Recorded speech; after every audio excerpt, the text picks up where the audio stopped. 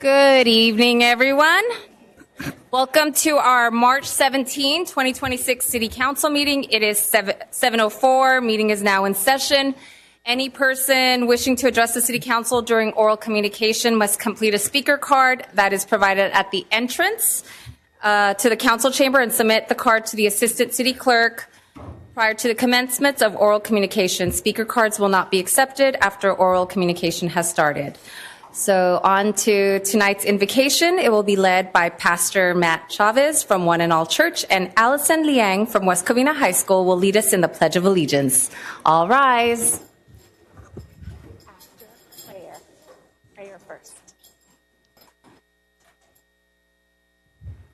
All right, would you bow your heads? Let's pray together.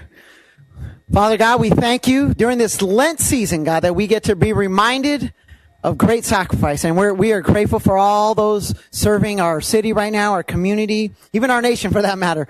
But we're grateful, God, for the act of service, God, for giving up more than even that we have for the sake and for the better of our community, Lord. So we're grateful, God. We ask you for wisdom for our meetings today, God, wisdom. We ask you for unity, God, Lord, and we're grateful, God, just for your great love. Because we have you to be the best example. So we thank you, God. Bless us this day. In Jesus' name, everybody said. Amen. Go ahead, Allison. Come to the front. I pledge allegiance to the flag of the United States of America and to the republic for which it stands, one nation, under God, indivisible, with liberty and justice for all. Thank you. Roll call, please. Good evening, Mayor. I show Councilmember Gutierrez is absent. Councilman Wu? Here. Councilwoman Diaz? Here. Mayor Pro Tem Cantos? Here. Mayor Lopez Viado? Present. City Attorney, is there anything to be reported out of closed session? Yes, Madam Mayor, with regard to item number 2 on the closed session agenda. And microphone, please. It's on. The City of West Covina. You hear me? Yes. City of West Covina v. Brian Gutierrez on a motion by Councilmember Diaz and a second by Mayor Pro Tem Cantos. The City Council voted 4-0-1 with Councilmember Gutierrez absent to deny Councilmember's request that the city pay for his legal defense and independent counsel with respect to that case. Thank you, Madam Mayor. Thank you. We're going to go to presentations. I know it's a little warm in here. The heater's out. It's a little hot. That's because fire's here tonight. But we'll go ahead and start presentations.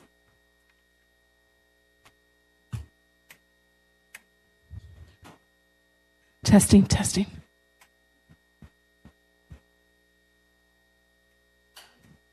So we have a few honors today. We are going to recognize and celebrate West Covina Bruins, Mighty Might cheerleaders, first place at Nationals.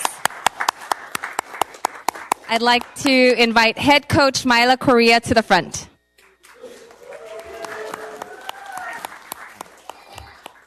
So again, we are excited to have the West Covina Bruins Mighty Might team with us tonight. This team took first place in the national competition. Coach, yes. Would you like to tell us about the team? Sorry, I wasn't prepared for this. No, honestly, these 7 girls are so amazing, talented, and they gave their all season long. And the fact that, they wanted this more than anybody, and they deserved it all, and they've got it, is truly amazing. It just shows how much work they put in. And honestly, I couldn't even imagine coaching another team because they're tiny, but they are mighty and they live up to their name.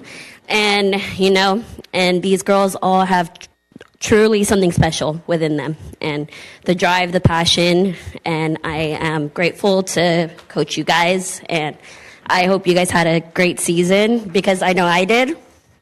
So, congrats, girls. Yes. So on behalf of West Covina, we'd like to honor each and every one with you. We have a certificate, and we'll go ahead and call the names. Do you want to give a call, their name? Okay. Eliza.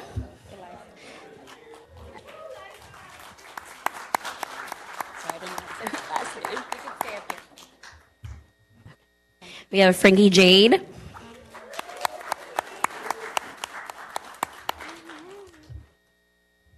Celine, she's not here. She wasn't able to attend. Let's see. We have Luna.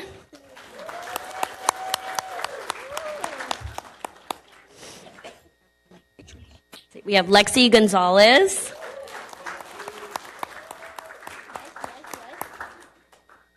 We have Gianna Pina. You want to scoot down a little bit? Scoot down a little bit. And last but not least, we have Leia.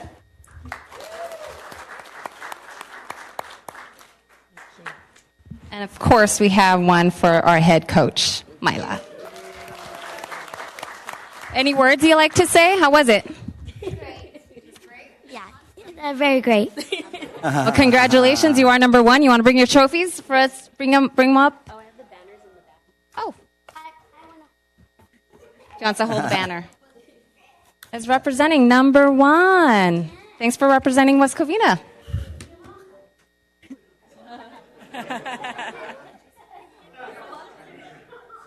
So we can see your certificate. Oh.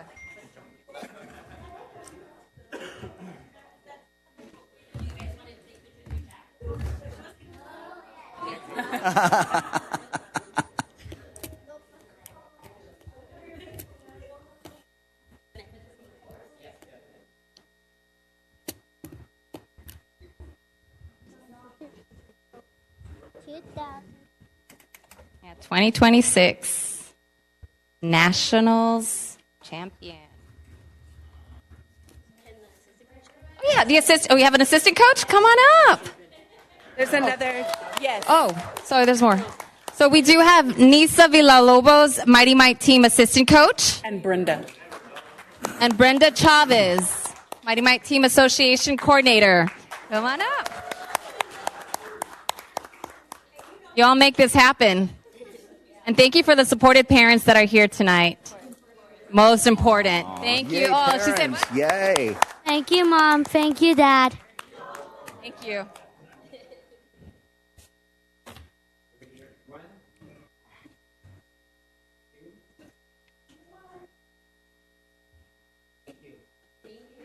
Yeah, West Covina number Thank one. you. All right, Bruins.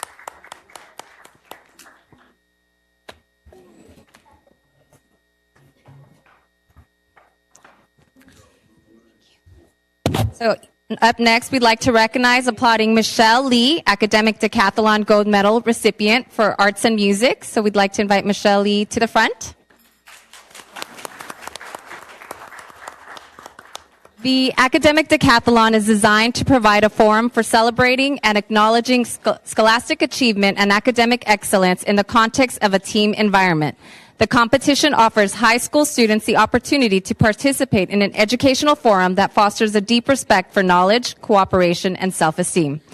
Michelle has hit the ground running as a freshman. She's maintaining straight A's in the demanding schedule that includes honors courses. I know, it's a lot. Honors, wow. AP, World History, and Mandarin 3. Wow. She is a proud member of the Bulldogs and Bookmarks Book Club. Michelle's future goal is to become an optometrist. Michelle, tell us your experience participating in the decathlon. And look at all those medals she has. In the beginning, it felt like a lot of work, but then I grew to truly love the team, and I love my place in this group. That's awesome. We'd like to congratulate you for that. Thank you. Here we have. So on behalf of West Covina, we'd like to present Michelle, Academic Decathlon Gold Medal recipient for Art and Music. Congratulations. Yay.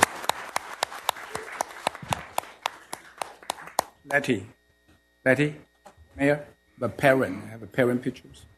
Parent. Oh, the parents are here? Oh, come here. You know, it takes a village. It takes parents to support. Come on up. We have both parents. Would you like something to say? Anything? Just thank you for the school and the CD. Yeah. Thank you very much for supporting a brilliant young woman.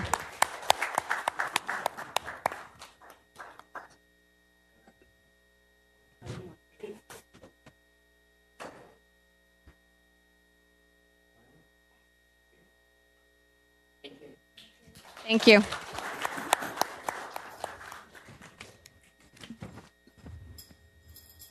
We have another applauding Allison Ling, academic decathlon gold medal recipient for highest overall team score. And she did our Pledge of Allegiance. May you please come to the front?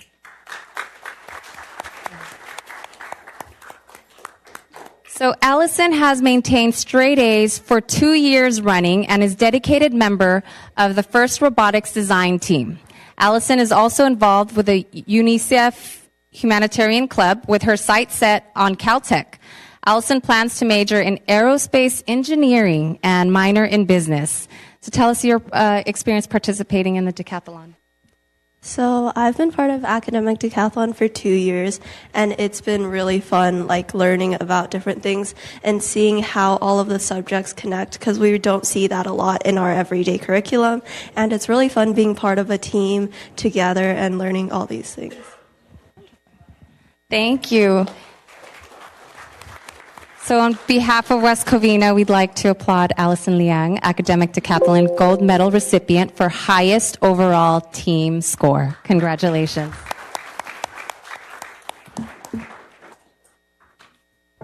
We'd like the mom. I love that all the parents are here. Mom, sisters? 2 sisters. Would you like to say anything? She studies a lot. She gives a lot of effort. She's all the time in school to participate in these extracurriculars. It's really thankful for the school giving the support and also the city giving the support. Thank you. Sister was whispering something. Did you want to share? She's very stressed out. Resilient, though. But there's some truth to it, but you handle it so well. And you know, working hard, it's good stress because obviously it produces. You put in the time, the energy, the hard work. You don't become first place, decathlon, first place on anything without putting all that hard work. So that's why we wanted to recognize each and every one. And, you know, family has to support her as well. So we want to thank the family as well. Mm-hmm. Thank you. Congratulations.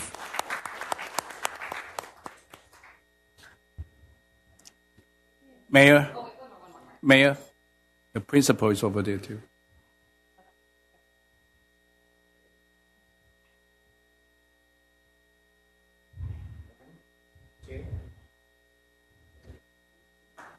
We like to bring up the principal, actually. We have the head from the school. Tell us about the school and the students that are coming from there and anything about that's wonderful and great about it. Thank you, Mayor. Thank you, City, for recognizing our students. Allison and Michelle, they competed in the toughest competition for high schools, and that's academic decathlon. West Covina High School, we reignited our program, and we're really proud of you guys. So good job. Good job, parents. Thank you, City, for recognizing them. Thank you, Mayor. Hey, Dr. Park. Was this the one that they also participated in Harvard? Oh, no, that was a different one. Oh, there's another future. We'll get to that one. But thank you. They're producing here out of West Covina. The other one is the proclamation honoring Women's History Month. We'd like to invite community service staff members Leslie Bravo, Manuela Gonzalez, and Madeline Perez to the front.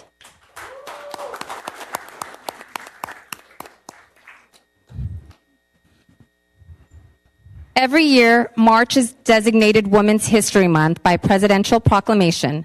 The month is set aside to honor women's contribution in American history. Women's History Month is a time to celebrate the contributions, resilience, and achievements of women, past and present, and to reflect on the impact they continue to make in our communities. In honor of Women's History Month, we recognize 3 exceptional staff members whose courage and swift action in providing CPR supported a colleague during a critical moment.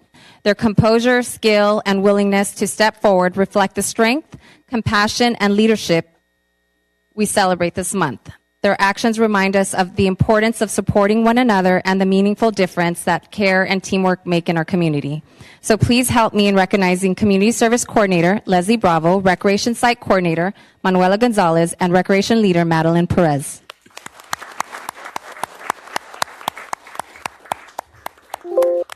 And you know what? Today we all presented guess what? They were all women and girls. Woman power, right? Who run the world? Girls. All right, so on Proclamation for Women's History Month, we have a proclamation here to recognize this month for women and young girls that will become women, that we do produce and do a lot of great and wonderful things. So thank you so much for taking care of others and being here today. Beautiful flowers.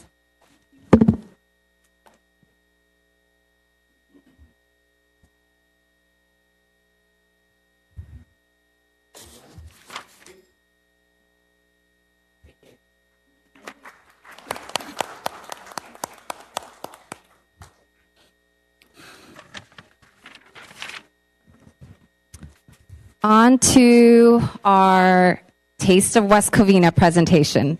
We'd like to invite Mr. Doug Ford to the front from Bunn Street and Scoop Street. It's a great place to go visit right after. So Bunn Street is a go-to burger spot in West Covina known for crafting mouth-watering hamburgers made with fresh ingredients, perfectly seasoned patties, and soft toasted buns. Each burger is built with care, stacked high with flavorful toppings, signature sauces, and quality ingredients that deliver the perfect balance of savory, juicy, and satisfying in every bite. Just next door, Scoop Street is a sweet destination in West Covina where creativity and flavor come together in every scoop, known for its fun atmosphere and delicious frozen treats. Scoop Street is the perfect spot to cool down and satisfy your dessert cravings. So starting tonight, so after this, you're more than welcome to go there. Starting tonight and ending April 17, Bunn Street will offer West Covina residents 15% off their order. There you go. Wow. After enjoying a great burger, head next door where Scoop Street will offer residents 20% off on their next sweet treat. So we'll have Doug. Would you like to talk about Bunn Street and Scoop Street? Thank you guys so much. Thank you, City Council. Thank you guys, everybody. We are about 10 years old now. We are about to have our 10-year anniversary. Very thankful for that in this wonderful city. Scoop Street is about 7 years old. And we love our community, and we are also, since it's women, the month of the women, we have our whole management staff is women. This is Rhea. She is our, we could applaud to that. Yay, Rhea. Rhea is our general manager at Bunn Street, and she's been with me for about 8 years now, working for about 8 years. And then this is little Rhea. She is our manager in office and does all of my payroll and is amazing, and she runs Scoop Street. And then our head chef, which is actually supposed to be coming through the door, but she might not make it, is Chef Jessica, and she is our head chef at Bunn Street.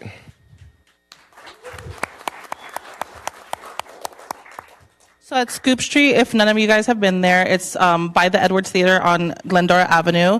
We feature funnel cakes, milkshakes, ice cream, cookie sandwiches. We make our cookies in-house. We make the funnel cakes fresh to order, so all of you guys have to check it out. Our funnel cake of the month is the chocolate shamrock. It's mint chip ice cream, crushed mint Oreos, and chocolate drizzle and whipped cream, so you guys have to come. Next month, we're going to have ube flavor ice cream with an ube funnel cake, so if anybody likes ube, and then Rhea will be speaking.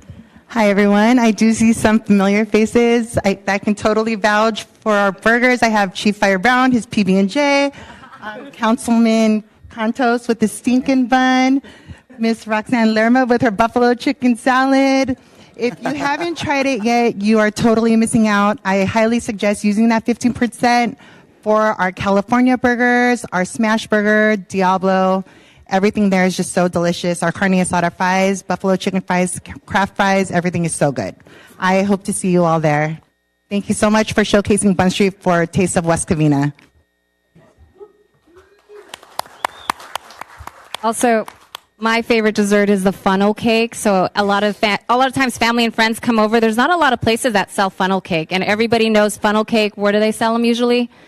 At Knott's Berry Farm. And so you don't have to travel out there. You can enjoy all that here in West Covina. So on behalf of West Covina, we'd like to present you a certificate, and hopefully everyone here tonight go have dinner there and enjoy some dessert and enjoy the treat of the % off for West Covina residents. Thank you.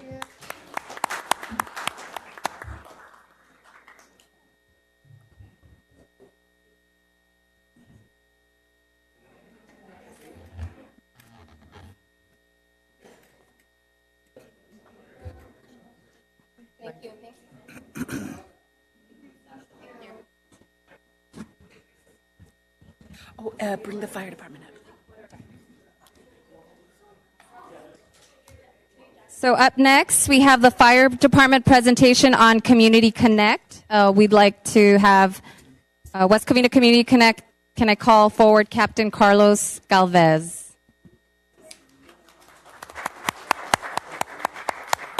We're going to do a full presentation. I can take that if you don't want it.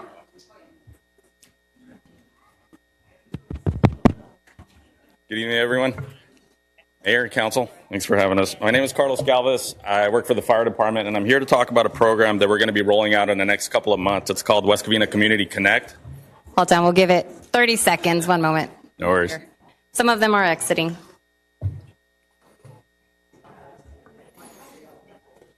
All right, we're going to go ahead and continue on. Sure. Oh, wait. So the program is called West Covina Community Connect. Essentially, what the program is going to allow us to do is it's going to allow residents and business owners to have direct contact with and give the fire engine response team the information that we should know as we respond to a fire or an emergency. So usually when we're dispatched to an incident, whether it's an emergency, a medical emergency or a fire, there's very limited information that we get, right? We'll get an address, we'll get the type of construction sometimes we'll get a business name, that sort of stuff. Any other information that we gather, we do it from inspections. So we'll walk through a building, we'll try to gather as much information as we can, the occupancy, the type of chemicals that they might be storing, things of that sort. With West Covina Community Connect, every resident in the city, every business owner can now log into this website and create their own profile, right? And they can share any information that they think that we should know before we respond to an emergency to their house. So a couple of examples, it would be like if someone has an elderly family member or someone who's not very mobile. Sometimes a lot of people like to keep lock boxes either somewhere behind their house or hidden with a lockbox key code. They could share that information so that the responding engine has that information right away, right? That allows us to be able to render aid a lot quicker, a lot more efficient. It's a more effective way to be able to respond and mitigate these emergencies. Another example that we've heard of is, there was a mother with a special needs child who requested that when the fire engine enters into a particular neighborhood where she lives, if we could shut down our sirens, because that assists in that particular process. So those are a couple of examples of situations where that information is in real time. Business owners can share whatever information they want with us, right? How many people are in that business during daytime, if there's anybody there at night, any chemicals that are stored, things that are important to them, right? I don't care about this storage room, but protect these servers at all costs, right? That's the kind of information that people can share with us. It allows us to do our job a little bit better. This is 100% free. This is the same system that we use for all our in-house information. It's all protected. People can log in, create their own login, their own profile, and share with us. So I'm hoping to get the word out. Maybe council can assist with that. We're going to be visiting the senior center. We're going to be handing out flyers back there. We'll leave a stack for everyone to take. We're going to put out a social media campaign to get the word out. This is called West Covina Community Connect. It's already live today, so you're able to log in today and create that profile. So thank you. That's all I have. Does the council have any questions for that? Mayor Pro Tem Contos? Thank you so much for launching this program. Do we keep metrics regarding how many residents participate or percentage of the community so that we can work on year-over-year goals with increasing the number of people who have their information submitted to you? We will be able to gather that data, so we'll know. The profile will be attached to the address, and anyone can, like if there's an apartment building where somebody moved out, somebody moves in, they could create another profile to replace the one that's existing. So there'll be an evolution of numbers when it comes to that data gathering, but we absolutely will be able to gather that data every year. Thank you. Anybody else?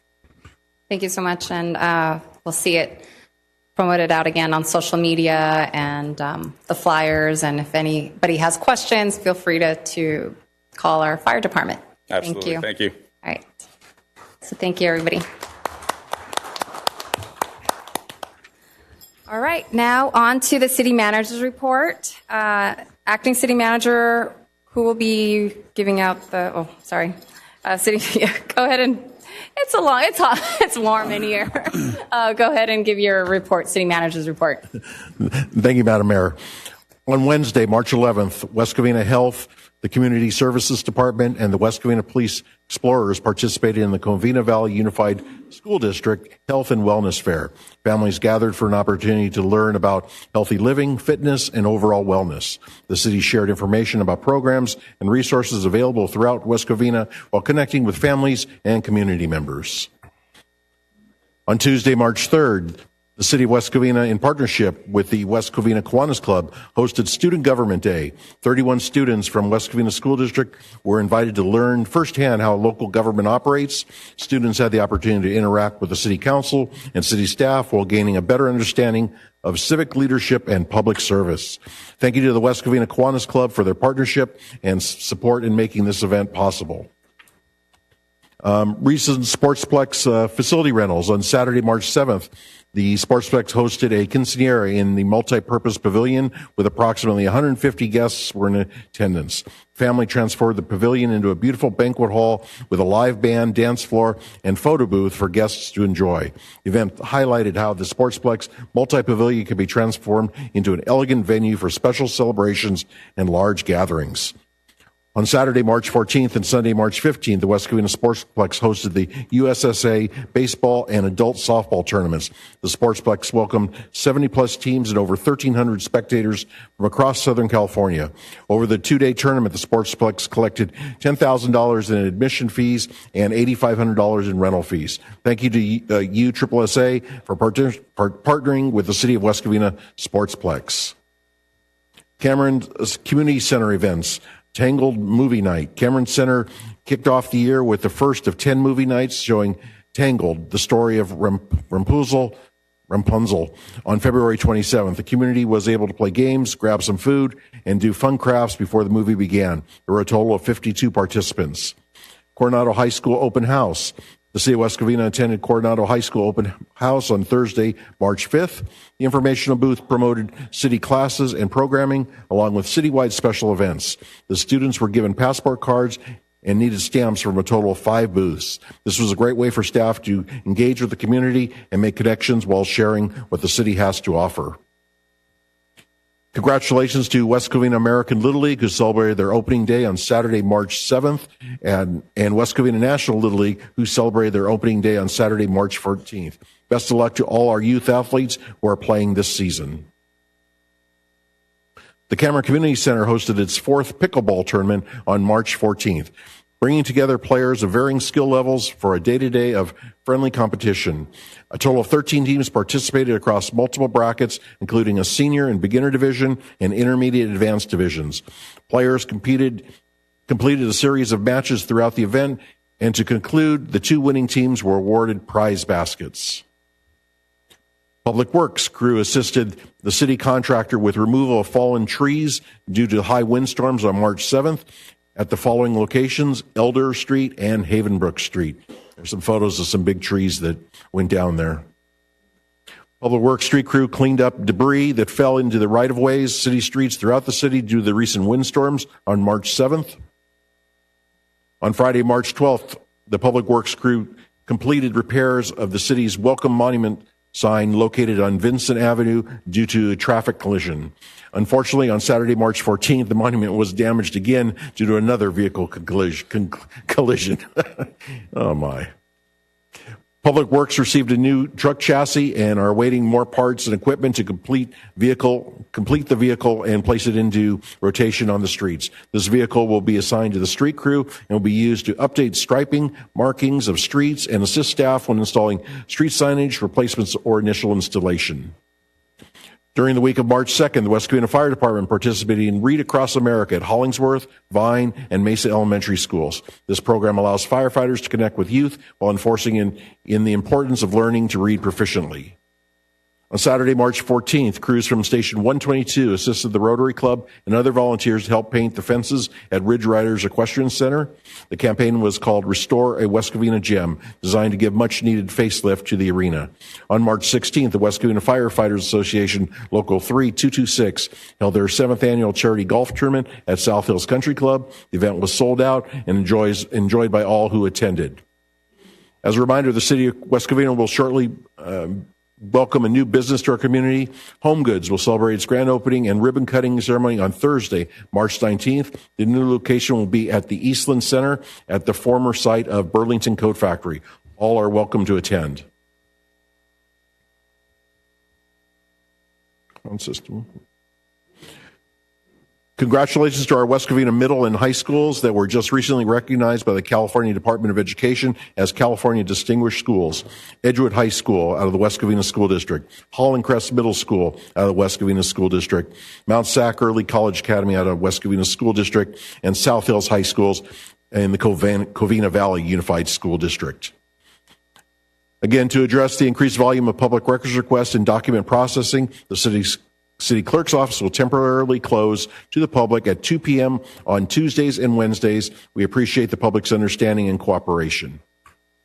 Thank you to the West Covina Rotary Club for recruiting volunteers to help paint and repair the bleachers and rinks at the Ridge Riders Equestrian Center on Saturday, March 14th. The Community Service Department is now accepting vendor applications for the Electric Boba Fest and Night Market that is scheduled for Saturday, May 30th, here at City Hall. Interested vendors can submit their application online by visiting the city's website at westcovina.gov. Micro-budget workshops every Friday in March. The City of West Covina invites the public to attend micro-budget workshops held every Friday in March. These sessions are designed to give interested residents the opportunity to review budget information and ask questions. Space is limited. RSVP by emailing Diana Campos at dcampos@westcovina.org. Upcoming events, Easter Egg Extravaganza in partnership with the Kiwanis Club of West Covina is scheduled for Saturday, March 28th at Cortez Park and at Del Norte Park. And that concludes my presentation for tonight. Thank you. Mayor Potem? Mr. Acting City Manager, did you schedule a District 4 meeting yet before the end of the quarter? It may not have been on there, but do you have that already? Because it's already almost the end of March. Yes, we can. We just need to secure a location, but we do have a date. So we will report that out to the community shortly. Okay, thank you. You're welcome. Okay. Now we're going to move on to oral communications. Comments are limited to 3 minutes per speaker unless modified by the presiding officer or the city council. Requests to speak on agenda items will be heard prior to requests to speak on non-agenda items. Members of the public may not engage in behavior that is disruptive to the orderly conduct of the meeting, including but not limited to speaking off topic, speaking beyond the speaker's allotted time limit, making slanderous or profane remarks, or using loud, threatening, or abusive language which disrupts, disturbs, impedes, or renders infeasible the orderly conduct of the meeting. Members of the public may not threaten any person with physical harm or act in a manner that may reasonably be interpreted as imminent threat of physical harm. When you hear your name being called, you may sit in the front row designated for public speakers. The time will start when your name is called. Assistant City Clerk, how many speakers do we have tonight? Mayor, we have 12 speakers. Okay, go ahead and proceed. Steve Bennett, followed by John Shoemaker, followed by Jerry Patras.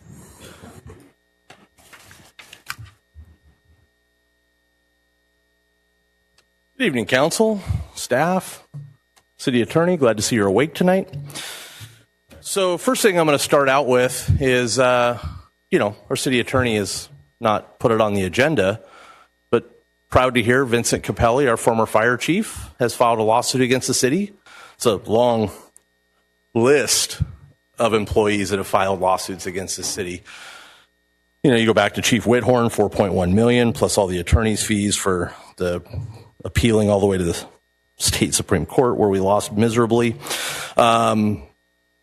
We've had employees that have left the city, not by choice, where they have turned around and had to do separation agreements, but we've not heard from our Sleepy Joe city attorney over there on those settlements. We haven't heard about reporting from closed session on the former police chief, what he was settled with in his lawsuit that was settled. None of those numbers are out. That's public record, right? It's stuff that we should know. But instead, tonight, we have on basically the agenda to censure Brian Gutierrez. I'm not necessarily a fan of Brian's, he knows that, but it cracks me up that this council decided to go after Brian Gutierrez because he's threatened some lawsuits, done some lawsuits. But we have Tony over here who's threatened to beat people up, threatened to hit people in the face, told people they're fired, had lawsuits filed against him for wrongful termination that we lost millions of dollars. But you guys sit here moot. Just absolutely quiet. Oh, Tony's okay. I mean, a threat of violence versus a threat of a lawsuit. Which one's worse, right? I mean, we've got a long history of Tony's misconduct in the city. I mean, Fire Chief Capelli, where's his HR report? We released the report that you guys had as an investigation, but we've yet to see Capelli's HR report because it's not favorable. Do we not want to release it? Pretty sure it's been done for years. I mean, hell, he's long been fired since then. The person who fired him's been fired. So, and I'm sure she's got some sort of separation agreement already that's not public. So again, all these different things, but we're going after a guy who threatens a lawsuit, files some lawsuits over physical violence, costing the city way more than his legal situation has been. But, you know, threats of violence, I guess, don't matter. I will say, though, Tony, I got to give you credit. At least you and your spouse have not attacked a resident in the hallway here. I give you that credit. So have a good night, guys. John Shoemaker, followed by Jerry Patras, followed by Brian Calderon Tabatabai. Regarding tonight's censure, I can already hear the screaming. Well, Letty did this. Councilmember Diaz did this. The Councilmember Wu did this. It's not about what one or the other four did. It's specifically about what one person has done. I think a few of us have children. We wouldn't let our child get away with, but Susie does it. But that's the type of maturity that he has. Susie did it, so why can't I? Tony did it, so why can't I? Keep him on the topic. His conduct is what's there. Whatever you guys may or may not have done is irrelevant to his conduct.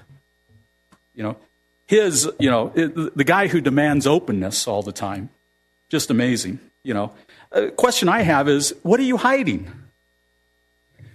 You sit at the dais of Brian Gutierrez, but you file lawsuits against employees and residents. You do it under the name John Doe. Why? Why? Because it makes it really impossible for people to go through and dig out John Doe, where they can really find Brian Gutierrez a lot easier and see all the stunts that he's pulling. To do things like file a restraining order against a city employee because the city employee supposedly threatened you, but then you sit next to that employee Saturday. What's even more amazing is the threats. Let's see, I heard one thing that Tony Wu struck him. How could that be when the man says he goes absolutely nowhere without a security detail, and when he's at a city event, he's protected by the West Covina PD? So how could anybody threaten him or strike him unless he's lying about it? And if he's going to lie about that, what else does he lie about? It's strictly a pattern of harassment. To send process servers to somebody's house late at night when you know they're in the office or you're going to see them at a meeting, there's one reason for that. That's to try to scare people off. Now, he's going to sit down, he doesn't consider harassment sending a letter to an employee that was published on September 16th, that if you don't do what I want, I have a good relationship with the DA and the Department of Justice. That's not a threat. Maybe that's the problem. You don't understand what certain words are and how you conduct yourself. And better yet, to show his maturity, based on, can I have an extra few seconds? Because of, I did receive an email from HR. Go ahead. Thank you. Furthermore, he fires a young person, leader, because they had, the audacity to ask him why he voted a certain way. And you file another one because you're mad at the mother. There's no threats. There's no concern. Because if you're threatened by somebody, you don't wait days or weeks to bring it up. The city has a disease and a cure for it. Unfortunately, right now, the disease is the cure. and it's worse than the disease. So hopefully he'll come around and show his courage and actually use his name on things and actually pay attention when people are talking. Jerry Patras, followed by Brian Calderon Tabatabai, followed by Justin Harvey.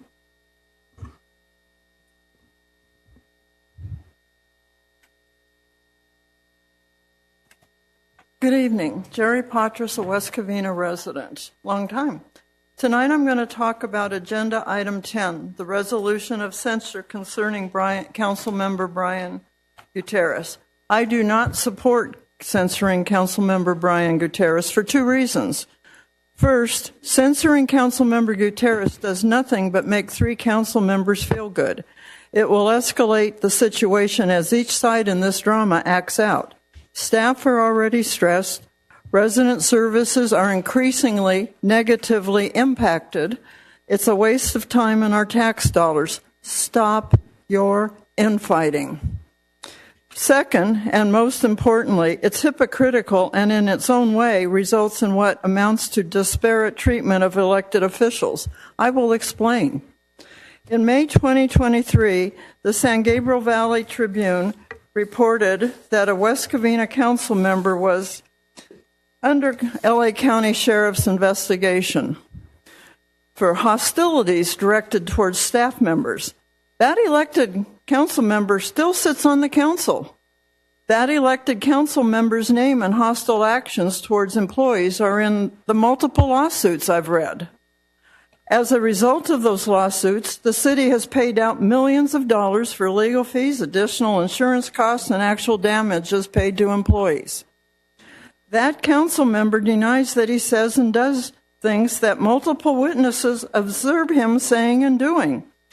That council member's investigative report was not made public as Council Member Gutierrez's was.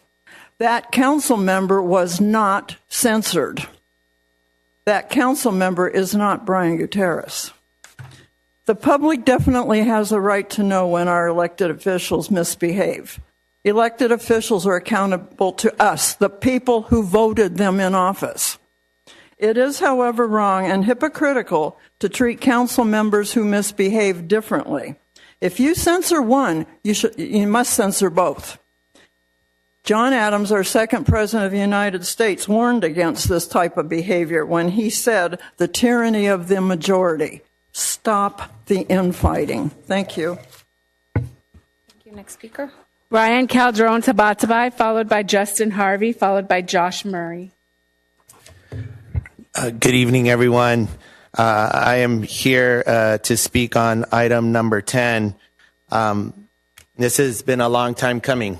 From the moment that Councilmember Gutierrez joined the Planning Commission until this day, I've suffered from his racism, his insinuating that I beat my wife, disparaging comments that should have been censured long ago.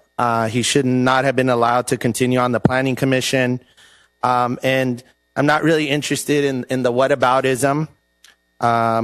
When wrong is done, it is supposed to be punished. That other folks have done wrong and they deserve punishment.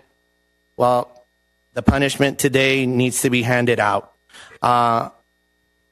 Brian, on March 10th, I received a cease and desist from you. A written demand is hereby made pursuant to California Government Code Section 6208.1 that you, your officers, employees, associates, affiliates, agents, assigns, and all others under your direction or control immediately cease and desist from publicly posting or publicly displaying on the internet my home address or telephone number. I've never done that. I have never threatened to do that. No one associated with me has ever done that.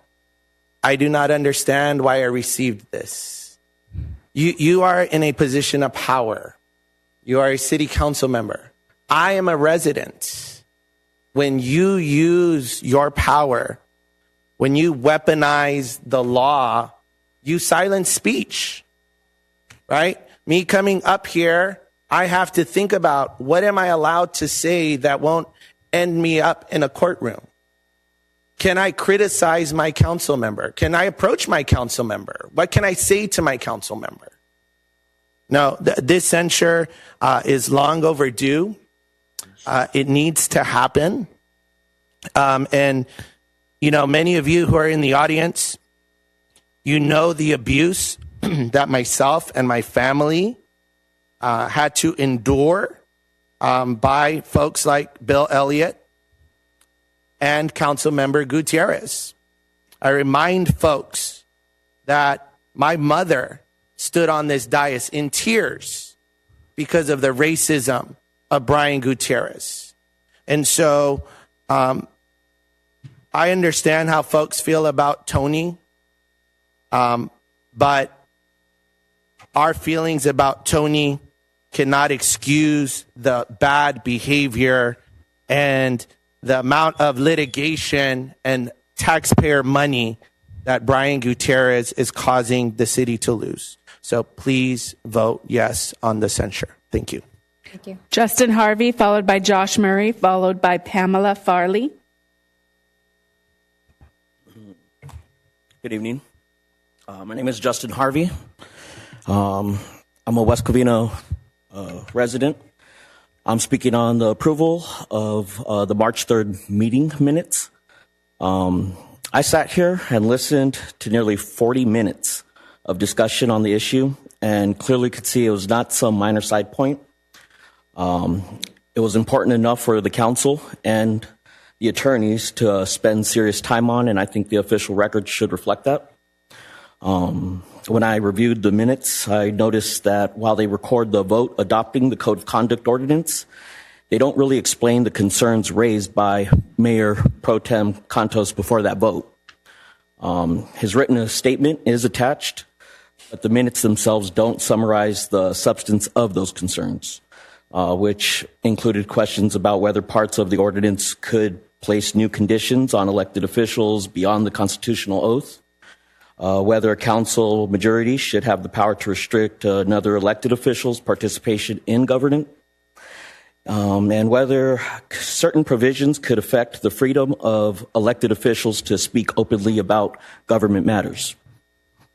I also noticed the minutes summarized a statement from Councilmember Gutierrez regarding retaliation, but the legal concerns raised by Mayor Pro Tem Cantos are not summarized in the same way and instead only appear in that attachment. So that difference matters. It means that one side of the conflict is described in the minutes themselves, while the other side's reasoning is pushed into an attachment that many of the residents may never read. When residents read these minutes later, they should be able to understand not just what the vote was, but what the disagreement was actually about. Because when the public record doesn't explain why elected representatives disagreed, voters may not fully understand how their representation was exercised. Since meeting minutes become the official history of this council's actions, I believe they should reflect the real substance of that disagreement, not just the final vote. For clarification, would an amendment to the minutes be the proper way to make sure that context is preserved in the official record? And I also want to thank Mayor Pro Tem Cantos for putting those concerns on the record.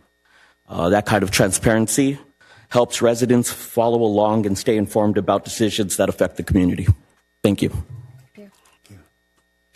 Josh Murray, followed by Pamela Farley, followed by Eric Leal. Hello, good evening, Mayor and members of the Council. My name is Josh Murray, and I am here on behalf of West Covina Library. I would like to invite the teens of the community to our Adult 101 program on Wednesday, March 25th from 4 to 5 p.m. This month's topic is public speaking, and teens will learn some tips and tricks to be a better public speaker and then test their abilities debating on various topics of interest to teens. I'd also like to remind the adults of the community that Zumba will resume on Wednesday, March 25th at 6:30 p.m. This free program is generously sponsored by the Friends of the West Covina Library, and I thank you for your time. Pamela Farley, followed by Eric Leal, followed by JD. City Council. My name is Pamela Farley, and I've been a resident and homeowner in West Covina for over 35 years. And I've also been a volunteer at the LA County Animal Care Control Center in Baldwin Park for the past 5 years. I'm here today to recommend and request the mandating of spaying, neutering, and microchipping of dogs in West Covina. Spaying and neutering pets significantly reduces the overpopulation of unwanted pets. As a volunteer at the care center, I can attest to the horrific effects of placing dogs and cats in cages where they experience feelings of rejection, mental degradation, day by day because they can't socialize with people or engage in normal pet behaviors. If they're not fortunate enough to get adopted, they are euthanized. This is extremely stressful for the staff and volunteers, and it is, of course, tragic for the animals. This entire cycle of caging and euthanizing is completely inhumane. No one wants to see these wonderful animals go through the torture of incarceration and then finally euthanasia. It is also a very expensive practice. Every time a dog is surrendered by a West Covina resident, every time a dog is picked up in the city of West Covina taxpayers pay that bill. The funds allocated for the incarceration of dogs could be more wisely spent on the very effective and preventive program of spaying and neutering. And microchipping helps LA County staff find pet parents quickly. As soon as a pet arrives at our facility, or rather the LA County facility, we complete a medical exam and check for a microchip. If a pet is microchipped, we can quickly notify the pet parent and get the pet reunited with this family as soon as possible, which is, of course, the best possible outcome for everyone involved. So I hope the work continues on this ordinance, and I hope we have some good news soon. And thank you very much. Thank you. Thank you. Eric Leo, followed by JD, followed by Sage Newman. Good evening, Council. I'm here to speak about the high-density redevelopment in Del Norte Park. I'm a resident. I live half a block from the park, and the 230 units proposed by the Meritage Homes Planning. I've been coming, the City Planning Commission told me that they were just a sounding board to come here and to go to the school board over the last 6 months.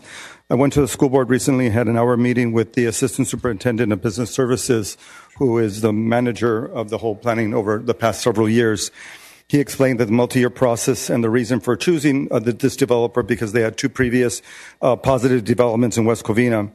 Ultimately, Assistant Superintendent said that the high-density number of homes and the redistricting of high density for the development was in the hands of the City Council. On the Wednesday, March 4th, a couple of weeks ago, Meritage Homes had a meeting at the site. Many public citizens attended. And there they stated that the development wasn't finalized, and it's still in the process, still in your hands. They said they want to assimilate this community into the existing community, but you can't assimilate something that only has a one-way door. They come out and use all the facilities and amenities that the neighborhood has, the tennis courts, the dog park, the gazebos, on, the baseball fields. They have an enclosed pool and no one can step in. So they can step out all they want and use it and require the city to clean it up, prepare it, and do everything, but yet we can't. It's not an assimilation. It's just a building. It's just an enclosed unit of homes there. And I know it's a profit, and the school has not been occupied for a long time, but the number of homes that they are still asking for 190, it's about profit at this point, and it's for their profit. They're going to build it, sell it, and move on. The city council will be gone at some point, but neighbors like I have been there for 30 years will continue. We're going to pass our home on to our children and grandchildren, and it's going to be there for a lifetime. And I'm asking you to please ask them to reduce it below the 200 mark. I've researched it, and they can still make a good profit. Not as high, but if we're going to land on this just about profit, they're the only ones profiting, not the community. The pastor that shared earlier today from One and All Church, he used the word, unity. And I'd love to be united with this community, but it has to be a reasonable amount. They need more green space. They need their own gazebos, much more parking spaces. That would make it feasible, equitable, and fair. So please have them lower below the 200. Their numbers won't be as high, but still profitable for everyone. Thank you. JD, followed by Sage Newman, followed by Lorena. Sage Newman, followed by Lorena, followed by Sierra Rothacker.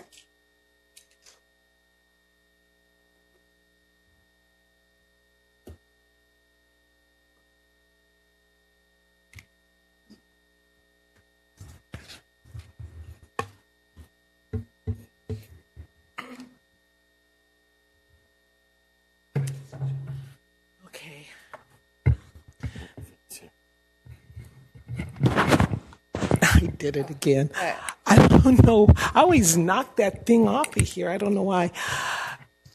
You know. Sorry, let's just go ahead and put that on just so that we could hear you clearly, or the public that's watching can Okay. the little piece for the mic, it came off. The cover. Okay. Thank you. You're welcome. Go ahead. Thank you. Okay. I'm here to address the behavior that I'm seeing here. And somehow, Brian, I think I should be here for you. This other lawsuit, all of these lawsuits, the first thing that I want to ask you is, so far, what has been accomplished? You've been in office since what, 2024? So I'm curious to know, has anything been accomplished? I know that we were put on a hold because of some false insinuations that you've made. And I understand there are people that do not want to see Brian censored just because he's bringing lawsuits against everyone. I think the problem that we're having, Brian, is that when you do this, you're not being honest. And you are saying things that could damage people. I understand how the gentleman that stood up here and said that you made false insinuations that he was beating his wife. This is vicious behavior. Now, I know that with autism, you tend to be maybe a little bit socially awkward. And I believe that that's the reason you're fighting everybody, because you don't know what else to do. So if you are not censored, do the right thing. Take responsibility for your behavior. And they do have behaviorists. I can't pronounce that real good, never could. But they can help you. They can show you what to do instead of wanting to beat everybody up. They can help you to work together with the council to find solutions to make this city a better city. This is a beautiful city, but it's being damaged for almost, 2 years behind things that should not even matter. We've got people in this community that are unhoused that we need to be showing attention to. People that cannot eat, that are having their EBT cut off. These are the things that we need to be addressing, and not addressing you, Brian, when you have one of your temper tantrums. This has got to stop. And I want you to go in there and I want you to pull every lawsuit and every cease and desist letter that you have thrown out there. I want you to pull them and take responsibility for your reckless behavior as you call yourself representing persons with autism. This is taking us back, and it's hurting us. Stop it. Lorena, followed by Sierra Rothacker.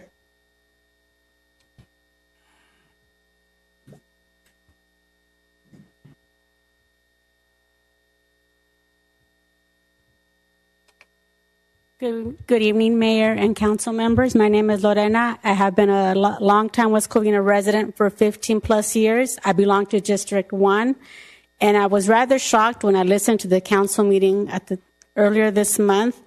You know, I love this city. I'm proud of this city, and it's amazing that the council members are fighting. This is not what I would expect of council members. Yes, there can be disagreement, but why are you guys should be working together, not filing lawsuits against each other. Or if you are choosing to file a lawsuit, be transparent. Show your name. What are you afraid of to say, oh, I'm suing you?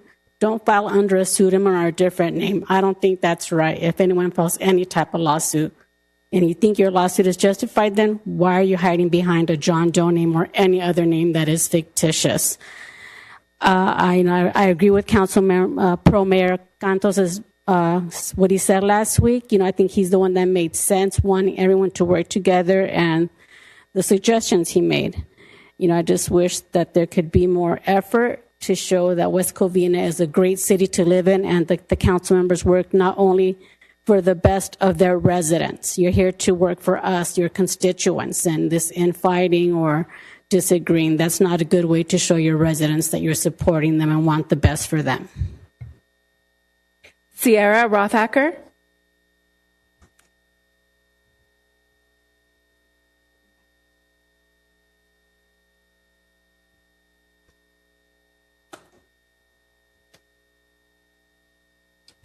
Good evening, everyone. My name is Sierra. I'm from CORT, a public safety and technology platform, and there's a grant from the Board of State and Community Corrections of up to $4.5 million that the city has not submitted for.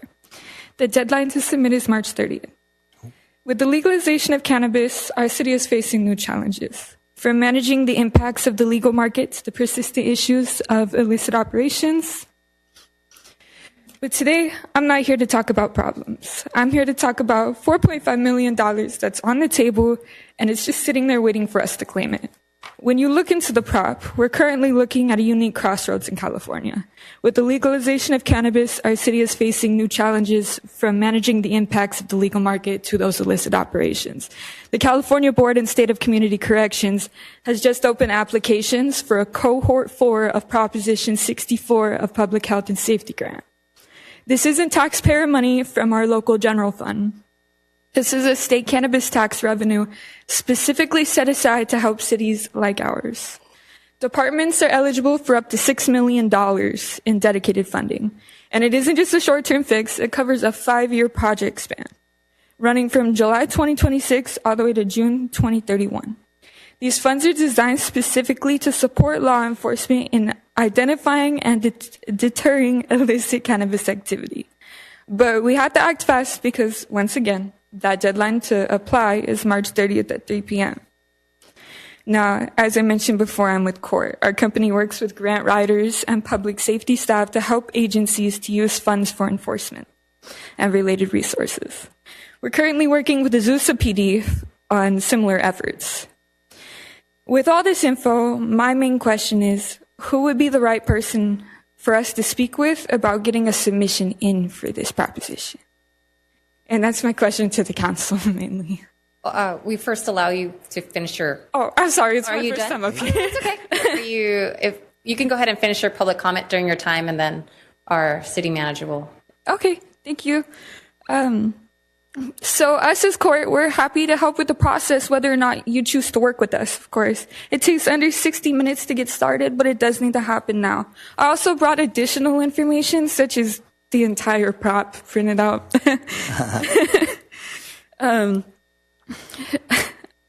Sorry.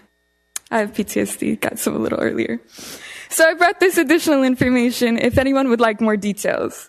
We have to act fast. March 30th, again, is our deadline. And if we don't submit it, we could lose millions in state support to help our city. You're done with your public comment? Okay. So, yes, we are interested, and if we could exchange the information with Mylan and connect. And as this council always supports the grants. Okay. Next speaker. That's all our speakers, Mayor. Okay, perfect. Acting City Manager, will you please respond to all the public comments and concerns? Sure. Thank you, Madam Mayor. Steve Bennett, thank you for your comments. Mr. Shoemaker, Jerry Patras, Brian Tabatabai, Sage, and Lorena, you're mostly commenting on agenda item number 10 tonight on the agenda, and we'll wait to speak on that at that time. Mr. Harvey, on the discussion about the minutes. So the minutes that we take are called action minutes only. So this reflect actions that are taken, and then a summary of comments, not the verbatim. We encourage residents, concerned people, if they want to see verbatim what was said, what was discussed, to follow our YouTube video and actually watch the meeting to see people's reactions, comments, and everything else. And on some of them, for whether it's a Mother May I or an agenda item, it may be captured differently in the minutes. Josh Murray, thank you for the update on the West Covina Library. Ms. Farley, thank you for your 35 years in the city of West Covina. And on the spay and neuter, we will be coming back to the council with a proposed ordinance and some recommendations as far as spay and neuter. I'm very well aware of what's happening at the Baldwin Park Shelter, and in fact, all shelters throughout LA County and Southern California. Mr. Leo, thank you for your comments on the Meritage project. That will go through the Planning Commission first before coming before the council for a final decision. And the cannabis grant, I'm aware of that. I've been dealing with the COG on that grant program. Currently, cannabis is not permitted in the city of West Covina, and our police department, our public safety department are very proactive in the enforcement of illegal cannabis in the city. And it really has become an issue here, but I will be willing to meet with you and discuss the grant that may be available to the city. And that concludes my response for tonight. I'd also like to thank Chief Brown, who apparently got on the roof and fixed the air conditioner. So thank you, Chief Brown. Thank you. I can feel the cold breeze. Fire did it. Fire did it. Thank you. We could all feel that. So that ends the oral communication. We'll go ahead and move forward to consent calendar. Counselor, is there anything you'd like to pull from the consent calendar? I'll pull number 4 if nobody pulls. Okay, so I guess just one. Oh, one moment. 1 and 5. 1 and 5. So 1, 4, and 5. So do I have a motion to approve consent calendar items 1 through 6 with the exception of 1, 4, and 5? So move. Oh, we got a tie. I'll second. Okay, so we have Mayor Pro Tem Cantos and second by Councilwoman Diaz. Roll call.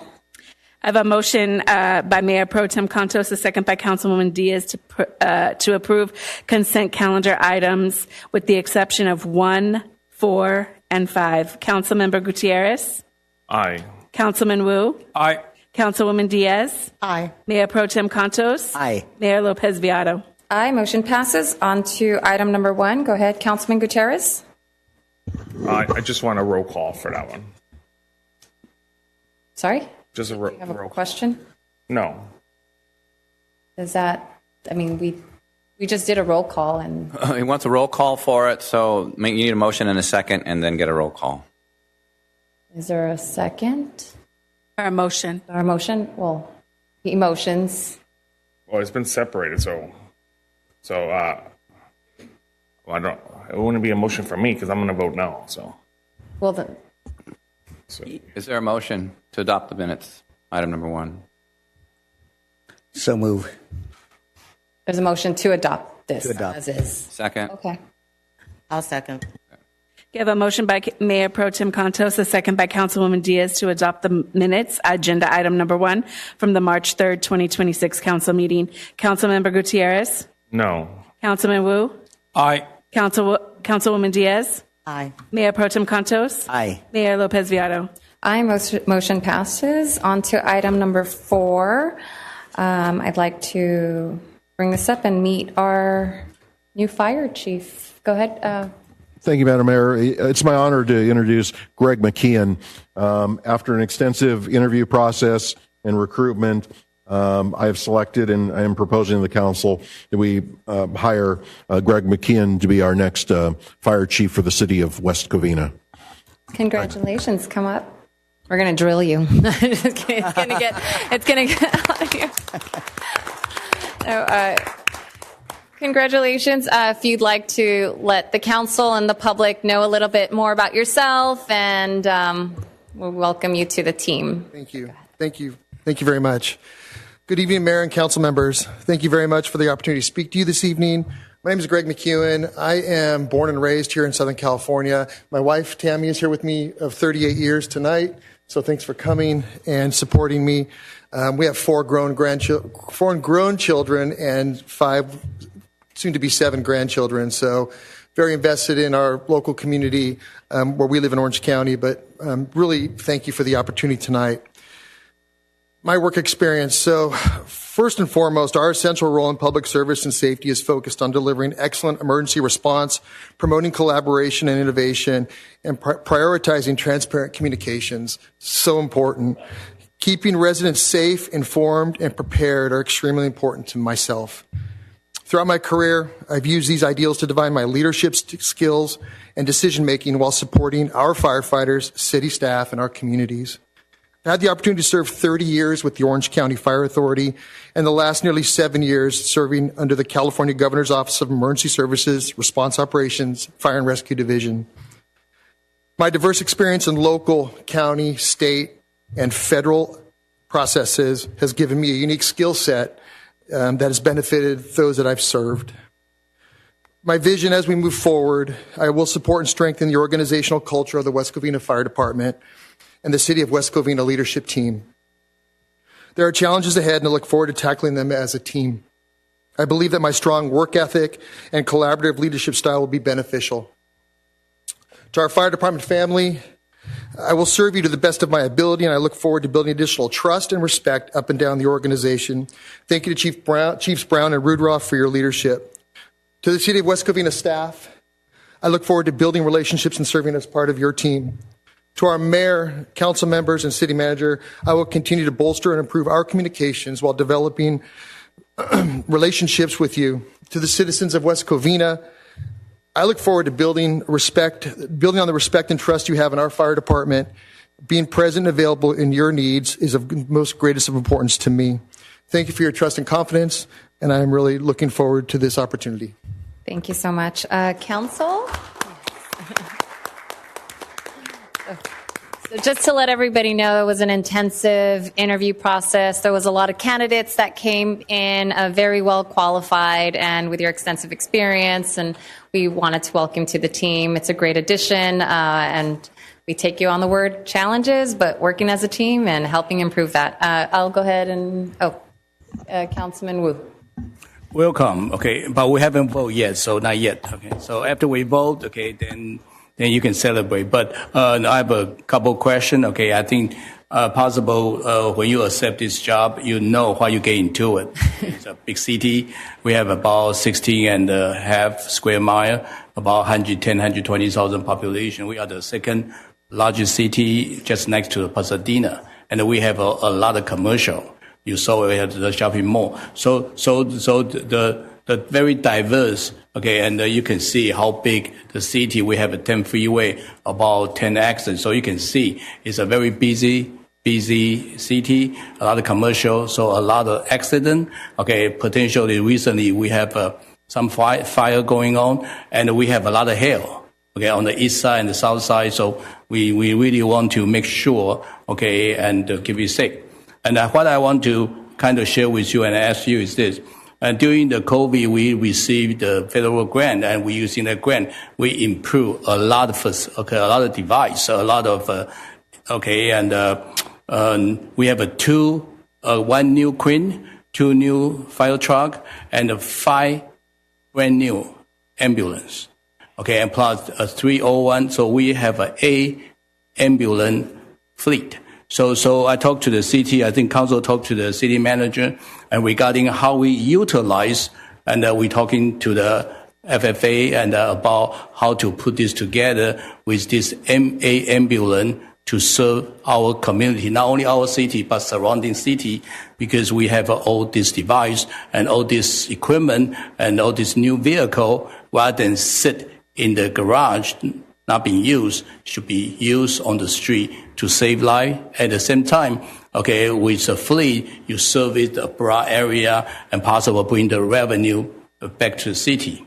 So I think, and based on our acting city manager told us, you have all this knowledge. Okay, so that's why I want to see how you help to get this MOU, get this the ambulance fleet, okay, up and running to not only to save life, okay, to more service, but also using that A fleet to bring the revenue back to our city. So with that revenue, then we can do about what we can improve. For example, we have to build the station number 1. That one has been condemned at our city yard. So how we build that, and then we have a station number 3 that is kind of in trouble too. So we need to fix up that place. How we get resource revenue and how we rebuild.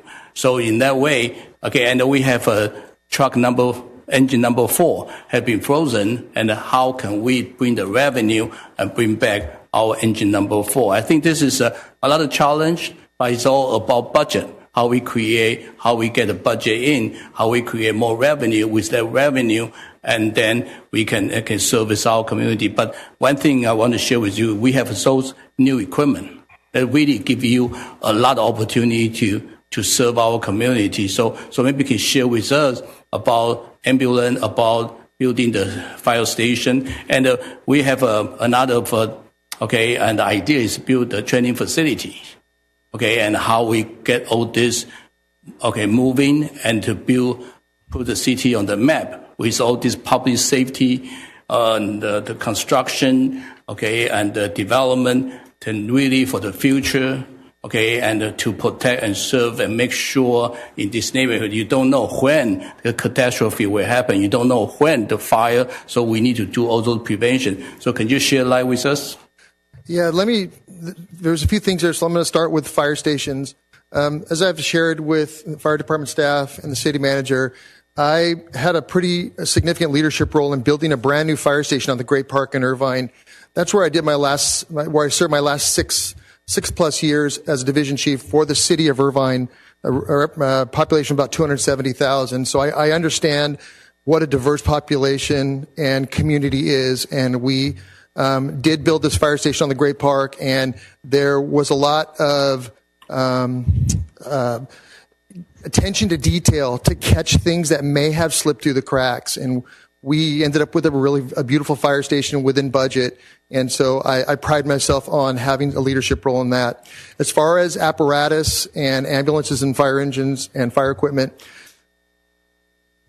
a fleet acquisition and a fleet management plan is extremely important to ensure that if we are leveraging one piece of apparatus for a lot of miles and others are sitting still, that we need to manage those so we're keeping the mileage low on all vehicles, because eventually those fire engines will be old and we will need to replace them. So I look forward to working with the current fleet management plan as we move forward to ensure that we always have top-notch and reliable fire apparatus and ambulances responding to citizens' emergencies within the city. Yeah, and because we talk about from the FFA and talk to the city manager, talking to the council, and the proposal that we have a ambulance which they fully been used and service the surrounding community. Possible we bring the insurance about $8 million a year to us, and with that funding, then you can build your fire station, can build training facility, because it's going to be every year is coming in this income, and plus mutual aid. We do the wildfire mutual aid, the same thing to bring income. And so this is something, we need to have budget to improve our city, because we need to find some place to do that improvement. And all the aging facility that need to improve, because right now that's very old. So hopefully you understand why you get into it. And with all the equipment we have, with all the manpowers we have, and to make it work. And so in that way, we have to put the trust in you, to make sure, you can do a great job for us and build our department and to be a proud department of West Covina Fire Station and Fire Department. Totally, fire station is a lot of station, a lot of equipment. So anyway, welcome, and I wish you the best. Hopefully, in no time, you deliver all this promise, and we'll be very proud. Thank you very much. I really do look forward to the challenges. And I will be leveraging Chief Brown a lot for information, and city manager as well. So we're a good team. We're already a good team, and I've had a chance to work with Chief Brown a lot over the last year. So thank you. Councilwoman Diaz. Thank you, Mayor. I just want to welcome you. Thank you. And I wish you well, but most important thing I have for you as a question, can you fix air conditioners? Well, that's a low-frequency, high-risk process, so I think Chief Brown probably has me beat there, but I'm willing to try and fix things. I break a lot of things at home, but I fix them, so yeah, I'm pretty handy with tools. Very good. Yeah. Thank you. Mayor Pro Tem Cantos. Thank you, Madam Mayor. Mr. McEwen, welcome. So excited that you're here. And first of all, congratulations on the pending arrival of 2 new grandchildren to add to your 5. And a warm hello to Brenda. And it's so wonderful that she is here as well to be of support. I was wondering if, especially since residents from throughout the community watch this, you've already given some general remarks, but what is your if you could wave a magic wand and shape this department, what is the overall just broad-based vision that you have of what you want to get done in the next 5 years, just in terms of just overall vision of what you imagine doing as you prepare to take on this new role? I think first and foremost, as I've heard in public speaking, in public comments tonight, and also looking into some important things that are going around the city is building, and some of these very large 5-story block-long business or apartment or condo complexes provide their own challenges for response operations and for us to get there. It's not just to get to the fire engine to the front door. It's how do we get to where the people are that need us the most. So I've dealt with some of those issues in Irvine. I look forward to addressing some of those here to help see where I can do. But in the next 5 years, I look to have a strong fleet, a strong fire department, very strong firefighters that are well trained and are in the community. It's my belief that I need and we need to be in the community, communicating, most importantly, safety and our residents of a diverse community. We had, just for an example of what I did in Irvine, we had the highest drowning rates in Orange County next to the city of Huntington Beach, obviously because of the beach. And what we realized through a lot of experience and a lot of kind of getting a lot of information and reaching out to the community is that we had a diverse community that did not understand drowning prevention. So we communicated to them in their own languages, via commercials, via videos, via social media, via messaging, and we were able to actually cut our drownings by 25% the next year. So I'm very engaged in the community. I've spoken with the police chief, and I've asked him that if he's going to be in the community, I want to be there with him. I want to be available and accessible and to see us move forward through technology and through any issues coming up for the next 5 years but really just to be available to the community and increase our response times and increase our availability to provide the best medical and fire service that we can. Thank you, Mr. McEwen. You are about to lead a team of heroes, really hardworking men and women who just are so wonderful with the community and especially with the ways that you are going to engage. So if you were to just speak directly to the residents right now who are just wanting to see your thoughts about what you would say to them in terms of how you want to engage with them, including nonprofits and businesses and making sure to have commercial facilities up to code and so forth. What can you just say in addressing them directly? I'm going to be present. I will be at your events. I will be part of Rotary. I will reach out, and my phone number will be available. Should you have any questions, my staff, we want to be there for you. We want to answer your questions. We want to assist you as best we can. Thank you very much. Thank you.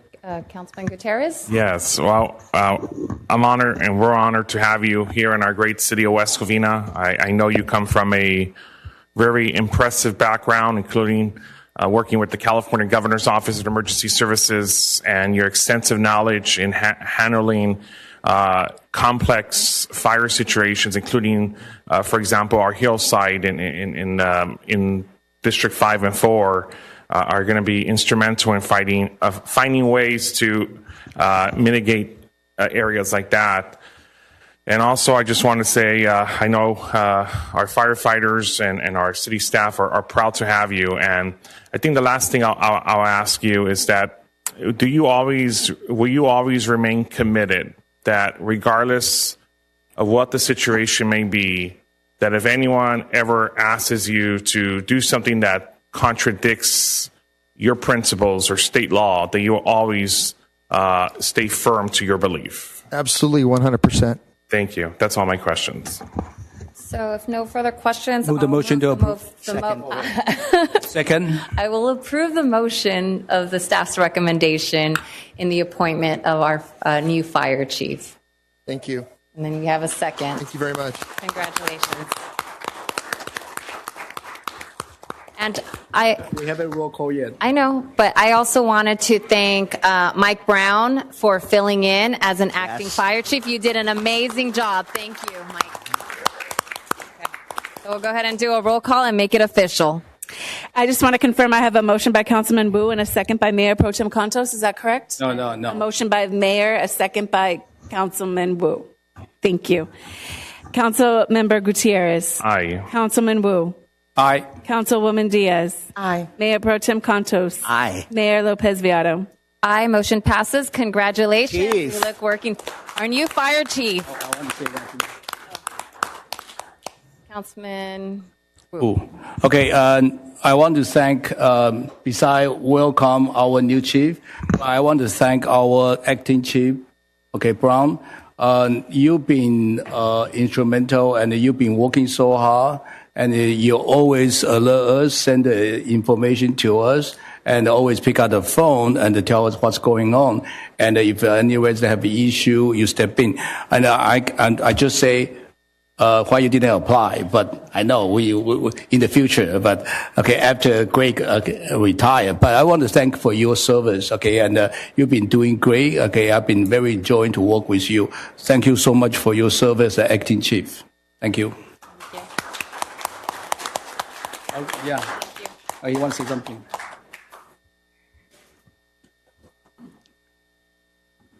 So for those that don't know, he filled in for acting fire chief.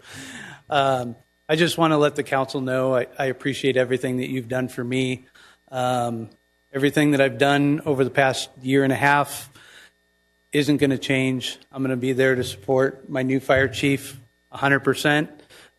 Between the two of us, now you have two of us. So it's only going to make what we've done in the past even greater moving forward. So nothing will change even though I'm stepping back into my old role. So I appreciate your support. I appreciate the community, the staff. It's been a great opportunity for me. Thank you. Thank you. Thank you, Mike. Thank you. Councilman Gutierrez. Yes, and I also want to say Chief Brown has been I think a role model leader for our community as our acting fire chief for the last couple of months and year and a half. Year and a half. And your passion and your dedication to this community, Chief Brown, has been seen by many in our community, including myself. Your willingness to attend community events and just always be there for our community has inspired me and others throughout our communities. So thank you. All right. Thank you again and congratulations. And we look forward to working with you. And we'll go ahead and move on to item number 5, pulled by Councilman Gutierrez. Go ahead. Yes. I have no issue with this agreement. I just want to make sure compliance rise with our city attorney. I believe there's an increase in pay, right, in this contract? I will ask Kelly McDonald, assistant to the city manager, present on this item. The question again, I'm sorry. Oh, I believe there's an increase in the contract amount. That's correct. Okay, great. And then, so Tom, city attorney, is that everything? You checked everything and everything? We can vote on that? Yeah, we reviewed it. Okay, great. So I'll go ahead and make a motion to approve. Second. All right. And this is for Valley Light. Roll call. Motion by Councilmember Gutierrez, a second by Councilman Wu. Councilmember Gutierrez. Aye. Councilman Wu. Aye. Councilwoman Diaz. Aye. Mayor Pro Tem Contos. Aye. Mayor Lopez Viado. Aye. Motions passes and congratulations. And we look forward to your team back and working at the bus stops. Thank you. Thank you for keeping it clean. Thank you. All right. Now we bring those kids back. And tell them the great news. Mm-hmm. Wonderful. Thank you. All right. Awesome. Thank you. So that ends our consent calendar. On to public hearing. Item number 7. Public hearing regarding the program year 2026 Community Development Block Grant, CDBG Action Plan. Matter is set for public hearing. The development of this draft of the 2026 Community Development Block CDBG Action Plan. Will the city clerk verify the proper legal notice has been given? Proper legal notice was given, Mayor. Okay. At this time, I shall open the public hearing on the development of the draft 2026 CDBG Action Plan. There will be first the presentation of the staff report. Then we shall hear comments from the public. Who will present the staff report? Assistant to the city manager, Kelly McDonald. Okay. Go ahead and proceed. Good evening. This hearing concerns the Program Year 2026 Community Development Block Grant Action Plan. The city receives an annual grant of CDBG funds from the U.S. Department of Housing and Urban Development. The CDBG program works to ensure decent, affordable housing, to provide services to the most vulnerable in our community, and to create jobs through the expansion and retention of businesses. As a recipient of these funds, the city is required to prepare an annual action plan that guides the intended use of the grant funds. In recent years, the city has used CDBG funds for such activities as the Domestic Violence Victim Advocate in the Police Department, a Senior Meals Program, Housing Preservation Program, capital projects, and public services. This is the first of two required public hearings. The purpose of tonight's hearing is to provide an opportunity for the public to comment on the needs of the community on which the draft action plan will be based. In May 2025, the City Council approved the 25-29 Consolidated Plan based on a prioritization of community needs shown in Table 1. The categories of need are more fully described in Attachment 1. And for this purpose, the priority level doesn't speak to the relative importance, but as to whether or not CDBG funds will be used to address a need. High, for example, translates into CDBG funds will be used. Medium, they may be used. And low priority, CDBG funds will not be used. The needs and priority levels may be amended at any time with proper notice. And with approval of this item, staff will begin to draft the action plan and the process of evaluating public services and potential capital projects against the approved prioritization. Once the draft action plan is finalized, it'll be made available for a required 30-day public review, and then it'll be presented along with the proposed activities and funding recommendations to the City Council for consideration in a second public hearing.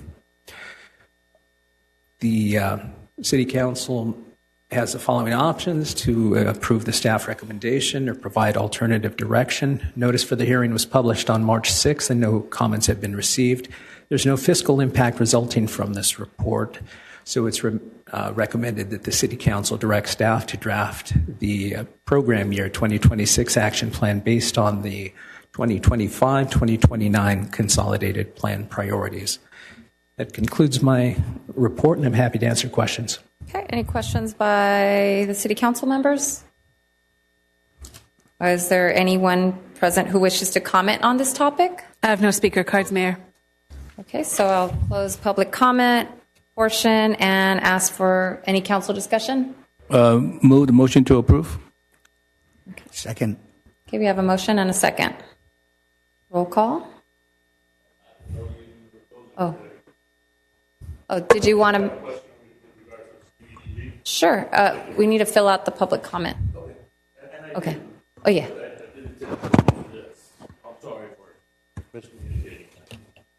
The reason I step up is because the CBDG seems to be targeted to certain areas, but I was reading up on it and I noticed that, did I write it down somewhere? Public infrastructure wasn't one of the things that Kelly mentioned. And I have a concern with that because we have a downtown area that badly needs repaired. Our striping on the parking lot are almost invincible. The lighting, the light posts are 1901 lights. They don't illuminate the area at all. You can't even walk through there at nighttime. The trees go uncared for, and the stream of lights that were placed on there, on just about every tree, only half of the string works. So I'm wondering why we're not directing some of this CBDG money to an area such as the downtown area. It's not certainly one of the better areas in West Covina. It's not the McIntyre Center or the South Hills area, but it certainly has a number of businesses that would benefit if the city channeled some of that money and energy to improving it. So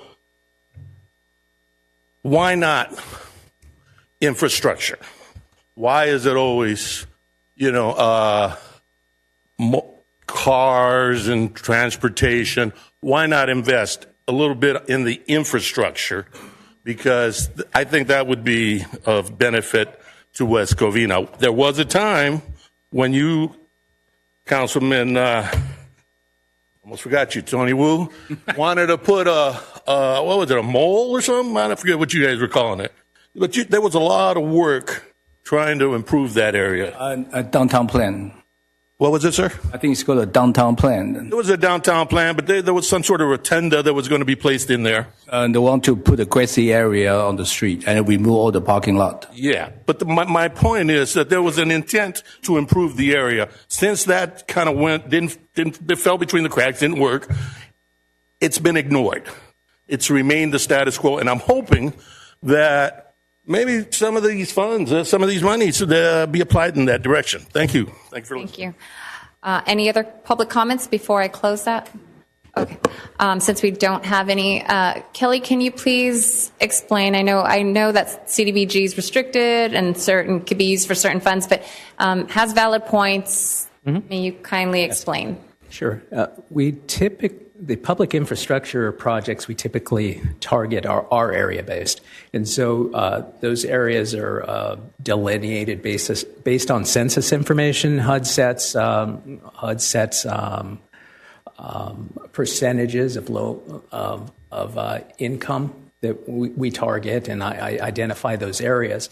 And the infrastructure we've typically done, or we've done recently, have been park improvements. There is a contract that was awarded this evening for street improvements. They're going to be a component of the funding is going to be CDBG.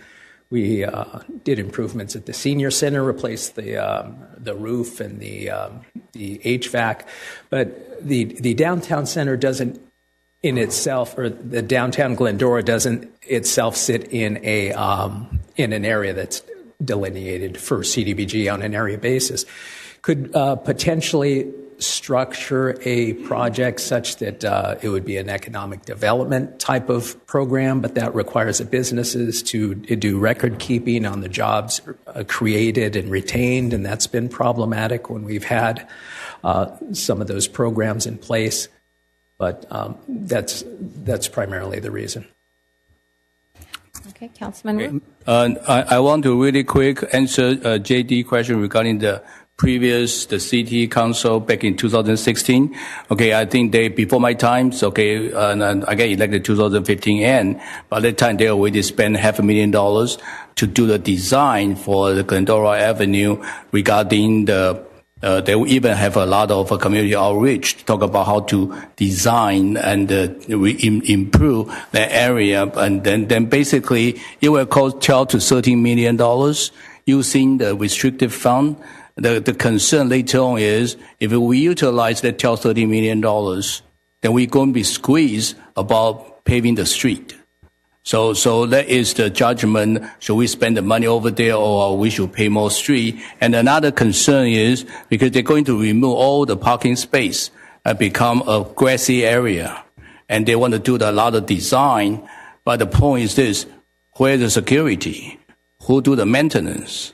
Okay, and it become a public area, become potentially homeless with camping over there. That's all the concern from the resident. Just want to share with you. But the major concern is, okay, if we spend $12 million with that bond, and then it's going to squeeze some of, and the service, especially street improvement. And second thing is, if we do it, then how about the maintenance, security, who is going to handle it? So there's a concern.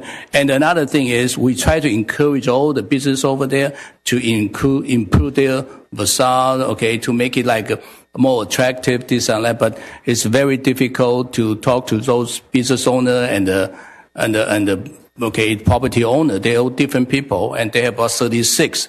Different property owners, a lot of them not living in West Covina. They live out of state. So it's so difficult to try to unite them together, even put a business improvement district, have them to like a HOA to improve their area. So in that way, they can have a security, they can have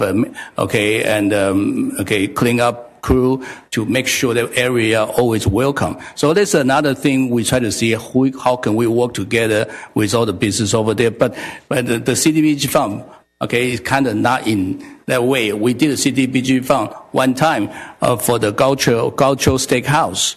Okay, so for $230,000 from the previous, okay, Chris Freeland, and it's such a waste, okay? The money should spread out for all the business. But anyway, just want to share with you, okay, and why we are trying to improve the area. That's why we put the event over there. Hopefully, can more save, more light, and then we can maybe city manager can look into how we improve. But all this conversing, okay, and the canopy about light, right now over there look very attractive. I know it's not too much, but it's kind of improved. At nighttime I walk over there, it's kind of cute, like a Champs-Élysées or Paris. Okay, so, but at least we're trying to do something, okay, better over there. But thank you. Madam Mayor. Go ahead. I just thank you. I have a question for Kelly. You mentioned roofing at the senior center. I thought we spent $750,000 doing roofing already. Can you explain that particular item? Because I thought that we already agreed to that with spending prior money, and I actually remember opposing that vote. That's correct. I was just pointing that out as an example of the type of infrastructure we've done. Okay, so there's nothing in there about that because no, there's I didn't remember seeing that. I'm like, wait, okay, great, thank you. That's all I needed. I'm sorry, if I may, regarding Glendora, it's my understanding that the Economic Development Department is submitting an application for consideration as part of the congressional, the public funding through the congressional appropriations for a project to improve Glendora as an economic development initiative. The scope of that is escaping me, but there is an application that has gone to the Congressman's office. Thank you. Okay. Any other? Councilwoman Diaz. Thank you, Madam Mayor.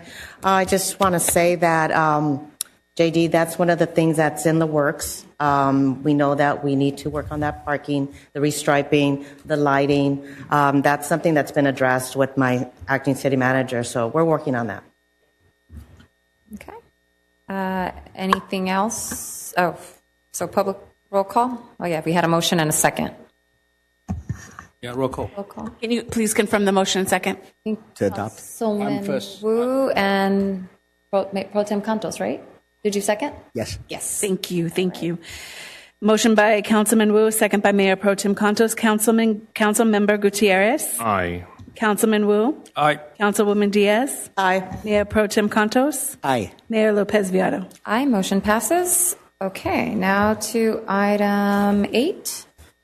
Consideration of the proposed amendment to the program year 2025 Community Development Block Grant CDBG Action Plan and associated budget amendment. The matter set for public hearing is the consideration of that. And will the city clerk verify the proper legal notice has been given? Proper legal notice was given, Mayor. Okay. And at this time, I shall open the public hearing on a proposed amendment to the program year 2025 Community Development Block Grant CDBG Action Plan. There'll be first the presentation of the staff report. Then we shall hear comments from the public. Mr. Mylan, who will present the staff report. Assistant to the City Manager, Kelly McDonald. Go ahead and proceed. This hearing concerns a proposed amendment to the program year 2025 CDBG Action Plan. The 2025 plan was approved by the City Council July 15 of 2025. However, as mentioned, a plan may be amended at any time subject to the criteria outlined in the city's approved citizen participation plan. The proposed amendment consists of increasing funding for a residential street rehabilitation project. The contract for this project was awarded earlier this evening. The amendment increases funding approved in the 2025 action plan from $539,500 to $1,126,100, a net change of $586,600. And the percent change in funding requires a consideration and a hearing. The hearing was noticed in compliance with CDBG requirements. No comments have been received. So it's recommended that the City Council approve the proposed amendment and related budget amendment. That concludes my presentation. I'm happy to answer questions. Any questions by the City Council? Is there anyone present who wishes to comment on this item? JD? Oh, Want to speak? at the public comment? Oh, okay. None? No speakers. All right, so I'm going to close the public comment portion of the hearing and ask for council discussion, final discussion. Move the motion to approve. Second. All right, we have a motion and a second. Roll call. Motion by Councilman Wu, a second by Councilwoman Diaz. Councilmember Gutierrez. Aye. Councilman Wu. Aye. Councilwoman Diaz. Aye. Mayor Pro Tem Contos. Aye. Mayor Lopez Viado. Aye, motion passes. All right, on to item number 9. Fiscal year 25-26 Capital Improvements Program, CIP update. City Manager who will present the staff report. Our CIP project manager, Robert Ortega, will present. Go ahead and proceed.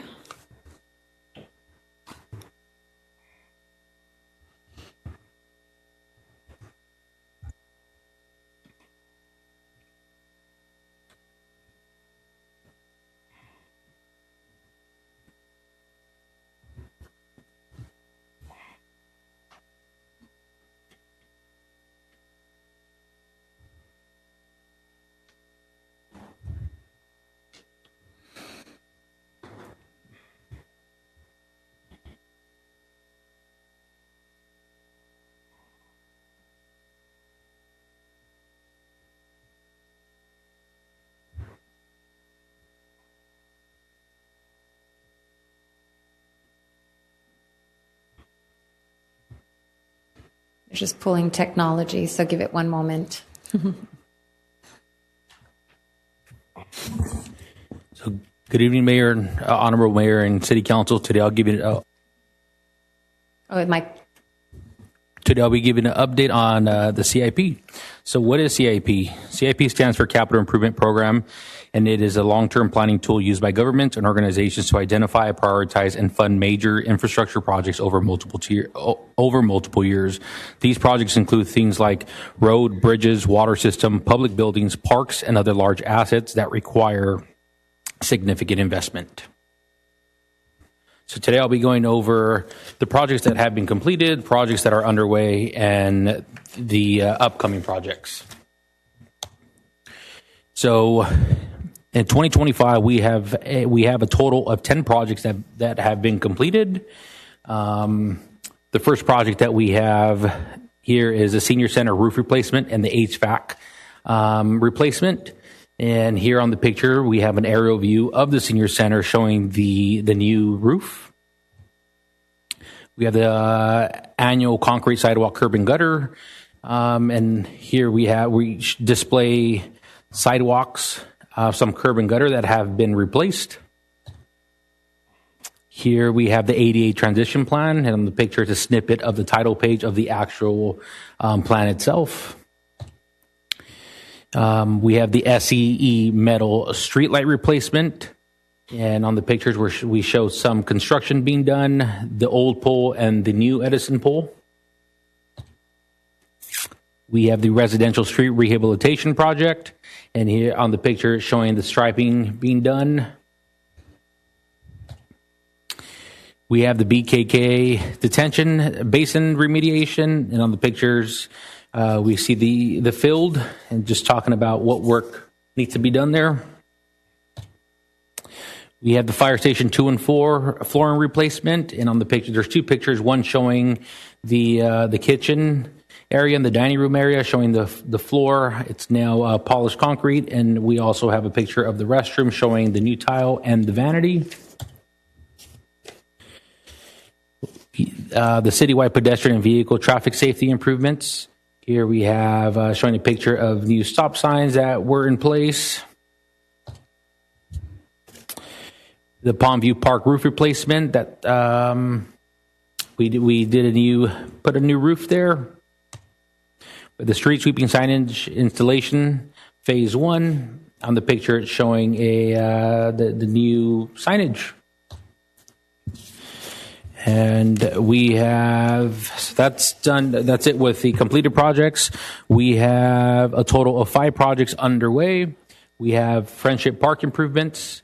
We have the HIP Cycle 10, which is the citywide traffic and safety improvements. We have the SCE Underground District 8, Merced Avenue. We have the Southside Sewer Replacement, Fire Station 1 replacement design, and the Cortez Park pathway lighting. We have the Azusa Sewer Lift Station fence, the Sportsplex pour and play replacement, the City Hall ADA improvements.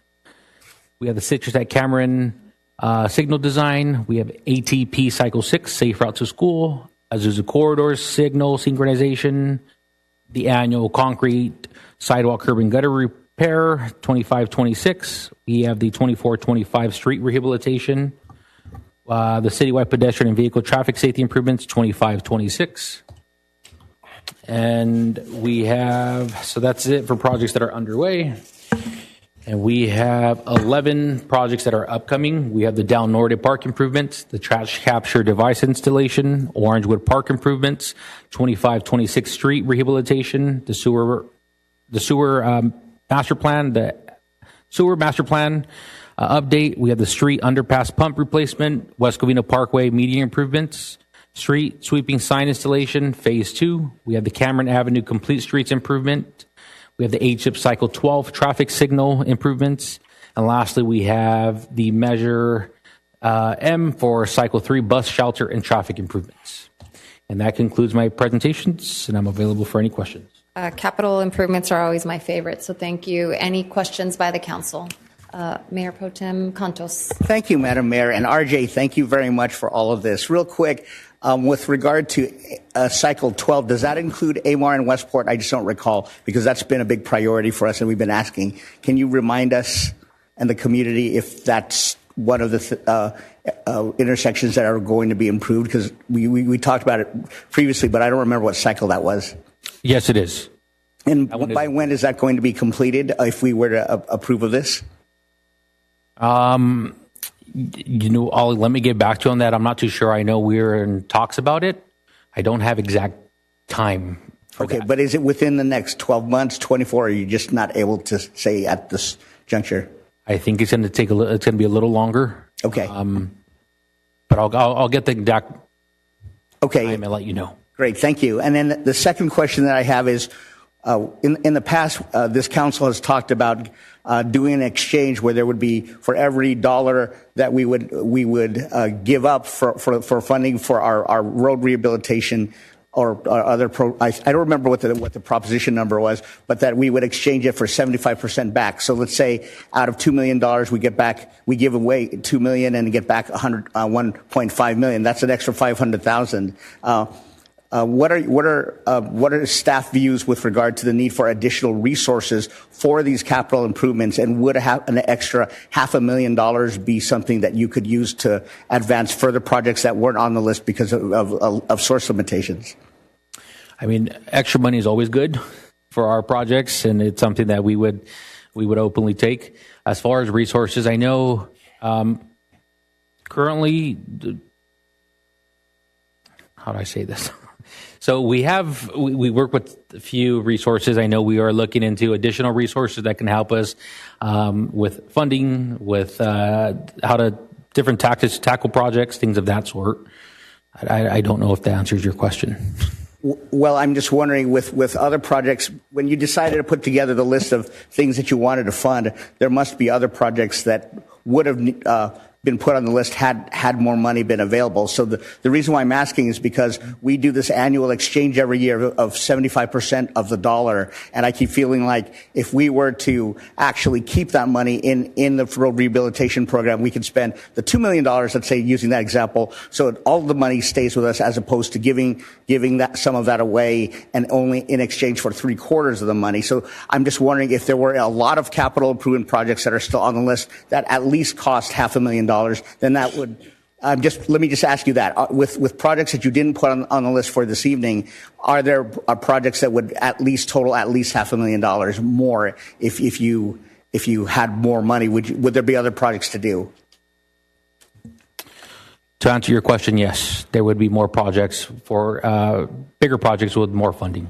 And what is our current pavement with our PCI pavement condition index score? What is it roughly by now? And how much more how much would that be further improved if we were to dedicate additional resources for that program? Just generally speaking.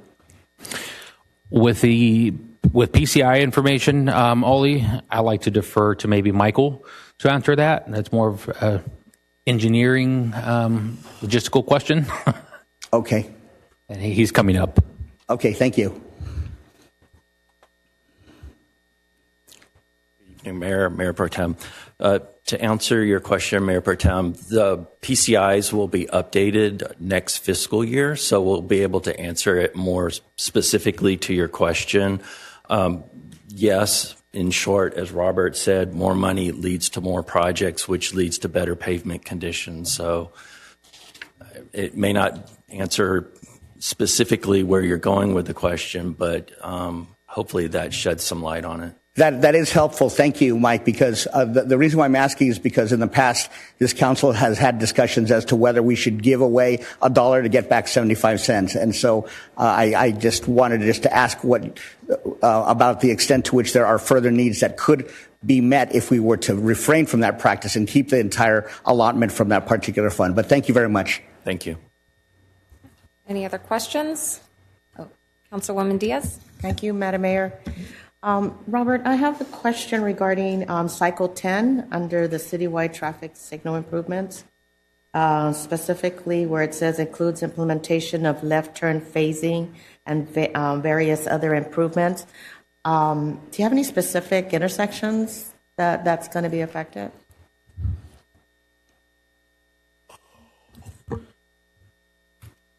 Brian, do you know that answer? Yeah, it's just kidding. Sorry, we have our engineers here. Just kidding. Right, Madam Mayor and Councilwoman Diaz. One off the top of my head is the intersection of Larkel and Badillo. Another one is Hollenbeck and Cameron receive left turn phasing. So at these times, those improvements have been installed. Right. We are pending some coordination with SCE as well as City of Covina for the Baldwin or Larkel and Badillo intersection, but majority of the improvements have been installed. Some intersections are still pending some concrete work at this time, but I believe majority of them are at this time fully constructed. And if off the top of my head, I recall 6 of the 10 intersections received left turn phasing, if I'm not mistaken. Okay. I was interested in Cameron and Valinda. I don't believe Cameron and Valinda was in there. However, this year is an HSIP year, so we could definitely look to see if the data supports that location for that grant cycle. Okay, that sounds good. Thank you. Any other questions? Seeing none, is there a motion? Move the motion to approve. Second. So receive and file item, Madam Mayor. No motion or second is needed. Thank you. Okay. Then we are done with that. Now it's item number 10, consideration of resolution of censure concerning Councilmember Brian Gutierrez, City Manager, who will present the staff report. Outside Counsel Thomas O'Connell will present.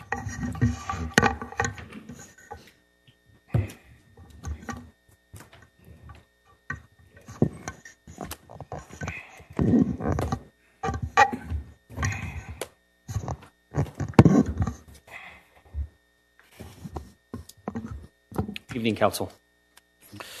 Good evening. Before you should have a staff report, the investigation by investigator Kelly Gemelli dated February 26th, and you should have a resolution of censure. As brief background, on September 22nd, 2025, the city retained Gemelli employment law to conduct an independent investigation into 3 topics.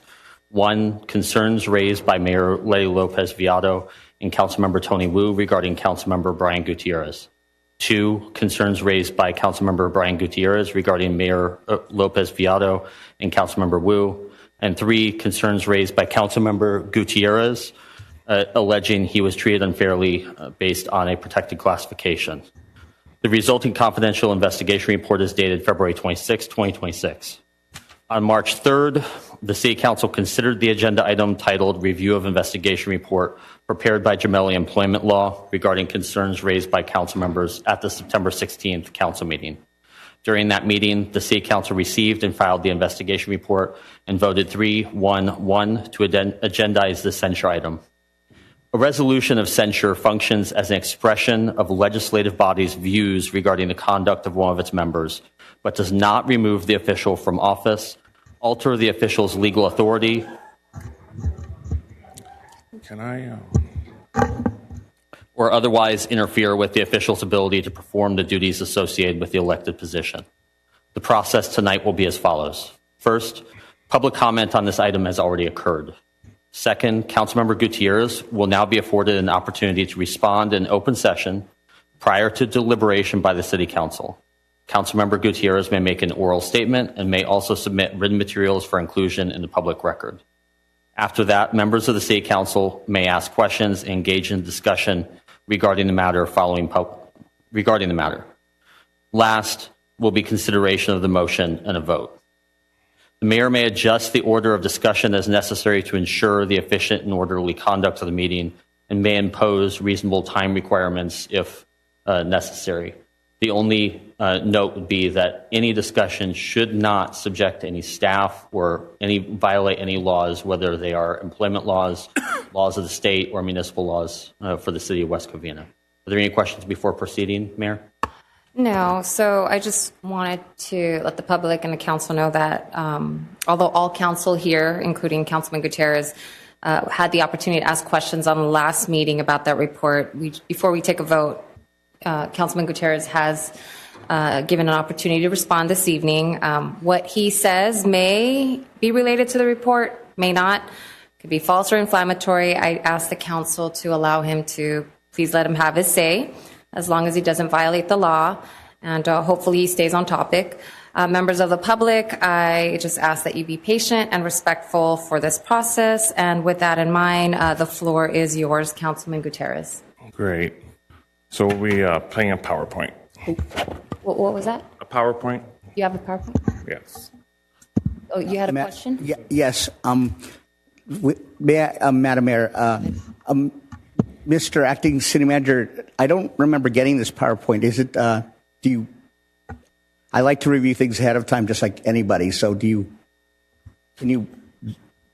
Understood, Mayor Pro Tem Contos. I had asked Councilman Gutierrez several times for an advance copy of the presentation, and he sent me notice that he would not provide it to me.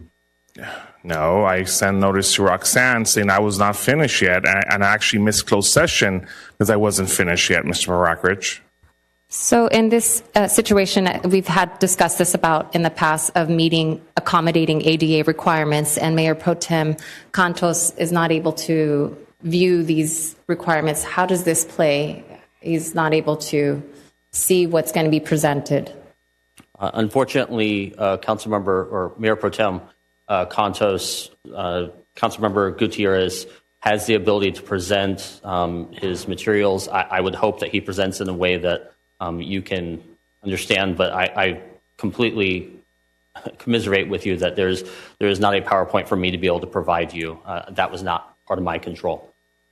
So none of us has seen it, and hopefully it says, and feel free to ask additional questions after. That being said, again, I guess the floor is yours. Okay. Where's my?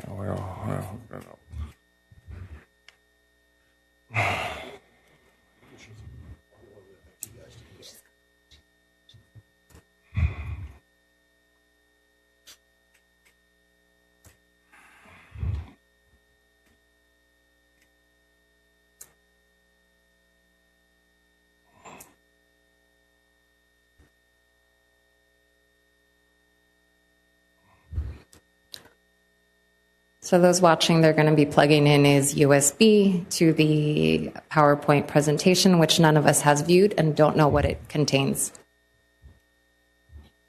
Let me help her find the file.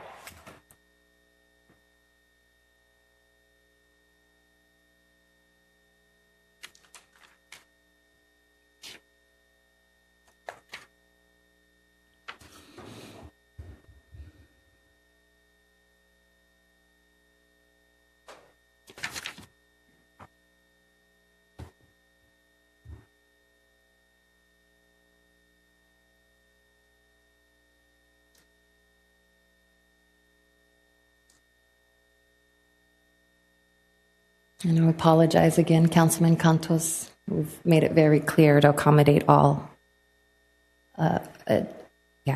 accommodate all ADAs, but sorry that this didn't happen again.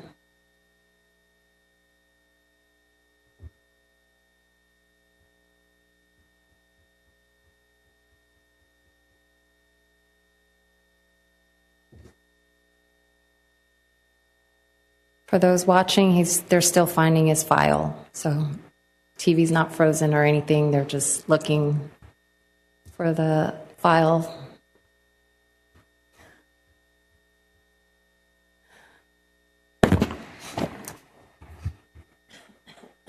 I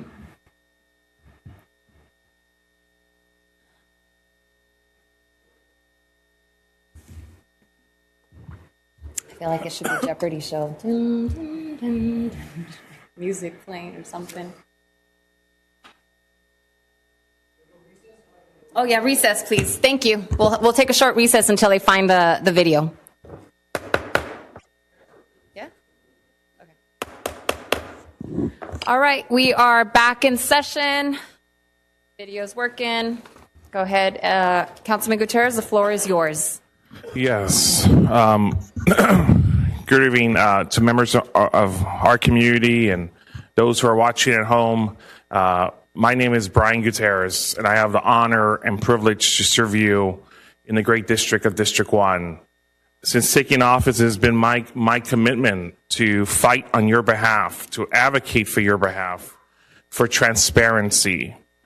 The information you're going to see today is information that was omitted, never put part of the Jamali report. Jamali report purposely lacks editorial evidence. Evidence was not included. Evidence at times where there was 12-page emails, only 2 pages or 1 page of that email was included as relevance. When you're looking at accountability and oversight, that all depends on what the topic and the subject matter of that email was regarding and what was it about. And when you look at the evidence, you will see that these communications were never intimidation or harassment. They were actually, in fact, protecting your budget, protecting your taxpayer money, making sure that taxpayer money was being secured and safe to ensure that no one has the ability to misuse your taxpayer money. And so we'll continue. So the front of the presentation states the worst disease in the world today is corruption, and there is a cure, and that's transparency. The subtitle is Truth and Accountability, the Jamali Report Censored.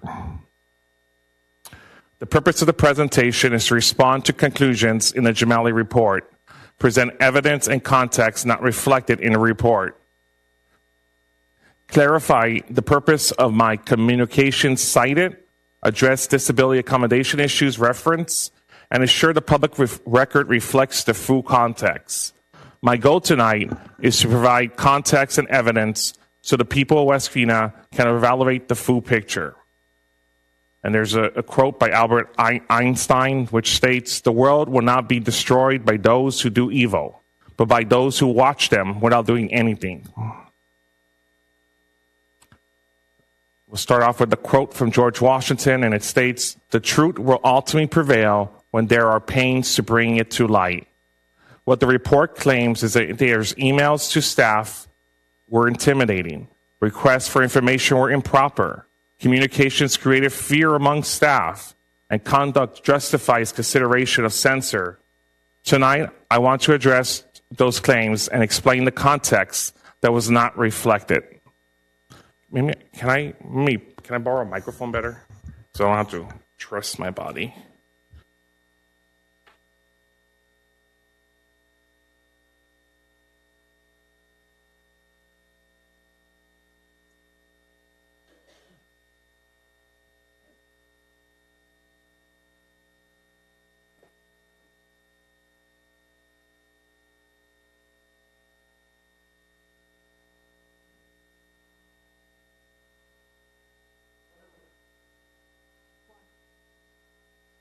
Testing. Thank you. And so it goes on and states what the report claims. Emails to staff were intimidating. Requests for information were improper. Communications created fear among staff, and conduct justifies consideration of censure. Tonight, I want to address those claims and explain the context that was not reflected.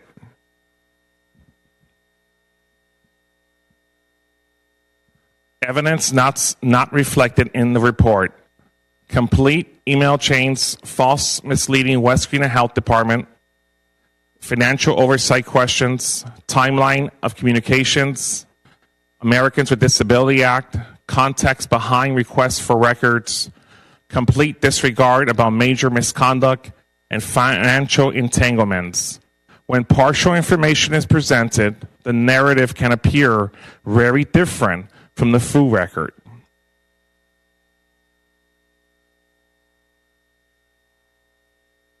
The Gemelli timeline misreads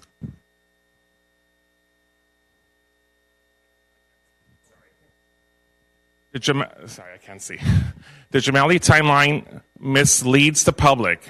From May 6, 2025, I make council requests to ask.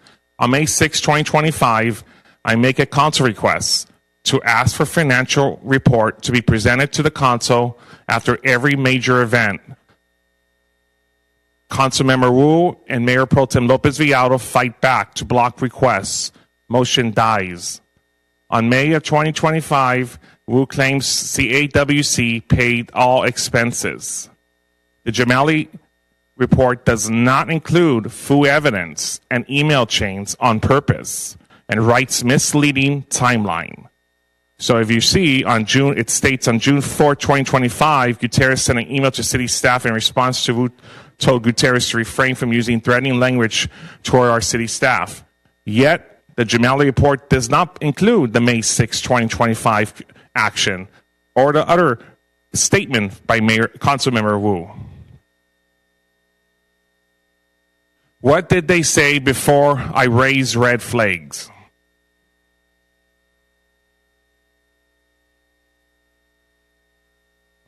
Audio.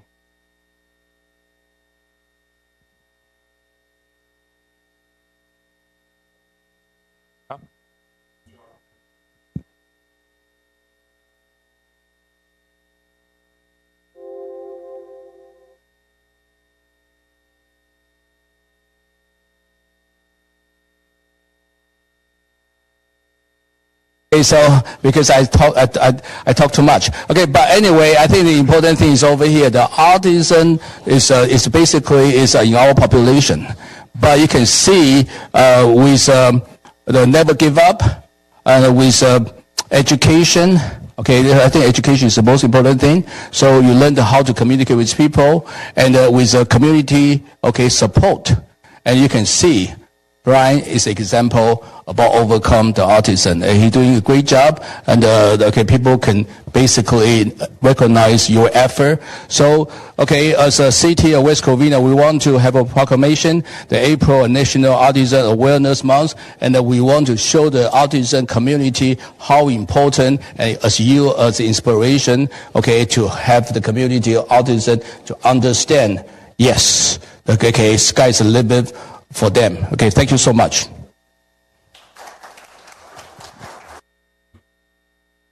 Okay, so because I talk too.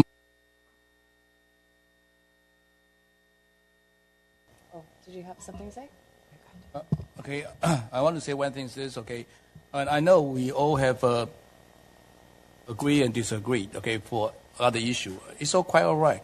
But I think this is uncalled for to call for somebody their disability or their issue regarding autism or this and that. It doesn't mean he's not going to be functional as a normal person. Well, for me to deal with this couple of weeks or I think 2 months knowing him, try to help bring the vaccination from CVS to us, and he was fighting very hard, and I can tell he has a passion to help our resident and to talk about his personal medical situation. I think it's uncalled for. I just want people to know, everybody have some disability, but it doesn't mean they cannot serve the city. Serve with action, serve with passion, serve with love. So I hope. So because And so we saw earlier there was missing evidence. The timeline is missing, which includes the May 6th meeting. And here's the video of the May 6th video. And then we can fix it. Okay, so anyway, I think that's it, right? And the final one. Okay, final one. Okay. The final one is for any major city event that supersedes $100,000 in taxpayer funding, that the council be given a report a month later regarding those expenses. So, I think just for transparency. I think this is micromanagement. But okay, again, do I have a second? Well, my understanding is that there's some events that are making hundreds. Well, we know the two events, 4th of July, Spring Festival. I mean, that's. But my understanding, yeah. But I think Paulina was saying that the city has a process, but it's not being. I don't know if it's not being enforced or something. That there was a process after events. In the past, the city would provide an update on agenda item just on the cost of an event. Okay. So we've done that in the past. We have since stopped that. It's something that can be brought back if the council chooses. Mr. Mayor? Go ahead. With regard to these expenditures, it's going to be laid out in the budget anyway, right? With the proposed budget? So, yeah. Is that how that works? Am I right? With all events and MOUs. There are line items for different. So can you answer? Okay. The budget is for special events. One thing that we are looking at changing in the budget this year is doing a line item for each event, like an estimate. So we obviously it's going to be different at the end of the year what the actuals are of what's budgeted, but we are going to be including line item for each event, what we anticipate that's going to cost. And allocate funding for that event in the budget. So it is included in the budget. Good, and we're going to provide more information in this year's budget. Hopefully more sponsorship and income coming in to justify our expenditure. Okay, and do we have a second for, okay, and Mother May I found Council Member Gutierrez? Well, I don't need a second, but okay. So if you guys don't want to know, I want to know. So after a month, these events happen. As a council member, I have the right to review financials. Okay. Financials. So after a month of every major event, I would like a report sent to me to my you email. can privately ask, the finance department to provide you the information. Okay, I don't need it. Okay, I don't want to read more. Okay, anything else from any other city council? And any comment? And so we move on, and eventually I find out that over $182,000 of your taxpayer money was going to a board member for the Chinese American Association of West Covina. You saw my diligence in asking our council to give me a report after every meeting, but Mayor Wu fought back to try to sabotage that request. But then I determined off whistleblowers within City Hall, again, the Jamali report omits this evidence on purpose. It is not part of the Jamali report. It refuses to give the facts of the matter that the taxpayers deserve answers to. And as you see, a World Lighting board member for the CAWC director is Michael Chen. And as you also see, Mayor Wu's wife is Chief Financial Officer. Is Michael Chen a board member? Michael Chen is a board member, yes. How much money did he give back this year? I wish, because right now it's Michael Chen's in the surgery, the eye surgery. I wish he can compromise for 6,000 like before. So he gave 6,000 this year, and then how much did he give last year? I need to check with the bookkeeper. I'm not you say something is a number. I need to check with you. This is an active invoice, and it says Aurora Lighting, which is owned by Michael Chen, and this is an invoice for $29,555, which violates the city's policy on purchase orders. But I don't know this one, okay? So I can check for you because I can't do everything. I have my work. So altogether, Michael Chen's company has received a total of $185,000 in taxpayers' money. Here, you can have a copy if you want. Because I don't know for your issue though. We check with Michael Chen since he's not here. So we double check with you. Great. And so for the record, and then we move on, and we see emails from Tony Wu from his one prior email he used to have, I believe, which is a T Wu at West Covina, and then his current one, which is Tony.Wu. And as you see, because of the work, the Jamali report is contradicting because staff within our city hall spoke up. Within that Jamali report, you'll see witnesses talk about public records requests. But guess what? The Jamali report purposely left out that all those public records requests was because the Los Angeles County District Attorney's Office came to City Hall and picked up binders and binders of documents. But the Jamali report, God forbid, didn't want the public to know that. They just wanted to make it seem that Brian Gutierrez was collecting documents. But no, the truth was the LA County District Attorney's Office head deputy came and picked up those documents from myself, from our acting city manager, Manny Marakich, and our assistant city manager, Roxanne Lerma. But the Jamali report omits those facts. And as you can see, Councilmember Wu writes an email to then city manager Chris Freeland, and it says, "Hi Chris, please arrange a meeting with the CEO of Royal Lighting, Michael Chen. He is linked to move his LED manufacturer house to West Covina, and even to provide installation of free LED lights for our city. Thanks, Tony." On another date, on April 26, 2022, Councilman Wu writes an email to the city manager's assistants and CC's members of the council. And at that time, the city manager and our assistant city manager, and the subject is C8WC certificate. "Hi, Eric. Please provide the certificate for the event. Please don't put it on the council itinerary. It's an invitation only, Tony." And if you see a Royal Lighting, you'll see board member Michael Chen. There's also another email from, at that time, Mayor Pro Tem Wu. Subject, Chinese American Association of West Covina, current members listing. "Hi, Eric. Please provide those certificates for the event. Big thanks to you, Tony Wu." The recent Jamali report, along with claims made by Mayor Lopez Villado, Councilmember Wu, and Councilmember Diaz, suggests that staff departures were the result of internal instability by me. However, the narrative does not reflect the full picture. The reality is that staff departures coincided with the discovery of serious challenges and potential misconduct within multiple city departments. As efforts were underway to identify and address these issues, changes in staffing followed. Accountability and transparency must remain the priority, and all claims should be evaluated through those lenses.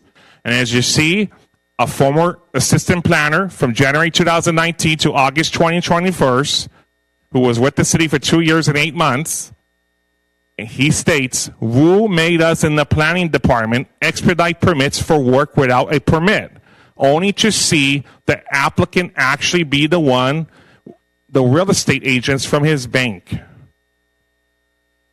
And so later on in this presentation, you will see a new lawsuit filed by the former fire chief for the city of West Covina, Vincent Campali, who alleges specifically similarities of this allegation. Here's another email. And again, it's concerning to me when the Jamali report states one thing, but there was whistleblowers acting within City Hall to produce these documents to give to oversight authorities. And this email was given to me, and as it states, the subject is Form 803 from Mayor Wu. "Good afternoon. Just an FYI, the Mayor Wu submitted the attached form directly to our department this morning. However, after it was date stamped, we noticed that he had backdated the form." And so, again, that was omitted from the Jamali report. But today, those members want to censor me. The facts speak for itself. Evidence doesn't lie. And accountability, I was elected to ensure. Accountability for the residents of West Covina. And as you see, we move on. Now we go to a press release. It says Mayor Pro Tem Tony Wu and the Chinese American Association of West Covina produced successful mega West Covina Moon Festival through their partnerships and collaboration. Under the leadership of Mayor Pro Tem Tony Wu and event producer Chinese American Association of West Covina. But then when you move on into this press release, it states the city of West Covina extends its gratitude to CAWC for not only producing its most successful festival to date, but also for paying most of the expenses associated with the mega West Covina Moon Festival due to generous donations and sponsorships. But after staff spoke up, after Jason Henry's story, this press release is untrue. But this press release, you'll see later on in this presentation, was written by Mayor Wu. Mayor Wu directs and tells staff to write a press release that tells the public your taxpayer money is not being used. But that's not what the evidence shows. And here we have West Covina spent $152,000 on Moon Festival tied to Mayor's wife. All city employees are aware that this is Tony's event. You have to make it look good, or one city employee said of Mayor Tony Wu. Again, the Jamali report omits this, purposely leaves this information out so they could sabotage and slander my name so my reporting could go unnoticed and law enforcement could think that I'm just making up stuff. But tonight, you're going to see for yourself the facts and the truth. Here's another email. This is Super Moon Festival. This is an email written by our acting city manager, Minor Marakrich. And just so people know the context of this email, Mr. Marakrich informed me that Mayor Tony Wu threatened to fire him.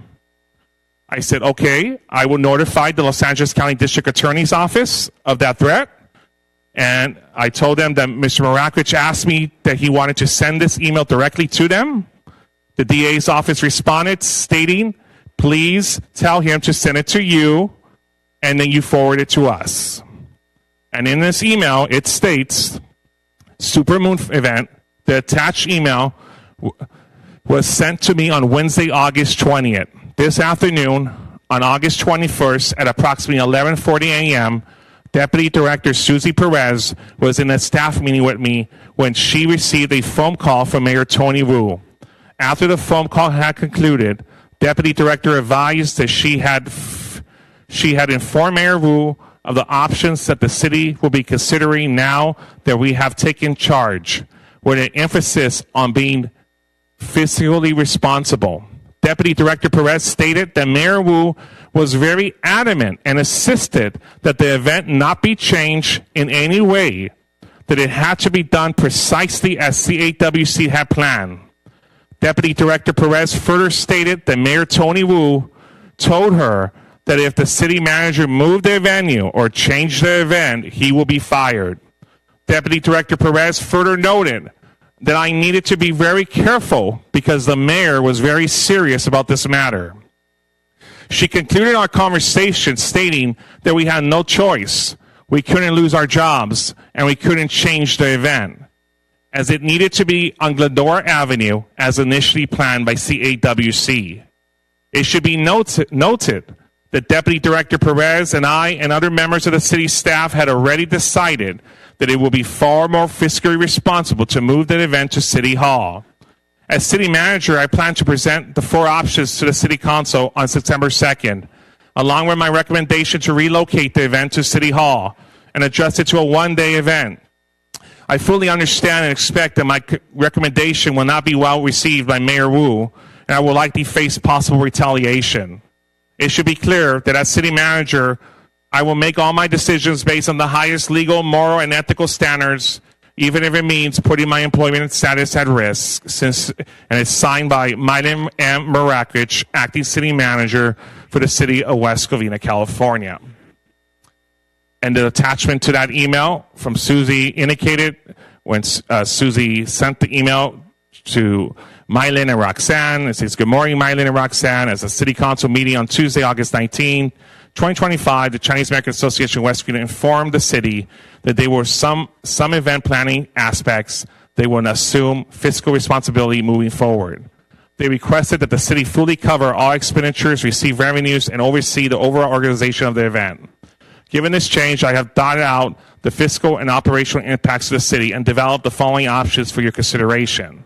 1, cancel the event entirely, cost savings of approximately $120,000 to the city general fund, eliminates significant staff resource demands, and allows relocation of staff time and budget to focus on upcoming fall citywide events, including festival frights, Let It Snow in Westco, and the annual Children's Christmas Parade. 2, modify the events to one day. Reduces overall costs by eliminating programming logistics requirements to a single day. Maintains participation and cultural recognition, but in a scaled-back manner. Or 3, relocate the event to City Hall. Utilize the courtyard, parking lot, and upper Placu area near the library as the event venue. The event could be offered as a 1-day or 2-day festival. Reduces personnel resources needs significantly due to minimum street closures, thereby lowering public works and public staffing requirements and costs. 4, proceed with the event as originally planned. City would assume responsibilities for all expenditures and revenues and event logistics and operations, maintains the original multi-day event structure and scope, and preserves the anticipated community and cultural impact of the festival, but requires full financial absorption by the city. I am open to discussion on these options and any other recommendations you have. I respectfully request a decision by the end of this week so that the direction can be provided to staff and event planning may proceed accordingly. Thank you.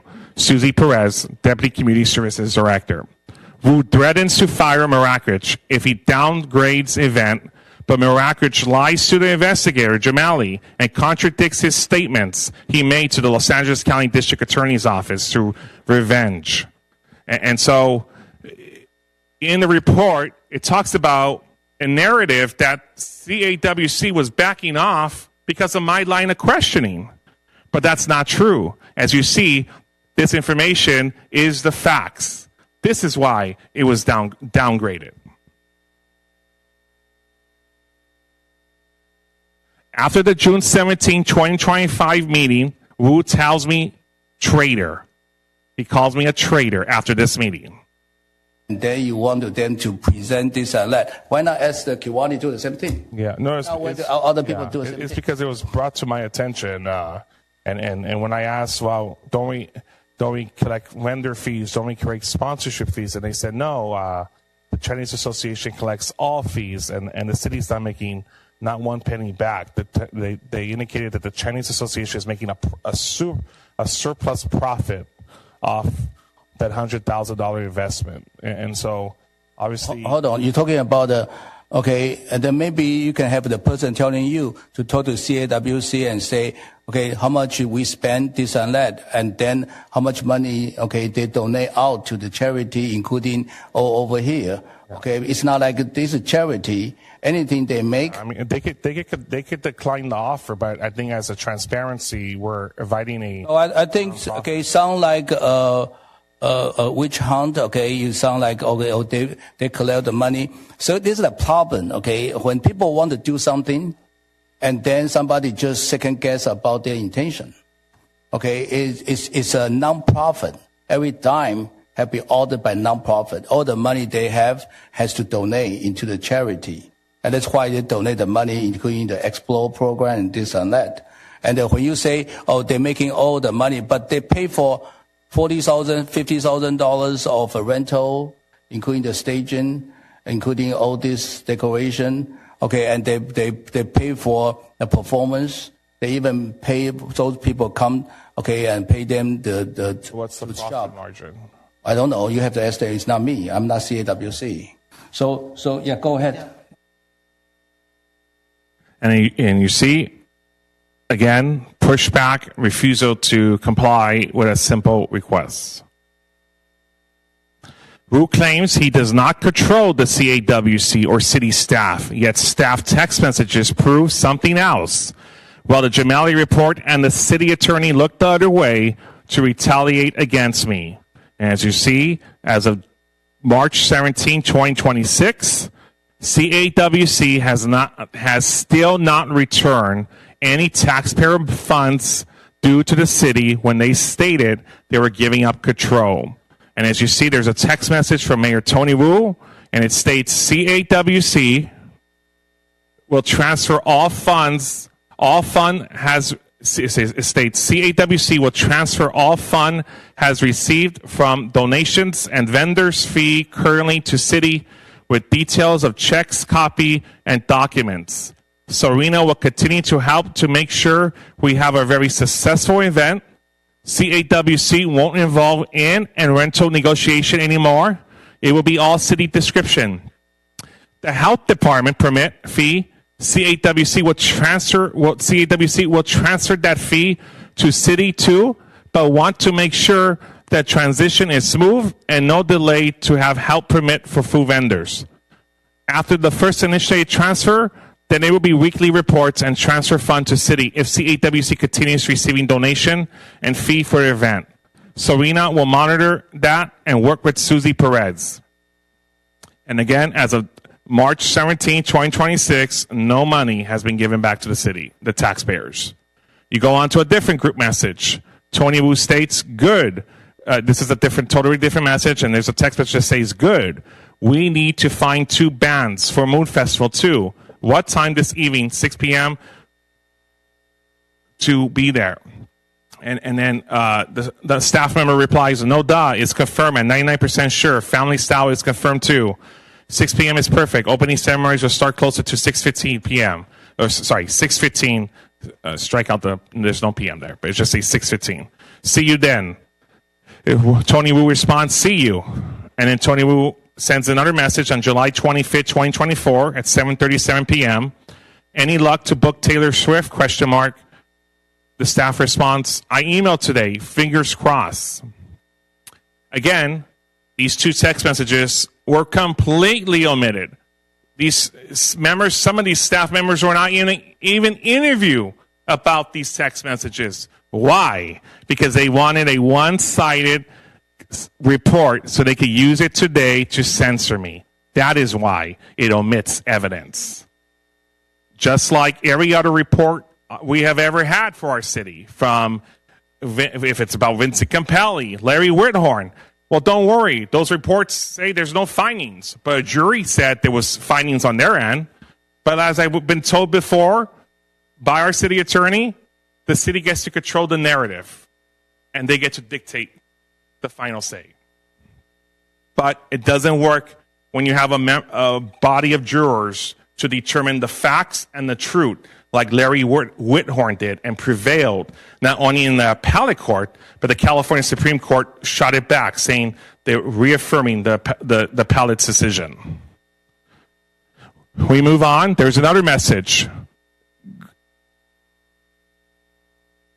So I believe this is a message relating to the press release that went out. It says, grateful for Tony Wu's leadership and continue efforts to uplift and empower small businesses. The city of West Covina extends its gratitude to CAWC for successful festival to date, but also for funding most of the costs associated with the West Covina Mega Moon Festival through the generous donations and sponsorships, and it goes on.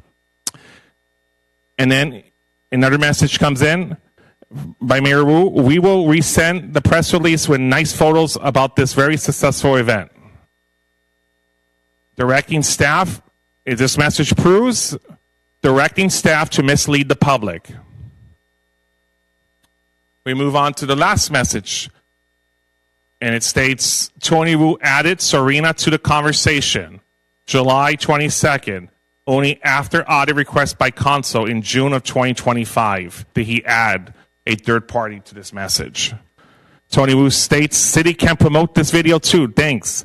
And our assistant city manager states, "Hi, Tony. Absolutely, we can repost this." One. Mayor Wu responds, "The current food video got a lot of attention. Let's continue. Serena is working on a new video of entertainment one, cosplay one. City can put on the," and it goes on. And so you have Mayor Wu telling the public, "I don't do nothing with CAWC or Mega Moon Festival." Well, ladies and gentlemen, the text messages prove something else. And the Jamali report purposely leaves out those facts. Now we go to, so you saw multiple steps of accountability being taken. Multiple requests about transparency, requesting documents. But the Jamali report states Wu did not have the intention to retaliate against me. And that's contradicting when he's done the same thing to Vincent Campelli, Larry Whithorn, Mark Taylor, and the list goes on. But don't worry, Jamali report says Wu had no intention of doing that. Well, that is not what the Los Angeles County Sheriff's Department's investigative report states. It states assault on a public official 217.1A PCF 147. And it lists myself as a victim, and at that time it lists Tony Wu as the suspect of the report. And it goes on, and so the message you see on the right of your screen, it says, this is the report, on August 13, 2025, at approximately 17:44 hours, I met with witness Lerma, who is the assistant city manager for the city of West Covina, to conduct an interview for the incident that occurred on August 8, 2025. I asked witness Lerma if she remembered the incident that took place outside the West Covina City Hall on August 8, 2025, at approximately 1800 hours. She said she did. She said suspect Wu was having a conversation with witness Manning while she and the witness Marakrich were making their way to where the suspect Wu and witness Manning were. Witness Lerma said as she was approaching suspect Wu and witness Marakrich, she saw victim Gutierrez approaching suspect Wu from his rear. As victim Gutierrez was approaching suspect Wu and witness Manning, he overheard suspect Wu apologize to witness Manning that some idiot had requested an audit of the Kiwanza Club financial records dealing with the city of West Covina.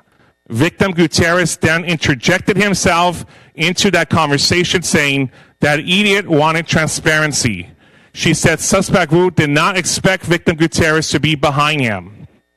Witness Lerma said after realizing victim Gutierrez was the one who spoke and was standing behind him, he became boisterous and started to raise his voice and call victim Gutierrez, excuse my language, a motherfucker. We move on. On August 14, 2025, at approximately 11:35 hours, I met with suspect Wu, the mayor of West Covina, to conduct an interview for the incident that occurred on August 8, 2025. I advised suspect Wu of the allegations against him. I told him victim Gutierrez reported that suspect Wu used foul language when talking to each other. Suspect Wu said he did. Again, suspect Wu said he did. I told suspect Wu that victim Gutierrez interpreted his cursing and while pointing his finger and walking toward victim Gutierrez as threatening, and that suspect Wu wanted to do physical harm to him. I asked suspect Wu if he wanted to hurt victim Gutierrez, and he said no. I wanted him to go away. I asked suspect Wu if he ever threatened victim Gutierrez. He said no. And ladies and gentlemen, here is the video that you have not seen before, that you will see tonight, the facts of the truth. You see me backing up and Wu pointing his finger. And I'm telling him bye.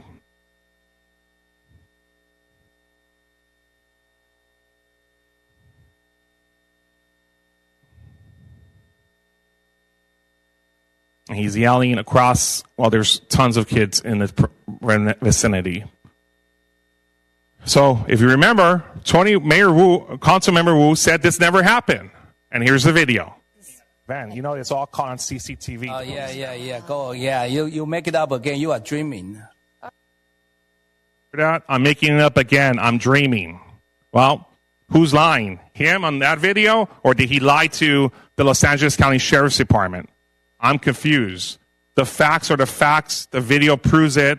Ladies and gentlemen, this council wants to censor me out of retaliation and retribution. The County of Los Angeles Sheriff's Department incident report. The detective states, I reviewed the video surveillance images Captain Carmen allowed my access to on evidence.com. The video did not have audio, but when reviewing it, I saw the following. Suspect was standing next to and speaking with witness Manning. The date of the video was August 8, 2025. However, the timestamp showed 1822 hours.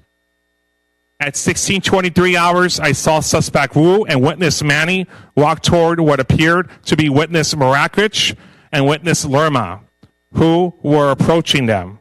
Almost simultaneously, victim Gutierrez arrived at the same location and appeared to be standing to the rear of witness Marakrich and witness Manning. 3. At 1624 hours, I saw suspect Wu extend an arm toward the direction of victim Gutierrez. I also saw victim Gutierrez take a step back in what appeared to be an attempt to maintain the distance between him and suspect Wu. I never saw suspect Wu make an attempt to walk toward victim Gutierrez a second time. Suspect Wu and witness Marakrich walked away. What Mayor Wu's wife's charity presented to the public? They stated that they supported the community with $37,856. They had total event expenses of $69,754. The narrative, funds benefiting the community. Well, CAWC presented this PowerPoint. They presented this PowerPoint. It's a CAWC monetary donations to the community. And when you see their PowerPoint from 2017 to 2018, they state they gave $17,000 back to the community. When you go to 2019, you see they gave back $3,000 total. When we go to 2020, they state they gave $11,000 back. In 2021, $2,500. In 2022, $3,500. In 2023, $5,500. In 2024, $14,000. And in 2025, $11,500. Total up to date, they claim, was $68,000 for all those years I mentioned. The financial report balance sheet, the 2024 Mega Moon Festival. What you see on the left is a presentation that CAWC gave to the city. Financial discrepancies, CAWC's public claims versus IRS filings. And as you see, one of the reasons, eventually reasons, one of the things that Vincent Capelli reports is the abusive process, which you'll learn later on in this presentation, what former Fire Chief Capelli alleges took place here at City Hall. So you don't have just me telling you this. You had former Fire Chief Vincent Capelli. You had former Fire Chief Larry Whithorn. You had former Police Chief Mark Taylor saying almost the same similarities are occurring today. Earlier today, you heard from members of the public that talked about, why are you censoring Councilmember Gutierrez and not Councilmember Tony Wu? And the facts tonight prove substantially who should be censored tonight. And you're also going to find out why Mayor Lopez Villado fights so hard for Councilmember Wu. And as you see, on the fire permit, it states all fees waived. Taxpayers were not only funding this event, but no fees were being generated by the city's taxpayers because it was being all waived. Next is 2024 Mega Moon Festival's financial report. Okay, so this is the 2024 Moon Festival report. Same thing, and they get donations and members' dues, about $43,000. And then because this was a 2-day event in 2024, the vendors' fees they charged was about $31,000, which is more than the year before. And then at the same time, and they also pay more to rent out booth and everything, and also city permits as well. And for that year, they totally paid out was about almost $70,000. And for that year, the residual was only like about $3,700. What the IRS filings actually show for Form 990. The IRS, an IRS filing, it shows $112,965 in total revenue, but total expenses were $99,081. And so you just saw the 2024 990 EZ filing. Local support was only $10,000 of the $112,965 generated. Very likely, from what we know, from the Moon Festival, because Mayor Wu has obstructed any effort to have CAWC come and present real documents, real facts. But you will see, again, a misleading effort and a Jamali report purposely leaving this information out because they did not want the report to be truthful. They wanted it to be biased, one-sided. Mismatch, presentation versus the IRS. The community support versus total expenses. On one end, it says $37,856, while the other is being reported as $99,081. What is it? What is it? Is what you presented to the public here, or is it what you told the IRS under penalty of perjury? As you see, I declare under penalty of perjury that I have examined this report, including the accompanying documents, and to the best of my knowledge and belief, the content is true, correct, and complete, and I am authorized to sign, and it's signed by Helen S. Wu, CF Chief Financial Officer, dated October 21st, 2025, who's also the wife of Councilmember Tony Wu. The misclassification of expenses, highlighted items. You have event rentals, security, restrooms, promotions, and equipment. These are operational, not community donations. Why this matters? The public may be misled. Financial transparency concerns, potential conflicts of interest, and the lack of oversight. The final question, if the numbers don't match, what else isn't being disclosed to the public? The 2025 Super Moon Festival sponsorship packet. As you see, their sponsorship stated platinum sponsor, $5,000 plus.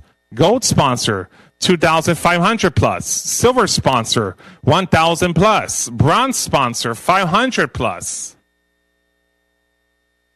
And then on the bottom of that document, it states, we are a 501c3 nonprofit organization. All donations, ad space, and proceeds will be used toward organizing community events in West Covina. Receipt available upon request. Misleading the IRS forms because their IRS forms doesn't match that statement. And as you see, their logo is being used with the taxpayers' logo, the official logo for the city of West Covina. And then we have the whistleblower from BBK. I took a phone call. Actually, I took a meeting with the architector for BBK Architects, who's responsible for designing Fire Station 1. And I told BBK, Mr. Kelly, I said, I think it's very important if I can add my council colleague, Mayor Pro Tem Cantos, to this conversation and join him in by phone conference. And he said, yes, please do. And so myself and Mayor Pro Tem Cantos had a meeting with Mr. Kelly Needham. And one of the things that Mr. Needham gives is an email to me. And it says, WC West Covina Fire Station 1 timeline. It says, Ahmad, as requested, here is a timeline of events. Ahmad is representing Transtech. And one of the notes that I jotted down was on July 20th, 2025, Sunday night, Robert Ortega calls Kelly the evening about 5 p.m.-ish saying, the mayor wants to meet right away. The mayor wants to meet right away. And at that time, the mayor was Tony Wu. We move on, and another note that was jotted down from Kelly was, met with Tony Thomas. So he had a meeting with Tony, Thomas Doherty, the city attorney, Mike Brown, the acting fire chief, and Robert Ortega and others. And you see it's listed on here, review meeting with city and mayor on July 23rd. We move on. And some of the notes I jotted down from our conversation and call and in-person meeting was August 19 council meeting. In August, Robert Ortega sends an email to Bruce not to meet with Councilmember Gutierrez until or not at all. On July 23rd, 2025, have you ever met with Tony before? Chief Brown told Kelly and Bruce and Kelly tell Brown no. And Chief Brown states, someone should have warned you. We move on. Ahmad Transtech calls Kelly on July of 2025 and states, you need to go along with what the mayor says. Then he asked Kelly for a list of meetings of work done. Ahmad said he is trying to help him. He is trying to help him by telling the contractor, you better listen to Mayor Tony Wu. And as you see, Mayor Wu and Transtech go on a retaliatory spree and demand a list of actions being taken. Well, as always, if you ever speak up about Mayor Wu, you get retaliated pretty fast. And as you see, here's a letter from Minor Mirakwich directing notice of suspension of services, professional services agreement for design services for new fire station 1. Dear Mr. Neeham, the letter serves as the City of West Covena's notice of suspension of services provided under the professional services agreement with BBK Architects dated November 1st, 2024 for design services for the new fire station 1. Section 4.2 of the agreement provides the city reserves and has the right and privilege of concealing, suspending, or abandoning the execution of all or any part of the work attempted for this agreement, with or without cause at any time, by providing at least 15 days prior written notice to consultant. As you are aware, at the October 7, 2025 City Council meeting, the City Council approved the conceptual design for Fire Station 1, which expanded the scope of the project due to funding constraints. The city is placing the Fire Station 1 project on hold. Therefore, in accordance with Section 4.2 of the agreement, the city is suspending all services under the professional services agreement. Consistent with Section 4.2 of the agreement, BBK shall cease providing services under the agreement and shall not incur any additional obligations, costs, or expenses under the agreement until the city gives BBK written notice to recommence the services. We look forward to continuing the work with BBK once the project moves forward. Thank you for your cooperation. Please contact me if you have any questions. Well, after this document, BBK knew that they had to speak the truth. And the person they called was me to tell me what really happened. And we added, and then eventually Mayor Pro Tem Cantos joined by a call. And what you're seeing here is Mayor Tony Wu ordering a city contractor to expand the project without any council authority or approval from the city council. At the city council meeting, on the day that the council voted to suspend this contract, we were never told that Mayor Wu had the contractor design tons of other designs for the fire station. The community only saw one design. Well, tonight, you're going to get to see the other designs that were purposely left out because you have the right to know the truth, and the facts will always prevail. Wu orders BBK to keep making fire station bigger, costing taxpayers millions. And ladies and gentlemen, you've never seen this one before, but that is design number 1. As you see, it's more cost efficient.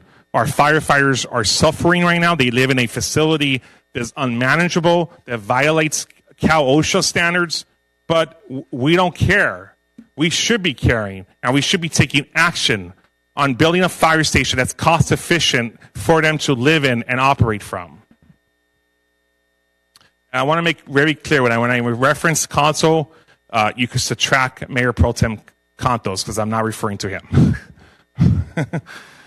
And so we move on, and you see there's design 2, 3, 4, 5, 6. Ladies and gentlemen, you never seen these before. And the Gemelli report purposely leaves out these facts because the last thing they wanted was to show that Lopez Villallo and Wu were engaged also in a conduct that was questionable. God forbid if Gemelli wanted to write a report saying Brian Gutierrez was doing his job that he was elected to do to ensure accountability. Here we go. The other designs that the public has never seen before, and the public was not even told about them. It was secretly done, and the taxpayers were paying for it. Here's design number 7. Sorry, we didn't finish yet. Here's design number 7, which is, I believe, the final design in this design, which expands the fire station drastically. It flattens the whole hillside, taking away tons of green space and greenery, and technically building a mansion that can never be afforded by the taxpayers. We move on. Now, if you want to know why let Mayor Lopez Villallo fight so hard, and they're a team, and they never break protocol, and they always fight for each other, well, it's because Councilmember Wu gave Mayor Lopez Villallo 2 mortgage loans from his real estate company. You see Supreme funding and the loans issued to Mayor Lopez Villallo. That's why they don't break protocol. That's why she fights back when we talk about the Chinese American Association. This is why she fights back when I'm talking about oversight, about CAWC. We move on. Lopez Villallo sends me a text message. Your request for nonprofit is a bit too much. Not happy with it. Right now, I'm running around picking up items for our festival, so not able to discuss right now. But I'm letting you know it's causing more of an unnecessary headache. I respond back to Mayor Lopez Villallo and I said, "Hi, Letty. I understand you're busy with Film It preparations. Just to clarify, this isn't a personal request from me. It's a council action that was voted on and passed with your support at the time, and it included a deadline. City staff is assuring it's on the next meeting agenda as directed by the council vote. This is simply part of following through on a decision we all made to maintain transparency for our community." Lopez Villallo's response: We never requested this detailed info, and yes, this originated from you, and we supported you for a general one, but not like this. That's not what we approved. As you see, Film in West Covina goes in a junction together with CAWC not to produce the documents the taxpayers requested on behalf of the elected officials that elected them to office. We move on. One of the things that were brought to my attention by our acting city manager, which again, the Gemelli report omits this information completely, does not mention it at all. But Mr. Marakich brings to my attention that Lopez Villallo may have been given permits that were inconsistent with the records. That during the time that she received 2 mortgage loans from Tony Wu's financial company, that there was inconsistencies in the permitting process. We move on. Lopez Villallo claims to FPPC and others that she has no control of Film in West Covina. Well, her tax documents show that she is Letty Lopez Villallo, I hereby declare under penalty of perjury that I have executed this report, including accompanying documents, and to the best of my knowledge and behalf, the content is true and correct and complete, and I am authorized to sign. Signed by Letty Lopez. She signs it, types it, title, President. Signs it on May 25th, 2025. Again, you just heard her earlier in the year saying she gave it up, but according to legal documents, she is still signatory and president of Film It West Covina. We move on. This is an email that the Gemelli report purposely leaves out all the other evidence you see on the right and the bottom. All you saw was the top left. And this is an email that Lopez Villalobos provides to Gemelli and says, "Hi, Ms. Vanessa Gear. Thank you for your email and for sharing the attached document. Mr. Gutierrez continues to make unfounded accusations and false claims against me. I have always conducted my activities with full transparency and open communication with the public. In this latest correspondence, Mr. Gutierrez included a copy of my public records requests to the city regarding a nonprofit. Given his repeated allegations, such as claims that Film It missed multiple deadlines and other misleading statements he submitted to FPPC, I felt it was necessary to investigate the source of his information. My findings clearly demonstrate that his claims are baseless and inaccurate. His complaint to the FPPC includes statements that are simply untrue and lack factual support. Regarding his additional complaint, I want to clarify that no city funds were provided to Film It. Furthermore, no funds from the Carnival fundraiser were issued to Film It. Should you need clear verification on this, please feel free to contact Blank directly. Now, what I want to know, and maybe their city attorney is willing to answer, I am hoping that blackout is not that you could call the city attorney for clarification, and hopefully he'll confirm that later today, that's not him behind that blackout. Mr. Gutierrez's complaints appear inconsistent and lack clarity. If I ever overlook anything, or if you require further information, please don't hesitate to let me know. I'm also more than willing to discuss this matter in a greater detail. Also, as a side note, there appear to be several FPPC violations on his part that may warrant review.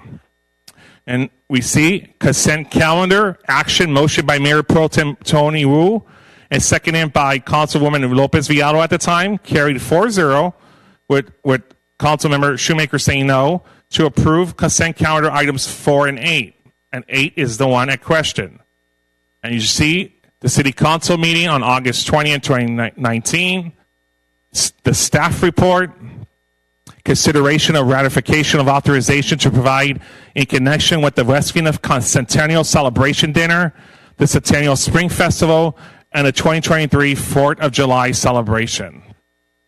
Now, if we believed in accountability and transparency, you would have saw these in 3 separate items, but at that time, I believe they wanted to compact it so the public could lose the main focus of what the issue was. And it states, Section E, states donation of city portion of proceeds from revenues from Centennial Spring Festival Carnival rides totaling $2,223.90 to Film It West Covina. This donation serves the public purpose and benefit of contributing to a nonprofit organization that provides members of the community an opportunity to experience filmmaking and to showcase at film festivals at no cost. And we move on. It says the agreement with Paul Murr, DBA Paul Murr Shows, provides carnival services for the 2023 Spring Festival did not require direct payment from the city. However, the city's purchasing procedures require services with a value between $60,000 and $200,000 to follow informal bidding procedures. Though the agreement, the vendor was able to generate revenue through and operating rides and games, Paul Murr Shows have generated $64,826 in gross revenues from ride sales. Pursuant to the city's agreement with Paul Murr Shows, if Paul Murr Shows generate between $50,001 and $75,000 in gross revenue from ride sales, Paul Murr Shows would donate 15% of such revenues to Film It West Covina. Based on the gross revenues from rides, Paul Murr Shows will donate $2,223.90 to Film It West Covina. Legal review. The City Attorney's Office has reviewed this report, prepared by Roxanne Lerma, Assistant City Manager and Director of Public Services. The ticket is, and it says, and we move on to, and within the same category, it says ticket sales, ticket sale revenue. If gross revenues from ticket sales for amusement rights totals between $50,001 and $75,000, Carnival Opera will provide Film at West Covina with 15% of the gross revenue from such sales. If gross revenues from ticket sales for amusement rights totals $75,001 or more, Carnival Opera will provide Film at West Covina with 20% of the gross revenues from such sales. The Carnival Opera will provide final and complete settlement from the total rights gross revenues to the city on Sunday, February 19, 2023. Within 45 minutes after the closing of all rights, the parties will meet in the Carnival office for such settlement. During such meeting, the Carnival Opera shall provide City Film at West Covina's share, if any, of the rights gross revenues by issuing a check made payable to Film at West Covina. The city will transmit such check to Film at West Covina. We move on. Here's an email from Susie Perez, and it CC's a member of Tony Wu's staff.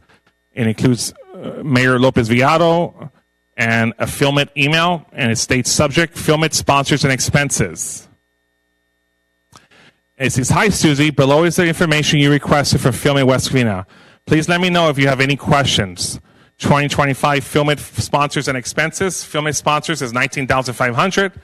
Filmit expenses is $18,964.11. As for expenses go, here is a short explanation of what we spend on funds should that become a question. The day event costs, sound, light, equipment, day facility insurance, advertising props, decor, rentals, industry, expert, guest speaker costs, student professional services, student cash prizes, and top school participation donation, sponsorship package benefits, student participation items, base costs. Thank you, Susie. Please let me know if you have any questions. So, off the audit request that the City Council passed, this is the only thing that Film at West Covina gave to the City of West Covina. This is the only document they produce for the City of West Covina. No tax documents, no nothing. Just an email. Where you move on. This, the public doesn't know about. It's been purposely left out. So, it has been electronically filed by the Superior Court of California, the County of Los Angeles, on March 2nd, 2026 at 11:02 p.m. by the Executive Clerk of the Court. And it says, Vincent A. Capelli, plaintiff, versus the City of West Covina, and does 1 to 50 inclusive defendants. Vincent Capelli, former fire chief of the City of West Covina, last week filed a lawsuit, and you're going to see it on closed session this week, so I guess we're keeping it hush-hush right now because they want to censor me, and I think the last thing they want is for Tony Wu to be censored, and God forbid if they ever do that, but they're hiding that from you right now, from the public. And so we move on. It says facts applicable to all cause of action. In or around November 2017, Capelli was hired by the City of West Covina, the city, as the assistant fire chief for the West Covina Fire Department. In or around September 2019, Capelli was promoted to the position of chief of the department. 11. Between approximately September of 2019 and June of 2020, City Council member Tony Wu began to make harassing comments toward Capelli on account of his race, color. On one occasion, Wu stated in a public forum that he will spank Capelli if he did not lower overtime use by his employees. Wu will not talk that way toward people of color. Capelli reasonably believed that such conduct amounted to unlawful harassment and discrimination based on race and successfully engaged in protected activity by reporting the harassment and discriminatory comment to his superior at the time, which was the city manager. And again, God forbid you never see that on the Jamali report, because we don't want that. We don't want the public to know that. We move on in the lawsuit. It says in or around July of 2020, Wu again threatened Capelli based on his race and color to unlawfully withhold firefighting resources. Wu told Capelli that if the firefighters union backed candidate Colleen Rosati, Wu will withhold firefighting resources for Capelli's department. Wu also threatened to withhold firefighting resources if Capelli did not reduce the overtime work by his firefighters. Capelli, believing the threats from Wu were violations of local, state, or federal rules and regulations, reported the information to the city manager at the time. Capelli had reasonably cause to believe that the information he disclosed was a violation of state and federal statute, or a violation of noncompliance with a local, state, or federal rule or regulation, including but not limited to extortion, harassment, discrimination, fraud, public corruption, or other violations, including but not limited to Government Code Sections 3204-12940, ET, etc., Penal Code Sections 518, and it moves on. The lawsuit goes on and says, in or around July 2021, Capelli also reported to city manager that his working conditions were hostile, unhealthy, retaliatory, stressful because of Wu's unlawful treatment. Capelli reasonably believed that the information he disclosed to Carmody amounted to unlawful harassment or hostile working environment. That same day, in retaliation for his protected activity, Capelli received a negative evaluation. The negative evaluation was issued without any valid justification for the poor ratings. Capelli was then threatened that if he continued to report unlawful conduct or if he filed a workers' compensation claim for stress, he would lose his job. Now, let's remember why we're here today. I'm being censored for speaking up. So, I guess it's the same thing here. So, 16. From 2020 to 2024, Capelli will repeatedly request additional staffing and will be subject to more threats and harassment from Wu. Wu will regularly use foul language toward Capelli and make the same threat about supporting other candidates. 17. In or around April 2022, Wu harassed and retaliated against Capelli by calling and cursing at him because Capelli took a picture with another council member, despite the fact that Capelli took the photograph while he was off duty. 18. In or around April 2022, Wu harassed and retaliated against Capelli by yelling at Capelli at the end of a badge pinning ceremony where Capelli's peers, subordinates, and community members were present. At the event, Wu yelled, "Chief, what the fuck is your problem?" After Capelli walked outside, Wu continued to yell and curse at him. This occurred in the presence of city manager, other city staff and dignitaries, Capelli's family. As Wu was cursing, Capelli pleaded with city manager to intervene and protect him from the abuse. However, the city manager stood there watching and did not intervene. Now, I can't say, because of our current acting city manager, there's actually a memo that city manager did that talked about the incident and the witnesses associated with that witness. 19. In or around October 2022, but I'm not going to put this up, the former city manager's statement up here, because it lists multiple witnesses who reported the conduct to him as well. So there is a memo that exists in the city's possession.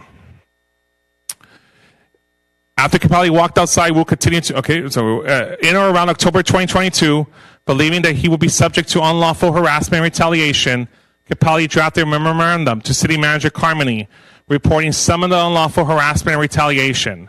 Capelli also provided a copy of the Memorandum of Human Resources Department. Capelli's memorandum outlined the above described conduct and additional unlawful retaliatory conduct, such as not providing Capelli a new vehicle, like other department heads, failing to investigate other reports of harassment, and not allowing him to have sufficient staff while other city departments were growing in personnel. 20. In or around mid-2023, Capelli met with the new acting city manager at the time. Capelli brought the acting city manager up to speed on the harassment and retaliation he had been suffering, hoping that she will take proactive steps to keep him safe in the workplace. Tab 21. In or around July of 2024, Capelli met with then city manager to report. Capelli reported to her that Wu had instructed Capelli to approve fire building permits for several businesses within the city. Capelli reported that Wu had instructed him to approve plans for the business, even if they were not in full compliance with applicable codes. Capelli told the city manager that he was unwilling to commit such fraud. Ladies and gentlemen, you're seeing firsthand what's really going on at City Hall. Businesses within the city. Capelli reported that Wu had instructed him to approve plans for the business, even if they were not in full compliance with applicable codes. Capelli told Morales that he was unwilling to commit such fraud. Capelli had reasonable cause to believe that such conduct was a violation of state or federal statute, or a violation of noncompliance with a local, state, or federal rule or regulation, including but not limited to extortion, harassment, discrimination, fraud, public corruption, or other violations, including but not limited to Government Code Sections 20, 90, 40, Penal Code Sections 518 and 532, California Code of Regulations 19, and 23, tab 23, in or around October 2024, Capelli learned that city manager and her staff had pressured other fire personnel to approve inspections that were not up to code. Capelli opposed his unlawful conduct to Morales, and refused to participate in the conduct because it would violate the law. The city manager reasonably believed that Capelli will report her unlawful conduct to others, including but not limited to law enforcement. 24, tab. During numerous times during his employment, Capelli also reported to defendant that various fire stations were in violation of Cal OSHA statutes. Such reports included but not limited to Fire Station 1 that needed to be closed due to unsafe conditions. Fire Station 3 had illegal construction, unsafe sleeping quarters, no ingress, and a leaking roof that contained mold. Fire Station 4 had illegal construction, unsafe sleeping quarters, no ingress, open walls. Fire Station 5 had illegal construction, unsafe sleeping quarters, and no ingress, a leaking roof, and potential mold. 25, tab. Capelli also reported unsafe vehicle exhaust systems to the defendant. In or around November 2024, in retaliation for reports of unlawful conduct or in anticipation of his report of unlawful conduct, city manager issued Capelli a notice indicating that his employment will be terminated. The city manager indicated that Capelli had one opportunity for an appeal. In anticipation for the appeal, Capelli requested documents related to termination. However, in continued retaliation, the city refused to provide any relevant documents, and in or around March of 2025, in retaliation for his protected activity, the city manager terminated Capelli from his employment. And what you don't see in there, that was in a city manager weekly meeting on a Tuesday, I believe, and it was myself, City Attorney Thomas Doherty, the city manager at that time, and Mayor Tony Wu. And Tony Wu tells the city manager, I want you to fire Capelli. I told you, fire Capelli. And within days later, Vincent Capelli was fired. This is not just Capelli making these allegations. We had a jury who concurred with the facts about Mayor Wu's conduct. Whithorn versus the City of West Covina, the Court of Appeal of California, 2nd Appellate District, Division 8, July 9, 2025 opinion filed. Larry Whithorn, plaintiff and respondent versus the City of West Covina, defendant and appellant. Whithorn was hired by the city fire department when he was 21 years old. Over the next 28 years, he worked as a firefighter paramedic, fire engineer, fire captain, assistant chief, and chief. In 2014, he was hired as fire chief. As Fire Chief Whithorn supervised the department and staff, managed day-to-day operations, and acted as a liaison with other departments, maintained the fire department's budget, made presentations to the city council, and oversaw fire suppression and fire prevention. Wu approached Whithorn at a fire prevention open house, pointed to former mayor and Mayor Leti Lopez Villalobos and said, "That's going to be your new city council. Get used to it. Change is coming." In 2018, city council elections resulted in the election of a new members of the city council, the former mayor at the time and Mayor Lopez Villalobos. City Manager Freeland viewed their election as a giving Councilmember Wu a majority on the city council effective. January 2019, Wu himself viewed it in January of 2019, Wu himself viewed it the same way, telling the local newspaper that he finally got his wish for a majority. Shortly after the election, the former mayor at the time approached the city manager Freeland about changing the municipal code so the city council, not just the city manager, had a say in hiring, firing department heads. Freeland, Assistant City Manager Nicole Bersani, and Human Resources Director Macias researched the issue and found most cities stay away from having the city council involved in any selection of city staff other than the city manager to avoid bringing politics or personal beliefs into the city council. They recommended against it, and at that time, the former mayor, he ordered them to change the recommendation, but they refused, which made him very angry. Earlier today, you saw the West Covina City Council approve the new fire chief for the city of West Covina.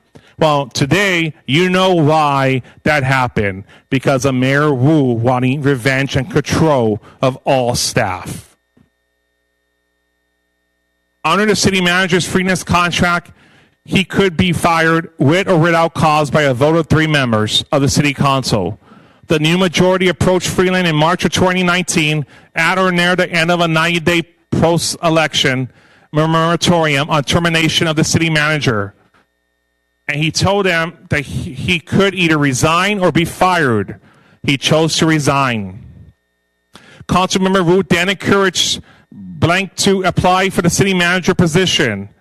Then city manager was hired after agreeing in his interview that he was willing to fire a popular department head. Whithorn's own testimony about his emotional distress, also cited by the city, shows that he believed it was related to the loss of status. When asked how he felt after being fired, Whithorn testified, "It's pride swallowing, you know, being the fire chief of the city of West Covina. I can't even get a fair shot at being assistant chief of a one-station fire department that's predominantly volunteer. It's definitely hurts the ego." His attorney then asked what was going on with him emotionally, and he replied, "I felt like I left my family down.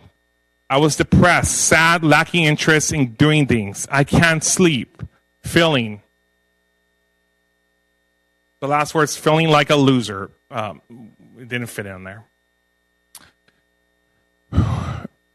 None of this was added to the Gemelli report. It was purposely left out. It was purposely left out because there was only one of the main people causing intimidation and harassment. It's Councilmember Tony Wu. He leads the effort, and they follow. Here you see on the same statement, it states, in the interview, he was willing to fire a popular department head. Well, I was in that meeting. Tony Wu asked our current acting city manager, Minor Mirakwich, if he was willing to fire our hardworking, dedicated, passionate assistant city manager, Roxanne Lerma, if he was given the position. Tony then told me, go to Minon's office and make sure he's telling me the truth. Ask him the same question. I asked Minon the same question. Will you be willing to fire Roxanne if you were hired as acting city manager? And he stated, I will do what it takes. And that's the fact. Every person that Tony Wu ever hires, has to be willing to do something. And I want to make the record very straight that Roxana is the most hardest working, passionate employee that the city of West Covina has, and the most honest and what holds the highest integrity. We move on. This is one of the emails I sent Callie Jamali after her report came out. I said, Ms. Jamali, I'm writing regarding two specific concerns in your investigation report. One, the use of and presentation of attachment 10, and two, the disclosure of my ADA accommodation. One, attachment 10, context and characterization. Attachment 10 presents excerpts of an email exchange concerning presentation, scheduling, and bidding process integrity. The report relies on this attachment to support a characterization of communication as intimidating or threatening. However, the underlying email explicitly states that no threats were made and that the communication concerned transparency and potential misuse of public funds. It was an oversight communication directed at governance and procurement integrity. Please clarify, did you review the full unedited email chain, including all emails and subsequent messages? Question mark. Why were only selected portions including in attachment 10? Question mark. Who selected the excerpts included in the attachment? Question mark. What objective standard was applied to determine that referencing oversight authorities were authorities constituted intimidation? Question mark. Selected presentation of excerpts without full context materially affects the interpretation. If the complete chain was not included, I request that the full email chain be attached in its entirety, or that an addendum clarify the omitted context.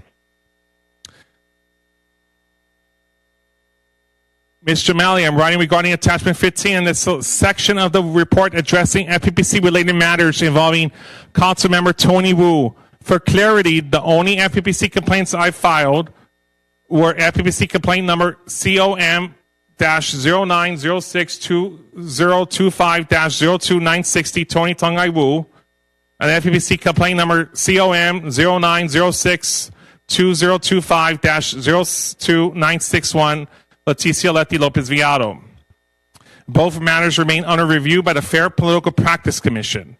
Substantial documentary evidence were submitted with those complaints. There are active regulatory matters currently within the jurisdiction of the FPPC. Your report appears to characterize or draw conclusions regarding those FPPC complaints.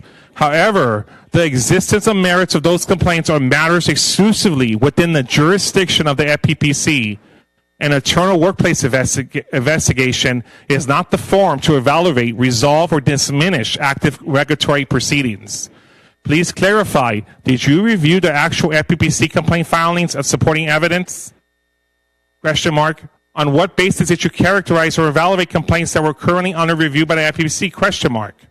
Why does attachment 15 not reflect that these matters remain pending before the appropriate regulatory authority? Question mark. It is important that the report does not mischaracterize active regulatory complaints or suggest findings that exceed the investigative scope. I request written clarification regarding the handling of attachment 15 and the basis for any conclusions drawn concerning active FPPC proceedings. Well, Ms. Jamali never responded. She sent a different email saying that she was not willing to correct any of her report, and that was final. Subject attachment 16. Mischaracterization of protected whistleblower notice. Ms. Jamali, I'm writing regarding attachment 16, which contains my August 20, 2025 email to Councilmember Rosario Diaz titled Cease and Desist of Personal Remarks and Retaliation, Notice of Whistleblower Protections.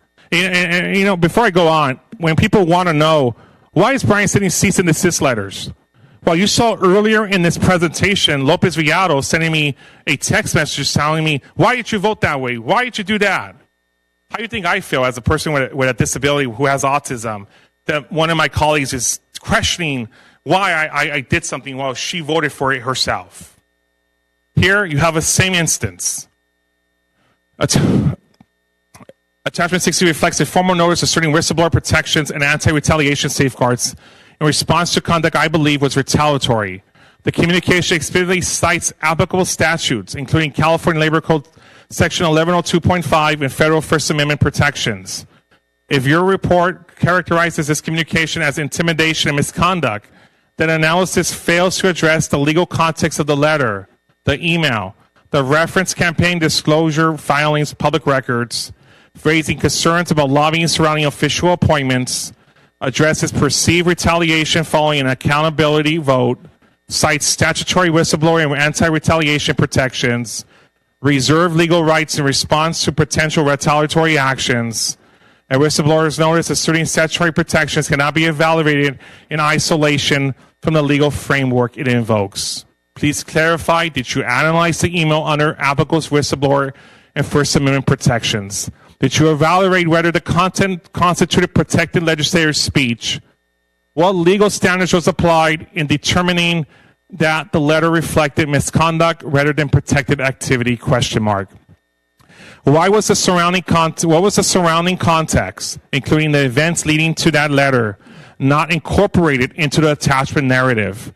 Additionally, if similar confrontational or executory communications by other council members were evaluated under a different standard, please identify the analytical distinction. An investigation report must be distinguished between protected speech and actionable misconduct. Without the distinction, the conclusions risk mischaracterizing lawful oversight and whistleblower activity. I request written clarification, and God forbid she never responded to that one. And so part of her email thing, she purposely leaves out the letter that Councilmember Diaz's husband sent me. God forbid, she didn't want the public to know the full story about that cease and desist and the relation, the fact that she lobbied me to try to appoint her husband, and I made a determination that I was not going to appoint her husband. And so it's a long letter, and so it's a five-page letter sent through text message to me.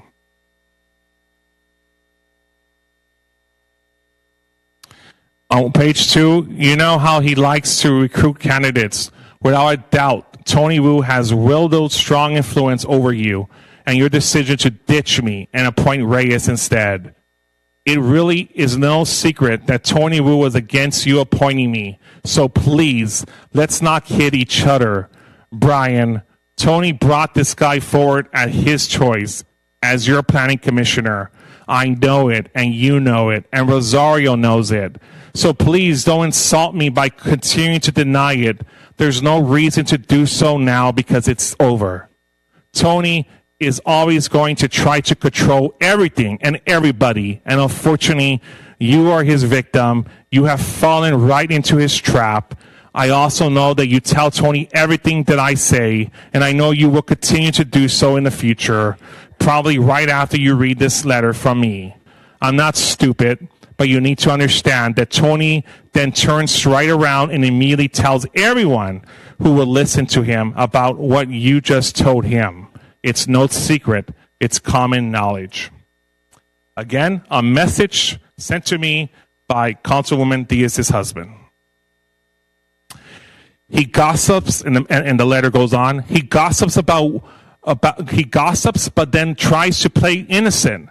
Tony is an ego-driven type A personality who will always try to dominate other people around him.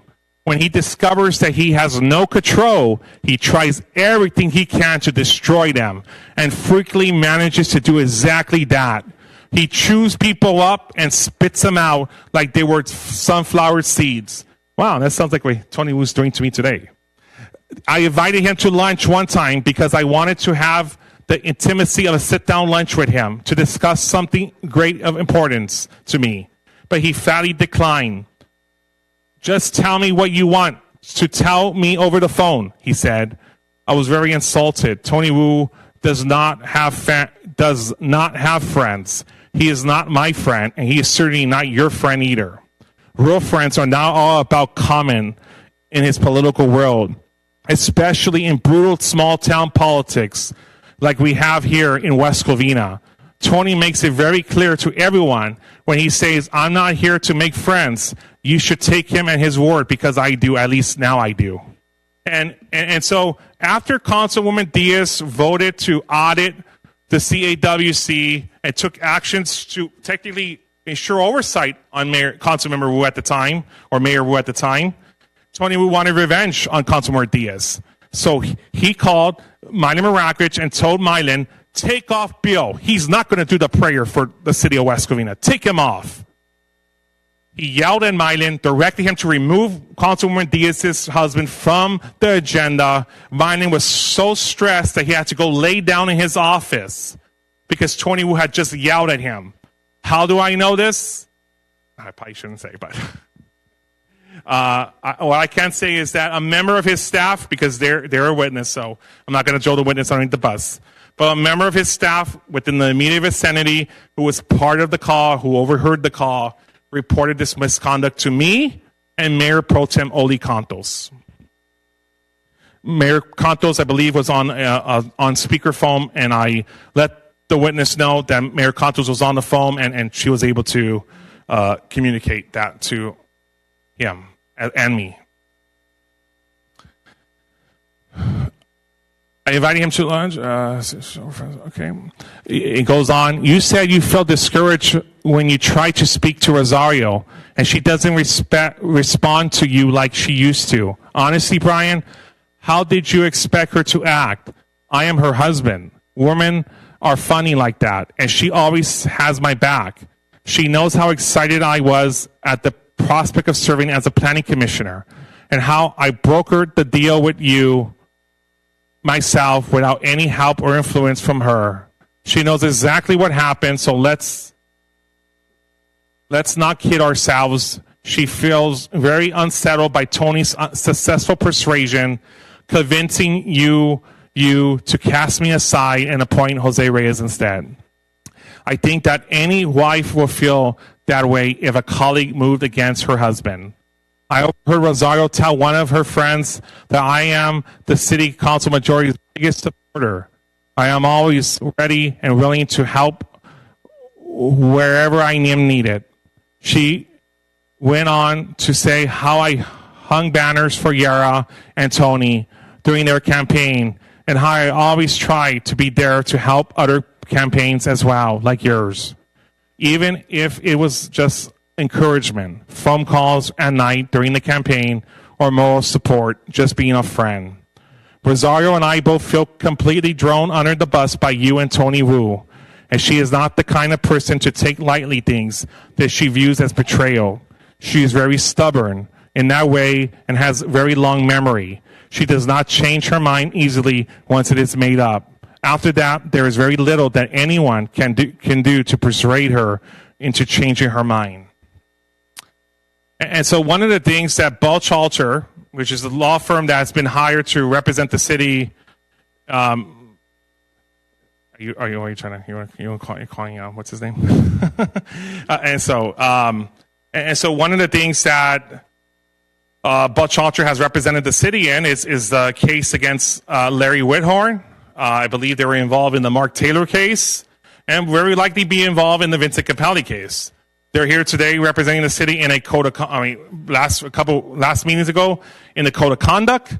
They're here today representing the city in the censure motion, and they're also representing the city in suing me for a furious, invalidated CPRA violation, which they have completely failed the people of West Covina. And so they accuse me of using AI. But what they don't tell the public is that Balchalter escaped sanctions after an associate who used AI for word submitting takes blame for hallucinations. And it was posted in an ABA journal. Balchalter has escaped sanctions for a case filing when he hallucinated cases after one of its attorneys took responsibility for the errors, and the law firm pledged to educate its attorneys on the misuse of generative artificial intelligence. Balchalter has also two top firms accused of helping lawyers steal from 28 trusts. The lawsuit says attorneys from the firms knew their client was misappropriating money from the trust he was responsible for and let it happen. former Los Angeles County Superior Court Judge Glenn Reiser determined in an arbitration that a lawyer embezzled over $19 million from trusts he oversaw. A lawsuit in Los Angeles claims that two prominent law firms helped cover up misconduct by a lawyer who misappropriated millions from 28 trust accounts he oversaw. The lawsuit filed on Wednesday claims that Parker Miller, Clark, Laura Smillant, APC, and Bulchalter helped Trice suspended three-time state bar discipline attorney Leslie Kleen cover up his embezzlement of funds from the trust. This action arises from a crook trustee's proven disloyalty, fraud, and theft of trust assets and funds, and his counsel's role in allowing the trustee's misconduct to continue and efforts to conceal the trustee's violation. The complaint read Jeffrey Winter E.T. versus Park Milken Clark Lure and Smillant E.T. That's for 25 STC v. 03284, LA Superior Court, filed February 7, 2024. And so the public is aware about who is Bulchalter and what they'll do to revenge against one council member who has stirred up for the taxpayers, who has spoken the facts. You're learning today their background. But how were they hired?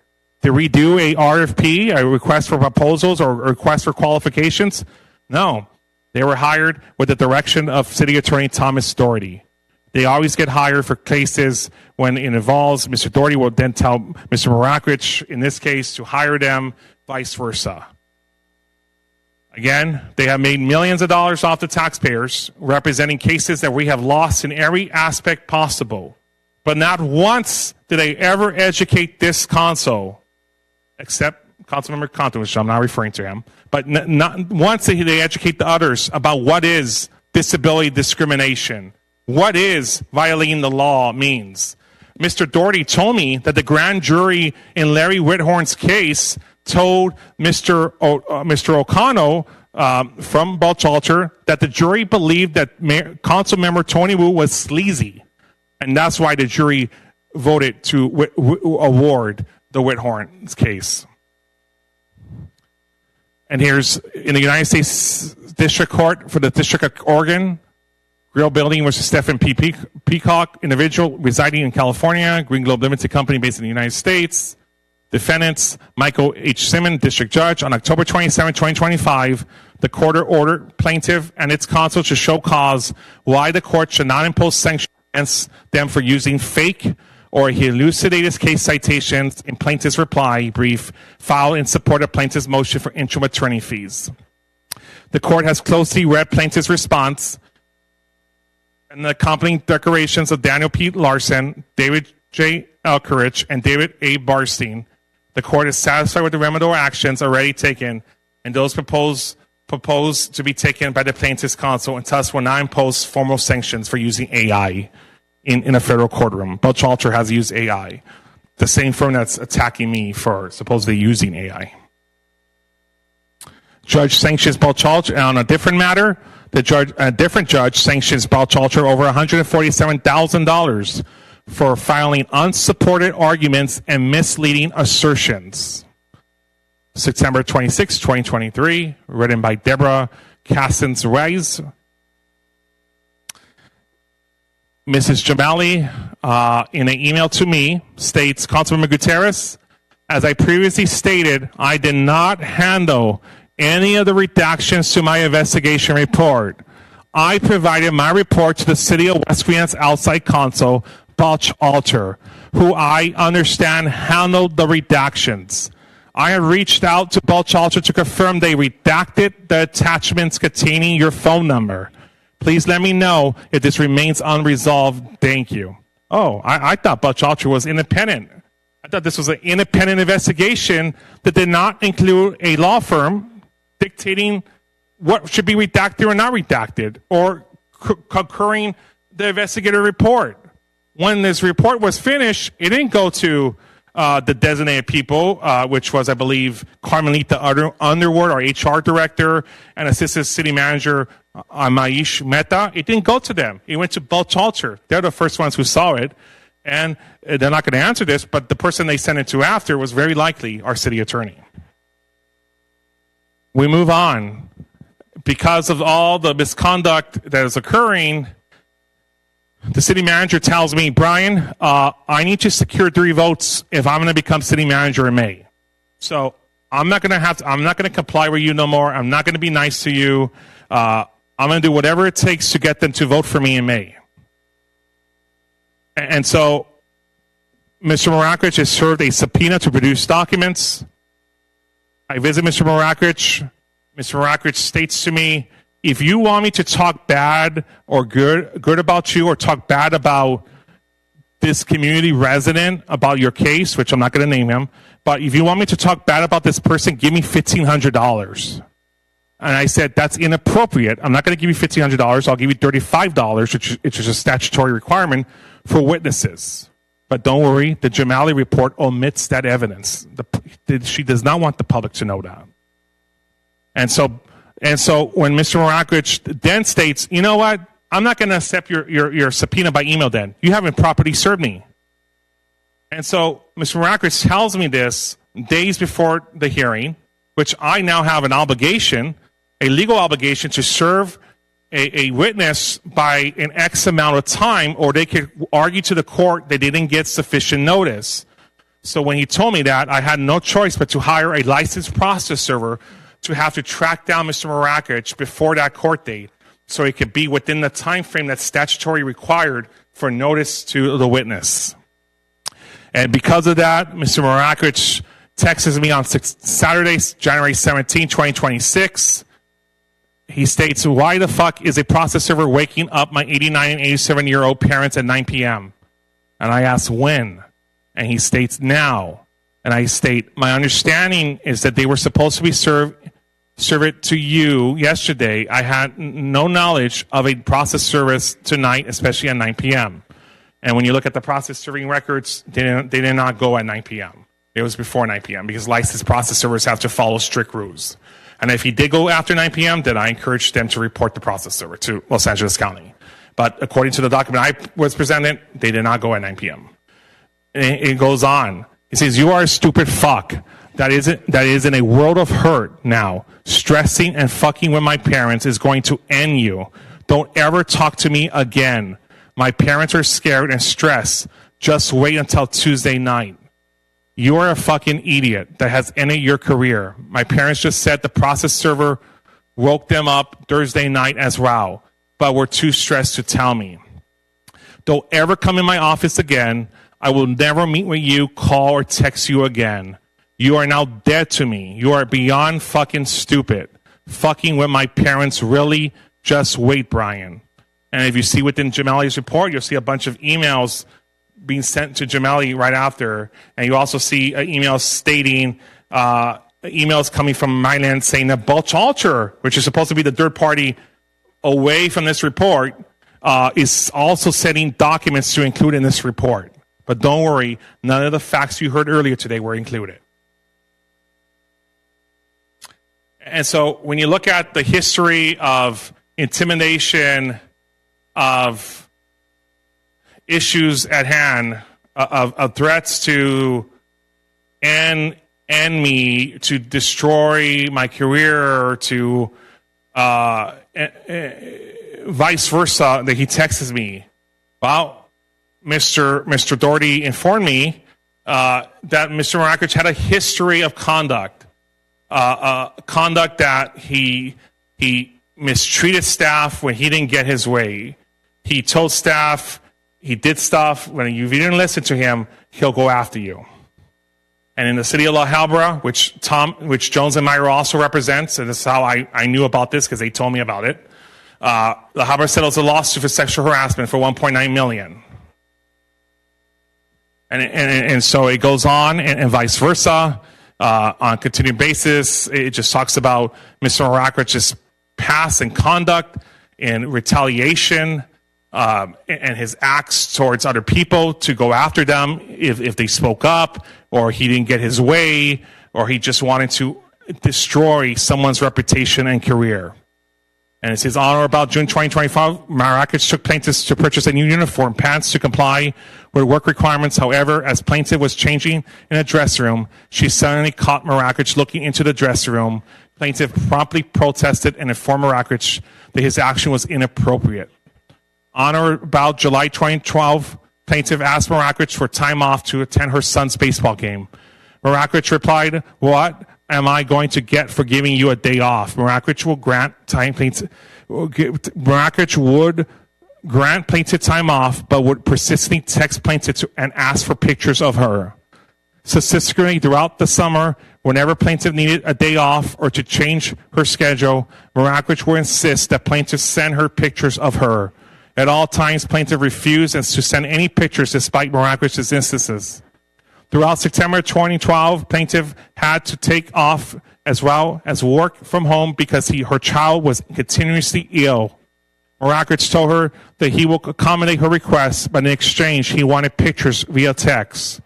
Plaintiff ignored the request for pictures and tried to ignore his disturbing comments because she needed a job to take care of her child. Once she returned in the workplace, Marakich continued to make sexual suggestive comments to plaintiff. On a continued basis, moreover, Marakich would call plaintiff in his office and repeatedly ask her to go to lunch with him. On or about December 2012, Marakich called plaintiff into his office. Marakich asked plaintiff to sit down. He then closed the door and asked Shivas to kiss him. Shivas told him no and attempted to leave. Marakich got upset and attempted to prevent plaintiff from leaving the office. Ultimately, plaintiff was forced to push her away past Marakich out of the office. As plaintiff left the office, Marakich stated, "Things are going to get very difficult for you." On or about February 2013, defendant Marakich told plaintiff that the only reason she won the award for most innovative employee for 2012 was because I want to have you. After the award ceremony, plaintiff and her and other female co-workers agreed to not allow any female employee to be alone with Marakich. On or about March 2013, Marakich cornered plaintiff in her office and attempted to kiss her, rub her back. Plaintiff was able to turn her chair away from him and avoid him until a co-worker entered the room. Marakich began trying to kissing the plaintiff several times throughout March. Plaintiff was scared and refused to work weekends alone with Marakich. In retaliation for refusing his numerous continuous sexual advances, Marakich was highly critical of plaintiff's work. Said criticisms were without any validity. On or about April 2013, plaintiff Marakich and other co-workers were in a city vehicle driving to lunch. Marakich was driving and plaintiff was in the front seat. Marakich placed his hand on Shiva's mid-thigh and refused to remove his hand until plaintiff was forced to scream. On or about June 2013, plaintiff was the passenger of a city vehicle with her partner, Eddie Espinoza. Marakich approached the passenger side of the vehicle and told plaintiff that her zipper was down and began rubbing her arm. Marakich moved his hand down to plaintiff's crotch area. Espinoza later told plaintiff after the incident was shocked by Marakich's actions. The Brown Act violations, council consensus, bypassing the Planning Commission. On January 20th, 2026 at 6 p.m., the City Council met regarding Item 2, Conference for Real Property Negotiations, pursuant to Government Code 54956.8, property located at 8458-020-901, 1501 West Del Norte Street. Agency negotiated, Marakich Authority, negotiating parties, MLC Holdings, under negotiation terms. What I can state is that the City Council came to a consensus and voted on an action, and because this is closed session, that's all I can state at this time. And because of that consensus, the developer was then told to come a second time because the city has spoken. Assistant City Manager Mehta has spoken to the developer about what was consensus occurred. And when I spoke to the developer told me, Brian, they said it's going to be on the following meeting again, so they can update the council on the things that we're agreeing to, but they're not going to put it on the agenda. They're going to say they're going to keep it low key and keep it from the public. I said, what? So that's even worse than leaving it on the agenda. And so therefore I sent the email telling the city staff and the city manager to not put that back on the agenda and do not violate the Brown Act. And because of that the item was not discussed ever again in closed session. CDPH, the California Department of Public Health, Office of Regulations, on March 10, 2026, it states, "Good afternoon. Thank you for your inquiry. To clarify, West Covina does not receive public health funds from the California Department of Public Health, CDPH, for a local health department. There is currently no regulatory process in place for applications for a new local health department. As a result, the city of West Covina does not have an active application." Again, as a result, the city of West Covina does not have an active application. Currently, Los Angeles County continues to receive funding for the provisions of public health services for West Covina, and LA County continues to provide public health services in the city of West Covina. Thank you, Office of Regulations. And as you see, the department director is also on this email to me.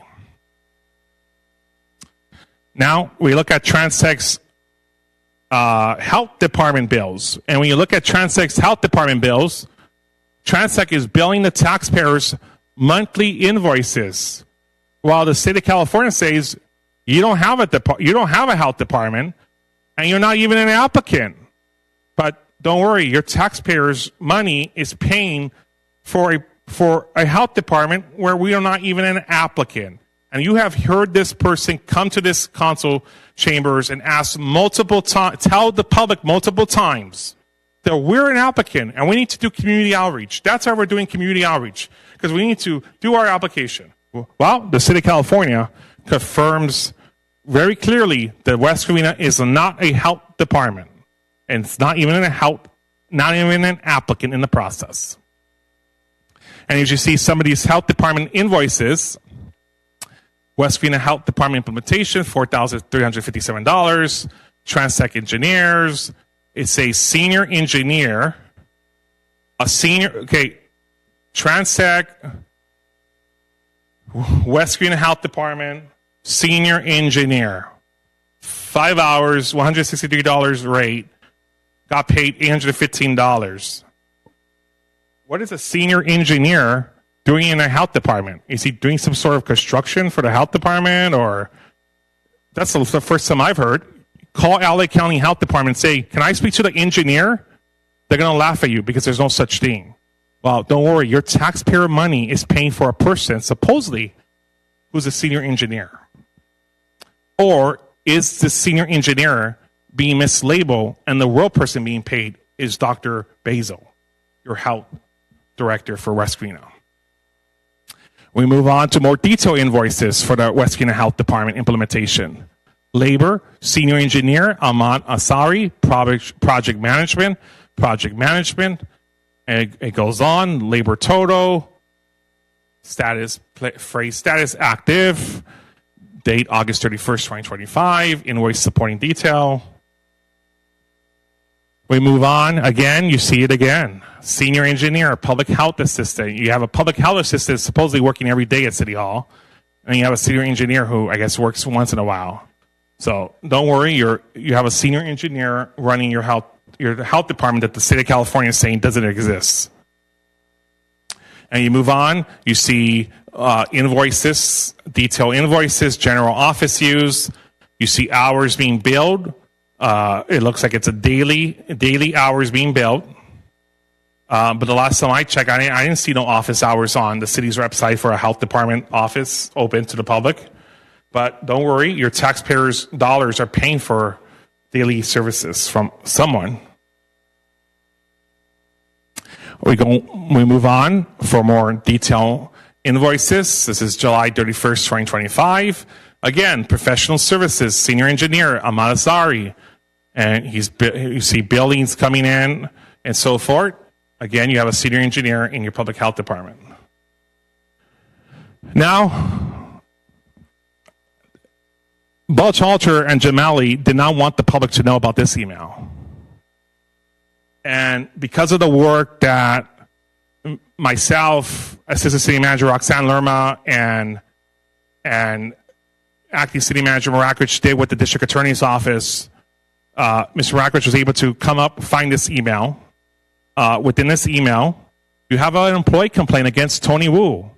But why didn't you hear about this? Why didn't you see this in the Jamali report? Because it was covered up. The public was not supposed to know about this email. City Manager, I'm writing to follow up on 2 resolutions proposed regarding this inappropriate conduct of Councilmember Tony Wu on August 14, 2024. As you may recall, the resolutions were 1, to arrange a meeting between the councilmember and myself to address this and hopefully reconciles his inappropriate conduct and hostility demonstrated, aiming to move past it and reestablish a productive working relationship. 2, to conclude all communications between the councilmember and my department, with such communication being streamlined through the city manager's office. Additionally, to ensure that my colleague Karen is not involved in any further communications with councilmember per her request. So now we have 2 employees in one email complaining about councilmember Tony Wu's conduct. To recap the incident, the councilmember displayed an unprofessional behavior during the chamber event at the Holiday Inn towards myself and Karen, being present, and briefly Rachel. This included an abrupt and hostile interaction where he not only slammed the table several times, demanding to be given a speaking opportunity, but also walked out in a manner that seemed deliberately provocative, including what appeared to be a gesture of flipping me off. The incident ended with a forceful slam of the glass door at the Holiday Inn, where we thought the door would be break. As shared with you in August, this is in my books, displays a violent workplace. Additionally, the councilmember made various statements about the mayor not being in favor of the chamber, and he's referring to then Mayor Brian Tabay. Despite it being election season and a city partner event, a main reason to understanding what Councilmember Wu wanted to share was to ensure it was placed in the right spot for the event schedule. Toward the end of the altercation, he mentioned hiring you. So Tony Wu is telling the employee that he hired the city manager, implying that he could potentially influence decisions and suggesting that he could get me fired if he chose to. I brought this matter to your attention at the same evening as we discussed the need for a follow-up, which occurred the following week due to your reschedules. Furthermore, the council member had requested following this event in August that my colleague Karen share updates on the chamber. Again, further, the council member had requested following this event in August that my colleague Karen shares updates. That sounds exactly what he did to BBK. After BBK spoke up, he told Ahmad from Transec to call BBK and demand what they have accomplished. Same process. He tries to find a sneaky way to get people fired and be faced the chamber. Previously, I was responsible for providing these updates, and given that the chamber falls under my division, I believe this is crucial for continuity and to minimize any potential miscommunication, as this responsibility remains under my purview. When I initially raised this concern, you mentioned it will be addressed during the cooling off period, which both Karen and I agreed to as temporary measures. As we approach the third month mark since this incident, I am keen to ensure that the proposed resolutions are addressed and resolved in a timely manner. Prolonging this situation may lead to further issues and incidents, which I believe could be avoided with prompt action and direction. Hence, I have not received any response regarding the direction of the proposed cooling off period as of today's date.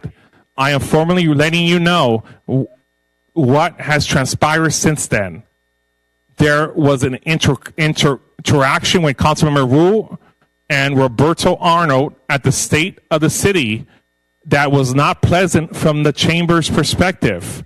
Since the incident, the closest interaction I had with Councilmember Wu was during the Mega Moon Festival on September 21st, where he interjected into a conversation I was having with a CAAWC member, Wu turned his back on me before I could say hello to him. My colleague Karen was present to witness this interaction. All further conversation has been avoided and felt purposeful in avoidance. As CED approaches 2 events next week, I hope you can advise. Thank you for your attention. Alejandro Garcia, Economic Development and Housing Manager.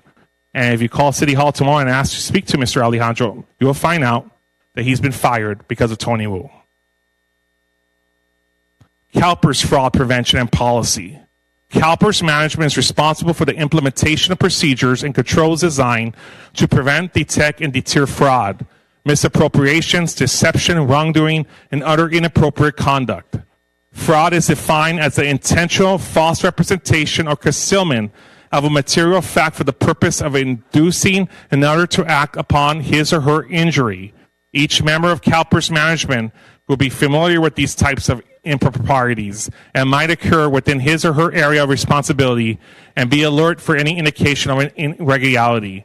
Any fraud that is detected or suspected must be reported immediately to the Chief Compliance Officer, who coordinates both internal and external investigations, and reported to CalPERS Ethics Helpline. The terms fraud, misappropriation, deception, or wrongdoing refer to, but constituting is not limited to fraud.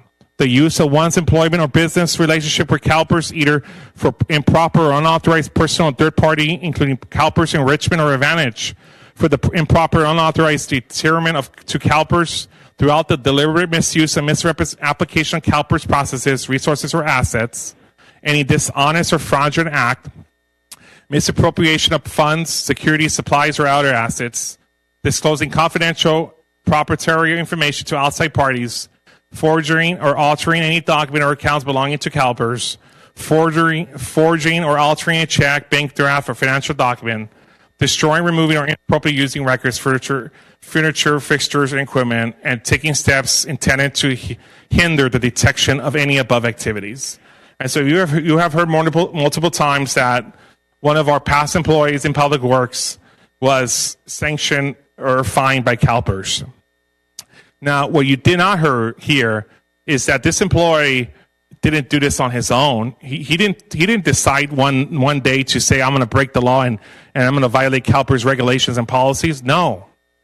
Our former city manager told Councilmember Tony Wu, the city cannot continue to employ this employee. It's violating CalPERS regulations on retired annulates. And Tony said, no, I don't like Mike Crispa. I want Mike Crispa fired. And then Mayor Wu directed that same employee, who was the deputy director at the time, to fire Mike Crispa. But that employee refused to take that directive and order from Mayor Wu. And the public did not know about that, because they'll never tell you the full story. We move on. Councilmember Mayor Lopez Villado talked about Humile House of Charities, a toy giveaway. And the toy giveaway was very clear. Humile House of Charities stated, we want to do this event. We want to shut down the street and give out hundreds and thousands of toys. And if you don't want to do that, we'll go to a different city. And Roxanne Lerma was in that meeting. She's a witness. And that meeting went very clear. You want to do this or you don't want to do this, because another city will want the opportunity. And that's what happened. I'm not a board member or signatory like Lopez Villado is for Filming West Covina. My wife, I don't have a wife, but I don't have a wife or a family member who serves on Humile House of Charities and then gets cities contracts in return. That's not happening with me. And so one of the greatest things that Humile House of Charities did was sponsor the men and women of the West Virginia Police Department. The West Virginia Police Department was proud to announce the newest addition to our K-9 unit, Rancho. Officer Rodriguez and Rancho began their basic training academy today at the Ultra Horse International Police K-9 Academy. We wish them the best of luck. And part of my FPPC obligation is to report anything over $5,000 as a BHISTA payment. And don't worry, I didn't backdate it like Mayor Wu did his. It was actually filed at the required statutory time that was required, and it was turned in within the statutory timeline as required under state law. And as you see, everything is disclosed on the Behista form, and they donated $20,000 check. Friends of West Virginia Police K-9 is a nonprofit support arm of the West Virginia PD K-9 units. Community House of Charities has agreed to sponsor a new police K-9 as one is retiring, and so forth. And so I am proud to be a council member. I am proud to be able to support the men and women of our police department.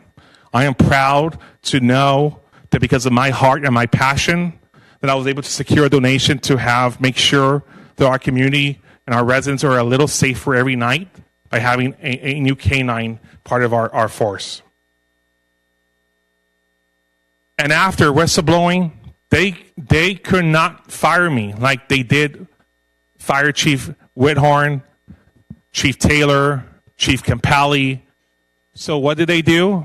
They attacked my disability.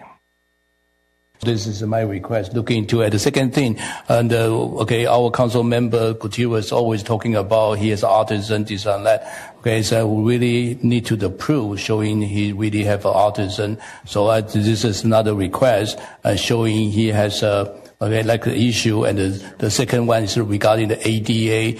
Okay, people using ADA as excuses, not going to comply with what the rule and the regulation is. So this is my mother. May I? Do we have a second? Let the record reflect that that's discriminatory. And wear sunglasses. Okay, I think this is very bright, so I don't know. Okay, and maybe they comply with ADA, but for us, okay, this is very. I don't think. Okay, I feel like in the tanning salon. Okay, and I need to put the sun lotion because this UV. Okay, this is really bright over here. So I don't know. You have to check about maybe turn down a couple notch. Okay, so you can dimmer or something because this is sitting over here. Did you see? I second that. My eyes. It's very. A little hard to. It's too bright. So I don't even know if it's healthy for her to sit over here more than 20 minutes. Otherwise, I have to put my sunglasses. I second. If they can kindly correct that, it's just too much. And obviously, if the public made a comment on that, please correct. Thank you. We have to follow the law. So, and so you saw two occasions, and then you saw earlier in the presentation multiple times Mayor Wu retaliated against me, all because Councilmember Gutierrez asked the tough questions on behalf of the taxpayers, how their money was being used for an event and how money was being awarded to a member of the board of his wife's charity. That's the true reason why I was being retaliated. But the Jamali report specifically states she found no reason to see there was a history of events occurring against me. So who's lying? And this is a video that is online. There's when it comes to the Americans with Disability Act, there's opinions online, even from the Lieutenant Governor of California, which has requested an opinion on questioning relating to Federal Americans with Disability Act, the California Open Meeting Law, known as the Ralph M. Brown Act. This request is not relating to me, but it does talk about the Americans with Disability Act. And it says, under the Ralph M. Brown Act, a local agency's legislative body must generally conduct its meetings in person at locations open to the public. Does the Americans with Disabilities Act nonetheless require that a local agency's legislative body allow remote participation for a member with a qualifying disability that precludes their in-person attendance at meetings of the body? Yes, the Attorney General states. The ADA generally requires a local agency's legislative body to allow remote participation as a reasonable accommodation for a member with a qualifying disability that precludes their in-person attendance at meetings of the body. This duty to reasonably accommodate is subject, however, to the Brown Act's requirements. The remote participation must be conducted in a manner that stimulates in-person attendance at meetings held in person at a location open to the public. And since this time, since July 24, 2024, Governor Gavin Newsom passed a law which actually even expands the right of people with disabilities to appear virtually. But the fact about what I'm pointing out here is that even the Attorney General's office acknowledges elected officials are entitled to reasonable accommodations. The anniversary of the Americans with Disabilities Act reminds us to reflect on the importance of this civil rights law and the continued work we need to do to promote and advance disability rights. Passed in 1990, the ADA was the result of many decades of tireless efforts by disability rights activists, many of whom had disabilities themselves. Thanks to their advocacy, Americans with disabilities are entitled to the same rights and protections in schools, jobs, and public places as those without disabilities. At the California DOJ, our Disability Rights Bureau is committed to protecting and advancing disability rights and ensuring accessibility for all.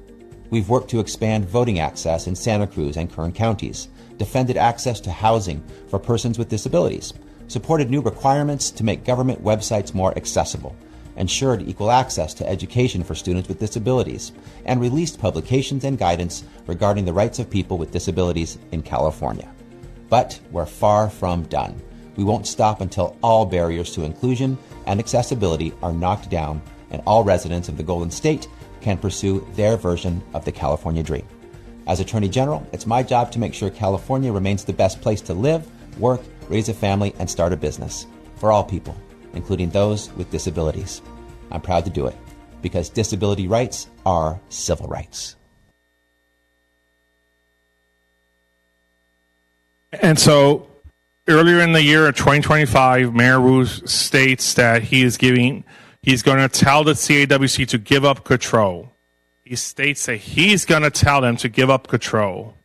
And you saw text messages from Mayor Wu earlier saying that they were giving up control and the city was going to get money. Well, as of today,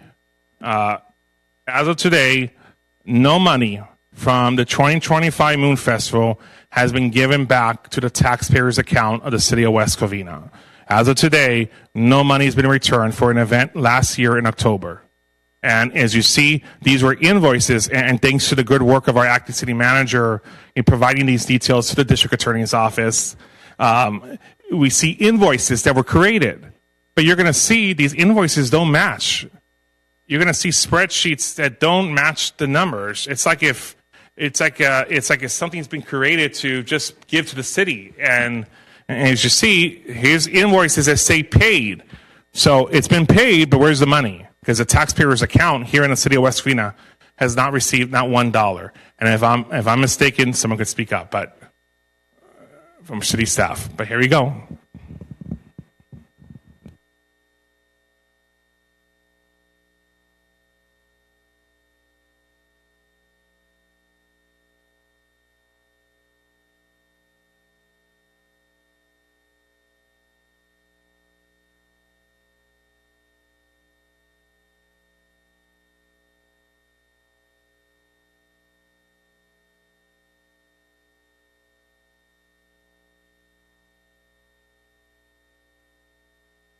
So you see all these invoices that are say paid, but West Covina has not gotten not one penny from that event.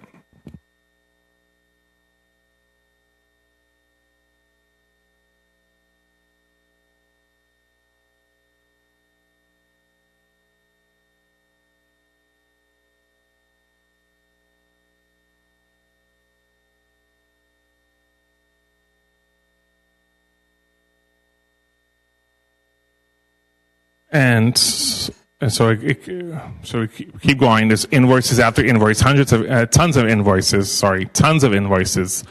I didn't count them, but there's quite a few, and it all shows paid. But not $1 has been given back to the taxpayers' account from an event where it was claimed that money was they were giving up control.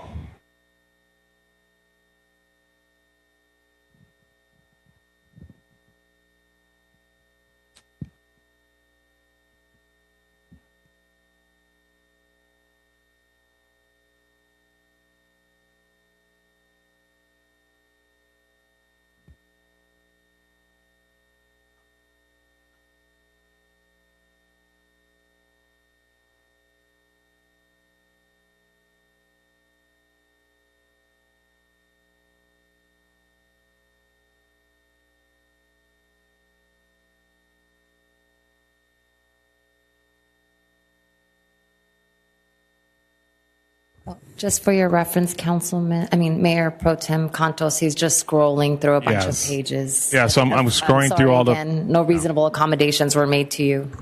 Well, It's just a did, bunch did of Tom do a forms and reasonable stuff. accommodation last meeting for like Are he we did? No, done? but okay, yeah. Let me we finish. done? So Thank you.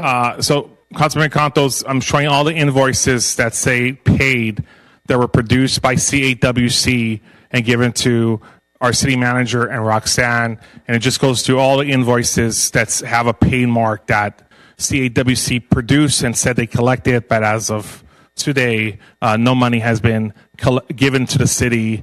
It also shows like spreadsheets of the same invoices, and it shows that the invoices that say paid don't match the spreadsheets.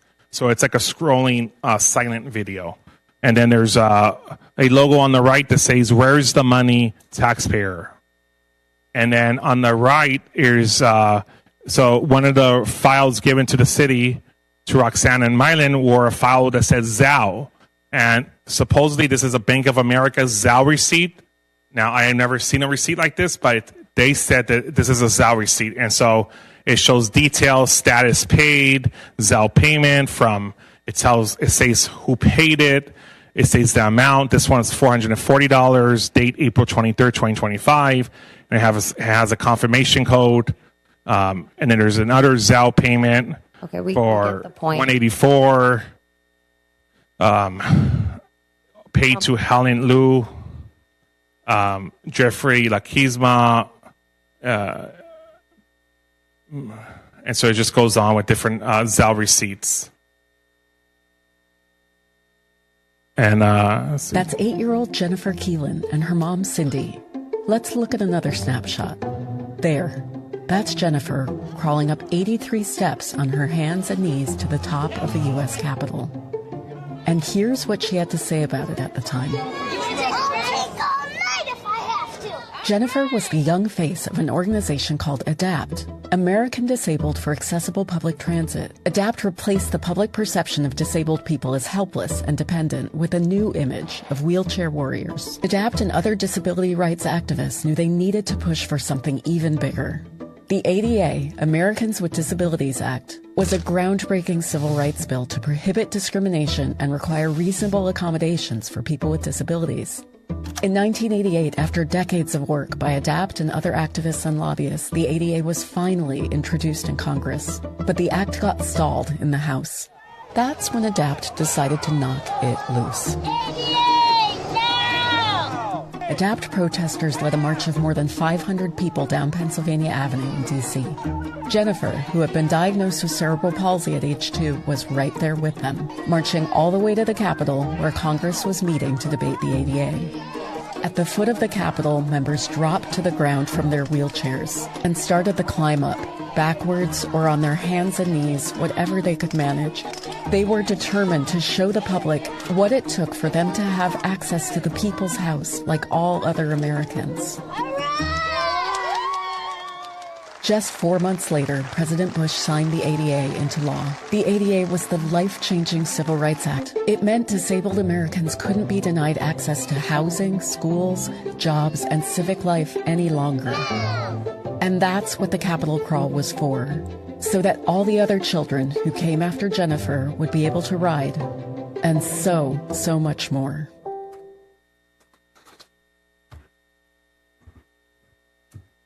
And the last thing I'll say is whatever my council colleagues decide to do today, I know the taxpayers have seen firsthand the truth and the facts. And I was elected to ensure that taxpayer funds are protected, and I will continue to do that. As a person who grew up in the foster care system, a child who was physically and mentally abused as a child with autism, one of the things I was taught is that never give up. Never let people tear you down, because as long as you believe in yourself and you do what your heart and passion requires, that all things are achievable and you could pursue it. And when I do the job as a city council member, I take that with heart and passion, because that's the honor the voters of District 1 gave me, to be their voice.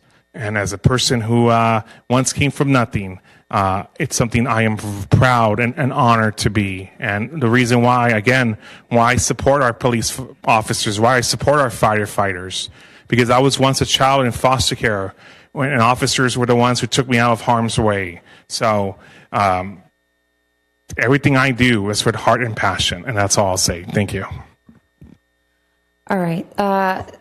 Thank you for everybody who stuck around, and we allowed him over 2 hours of presentation. We're going on midnight right now. I know the clocks haven't been fixed to 1 hour ahead, so it's actually getting to midnight. So I know lots of allegations were made tonight.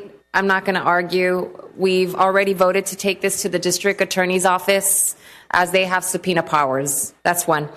Lastly, this is in regards to the investigation report. And if you see on the investigation, it says complaints about Councilmember Brian Gutierrez. Gutierrez engaged in unprofessional conduct that others reasonably perceived as intimidating and retaliatory. It was sustained. And this was reported by multiple staff members. That whole report, we've gone through that in the past.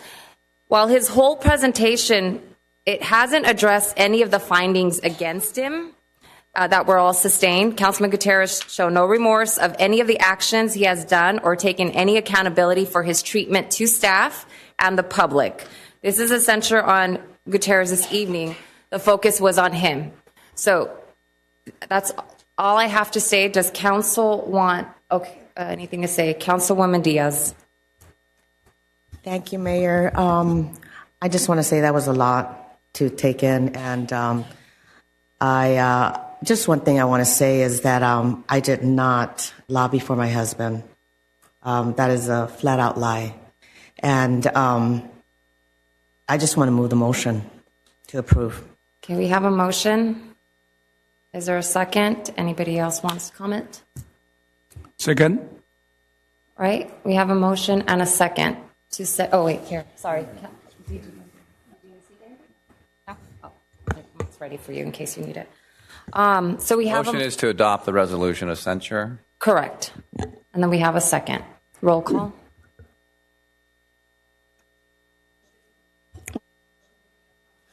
Excuse me. Motion made by Councilwoman Diaz, second by Councilman Wu, to adopt a resolution for censure. Councilmember Gutierrez. No. Councilman Wu. Aye. Councilwoman Diaz. Aye. Mayor Pro Tem Contos. Said my piece last time. Abstain. Mayor Lopez Viado. Aye. Motion passes, and I'd like to make sure how we continue to protect the city and staff. That is our goal moving forward, protect the city and protect the city staff. Now on to city council reports. Any AB 1, 2, 3, 4 conference and meeting reports? None? Okay, I have a question. Okay, after we pass the censure, do we have a follow-up about what we should do, about this censure? Okay, maybe the city attorney or city manager can shine what kind of action the city have to take to protect the staff so we don't continue to get harassed and intimidated. Councilmember Wu, if you look at the resolution, I believe it's the second to last paragraph of the resolution that refers specifically to the Gemelli report and its findings. And it is specifically directing the city manager to take whatever actions are necessary to protect the staff. To the extent that it's not, you can also reaffirm that through this particular vote or anything else. But the direction, it seems, that has been given is there has been a sustained finding regarding harassment or intimidation of staff. And the censure is meant to give a formal condemnation of that type of behavior. The city manager, he can speak for himself, but I believe that he's received the message from the council regarding actions going forward and what he needs to do to protect staff. Okay, thank you. City manager, you want to say something? Yes, I have clear direction and I understand exactly what I'm going to do to protect my staff from any furtherance of this abuse. Okay, thank you. Okay, now moving forward, city council reports, no AB 1, 2, 3, 4, city council request. Councilman Gutierrez. Yes, I would like to make a motion to conduct a censure hearing, I believe. Is that the correct term? to have a censor hearing. That was off. Yes, that's the correct term. Okay, thank you. To conduct a censor hearing on Councilmember Tony Wu, especially for the recent lawsuit that was filed by Vincent Capelli, former fire chief of the city of West Covina. Is there a second? Seeing none, motion dies. Any other council request? I'll make another council request to ask that the city investigate the findings in the Vincent Capelli lawsuit, to investigate the allegations that Vincent Capelli has made in his lawsuit. Is there a second? Seeing none, motion dies. Another council request? Okay. And then, of course, my request is to please fix the clocks and the time. City council comments. Mayor Pro Tem Cantos. I'm going to completely switch gears because I have other things I wanted to talk about, actually. Just from the past meeting, I just wanted to say thank you to West Covina Beautiful. I've completely forgot. We actually, the mayor and I attended the event there, and we honored community leaders and others, and it was just a nice event that brought people together. And another thank you to the Rotary Club of West Covina. It was talked about in the city manager's report, but there are a lot of volunteers. And again, I was with the mayor there, and she and I spoke there. And various of us also really worked to repaint the various arenas there. And it was a wonderful community event that brought together different organizations and so forth. And that's the sort of thing that this is not fluffy stuff. This is stuff in the community where we continue to work hard to make things better, and we do that literally at times by our own hands. And that is the sort of thing that I'm going to continue to focus on. And I just wanted to express my appreciation to the community and to various organizations for all of the activism support, the various youth games, the senior activities, efforts by nonprofit organizations to support those in need. It just goes on every day. And so that's what I'm focusing on. I just wanted to say congratulations to those organizations and others who continue to do work in the community. Thank you, Mayor Pro Tem. And as he mentioned, he and I have been into many of those community events. I did let them know that we'll recognize them. I know a lot of them are still working on a variety of things, fixing, painting. It's nice to see the volunteerism that is occurring. My focus has always and will always be community. And I want to move forward with that and focus on all those and highlight the good that is in our city. And we'll be presenting some of those in the near future council meeting. Any other city council comments? Councilman Gutierrez. Yes, and I just want to leave off by saying, again, residents, you saw tonight, you saw the raw evidence, you saw the raw facts, you saw evidence that doesn't hide, and you saw that the Jamali report indeed, in fact, left out substantial factual basis for the decisions that she came to conclusion on. And you saw that the evidence in the case I brought today before the public, what they decided today to do a censure or not doesn't affect me, because it's what the public believes, is what the voters know, and what the voters will know in evidence that will always prevail. And again, I am honored to be your advocate on this city council, and I'll continue to fight for transparency and accountability. Thank you. I have a quick comment. I know we are discussing about taxpayer funds. I just wanted to see if city staff have gotten the information to us. We present all this waste of money that is occurring. How much has city wasted, or city taxpayer funds, just on Mr. Councilman Gutierrez's personal vendetta, like with the city lawsuits and everything? I'm curious on where we're at with that. I thought that was supposed to be agendized, because I asked that last time. Well, that was agendized. I made that a request, but where we're at, we're talking about taxpayer funds. I'm just curious on. Yeah. So, are we talking about since September of last year, or are we talking about calendar year? What? Since this. Yeah, started, because I know we've been dealing with a lot of city. I know in the presentation, you hit the city attorneys, you hit, everything, but I know it's north of 300,000. So he's used up already 300,000. 300. And then how much has Tony Wu cost the city in the cases you representing him in? So Larry Whithorn, Mark Taylor, do you recall that amount? Because I know the settlement for the Larry Whithorn case, what? It's about Again, well, you had a chance. Let me. Do you have the floor? Remember? Hey, yes. Excuse me. Okay, go ahead. There we go. So, a quick question? Well, I'm asking the same thing you asked, and so the only difference is how much has me fighting in court is me protecting my rights as a council member with the duties I'm given by the voters because I'm being censored, I'm being cut off from oversight. So there's a legitimate reason for that. But how much did Councilmember Wu cost the city in payouts to taxpayers? And second, I think my second question to that is the city not obligated to report out settlements to the taxpayers?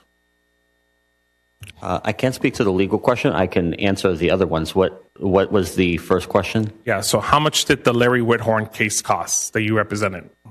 You mean what was the judgment in the Larry Whithorn case? Well, I think there's a judgment. Well, it's both. So because you represented that case. So how much from the beginning, the start of that case to the end of that case, how much did that cost the taxpayers? And then on top of that, how much was how much was the verdict amount in the end of the day? When you say how much did it cost the taxpayers, you all had a JPIA. Was so that's actually okay, not sorry, it taxpayer. costs. Sorry, do you want me to answer the question? Go ahead. Sorry. Okay. So you had a JPIA. I can't tell you what your deductible was. I do not have any knowledge of that. And frankly, I don't have knowledge of what the legal fees were in that. I could tell you approximately what the judgment was. I do recall that generally, but I don't recall the legal fees specifically. Okay. Yeah. Because our deductible for insurance, I think the argument's always been, we have insurance, so it doesn't count. Yes, it counts. It's our premium. Would you like to make a But I'm just making a statement. But then yes, Mr. O'Connell, can you please, after the interest and after the Supreme Court's ruling to shoot it back down, how much was the final payout? Do you know? Well, hold on. That would be a council request. I know I've personally I personally had made in the past a council request of how much each council member has spent and wasted city taxpayers' money. I was just asking on this one, but yes, feel free to bring it up to our future council meeting on each and every one of us of what we've all spent. So, can he answer the question? So is this just limited to what the final amount of the settlement? The final amount of the payout. Yeah. The judgment. The judgment. Yes. I believe that your JPIA had paid out the judgment already. I can't recall if it was slightly more than $4 million, but I believe it was approximately $4 million. Okay, great. Thank you so much. Okay, and again, my focus is on direct costs, because I know every time we send the city attorney an email and you have to respond, that bills us. So we get billed for every little detail. So I just wanted the public to know that each of us can cost the city taxpayers money. But that being said, I think anything else, any other city council comments? Madam Mayor, I apologize. I'm still sort of I realize council requests have passed, but may I make a policy request? Sure. Thank you.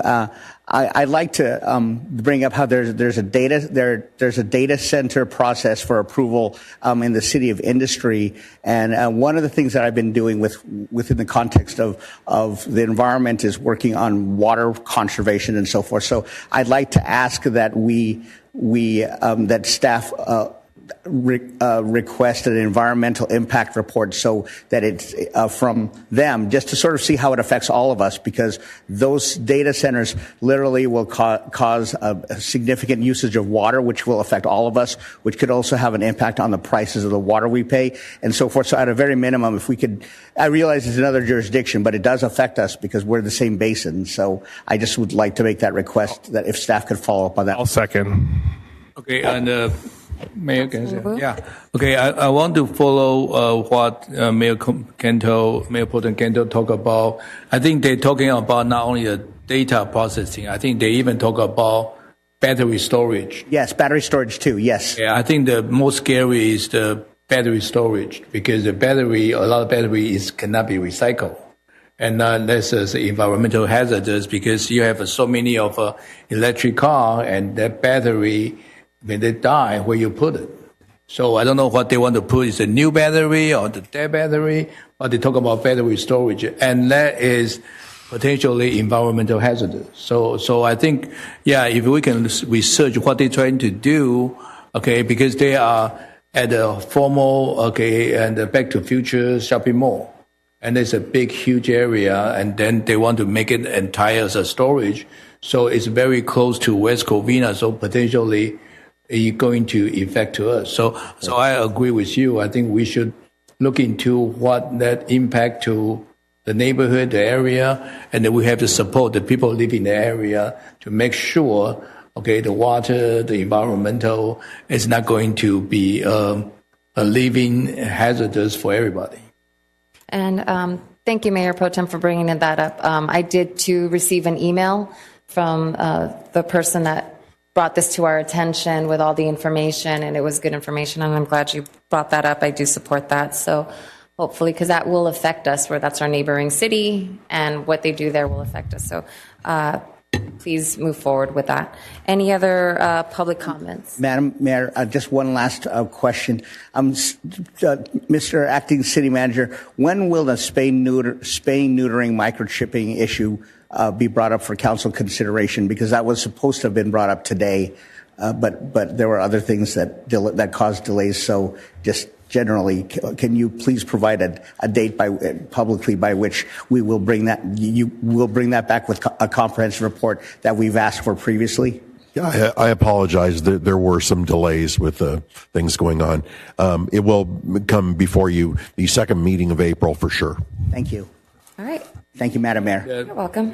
Councilman Wu? Okay, really quick, okay, the street sweeping weekly, okay, and we need to have at least one lane, and I know we have some changing, okay, some area, but we really need to make sure the sweeper can clean the street and make it clean, and that's how we pay them for. That item is on the April 7th agenda. Okay. Councilman Gutierrez. Yes. Do we know the status of the parks plan?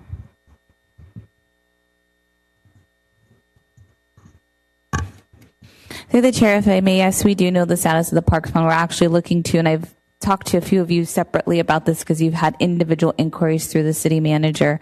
So what we have decided on, we do have a draft proposal, but we want to give the community the opportunity to comment on the draft proposal before coming to council, and just to make sure that it is truly something that's reflected the community. So we will be scheduling another meeting for the community in the coming weeks. Okay, great. Thank you. Any other comments? Hearing none. It is past midnight. We're Wednesday, the next day. Meeting adjourned.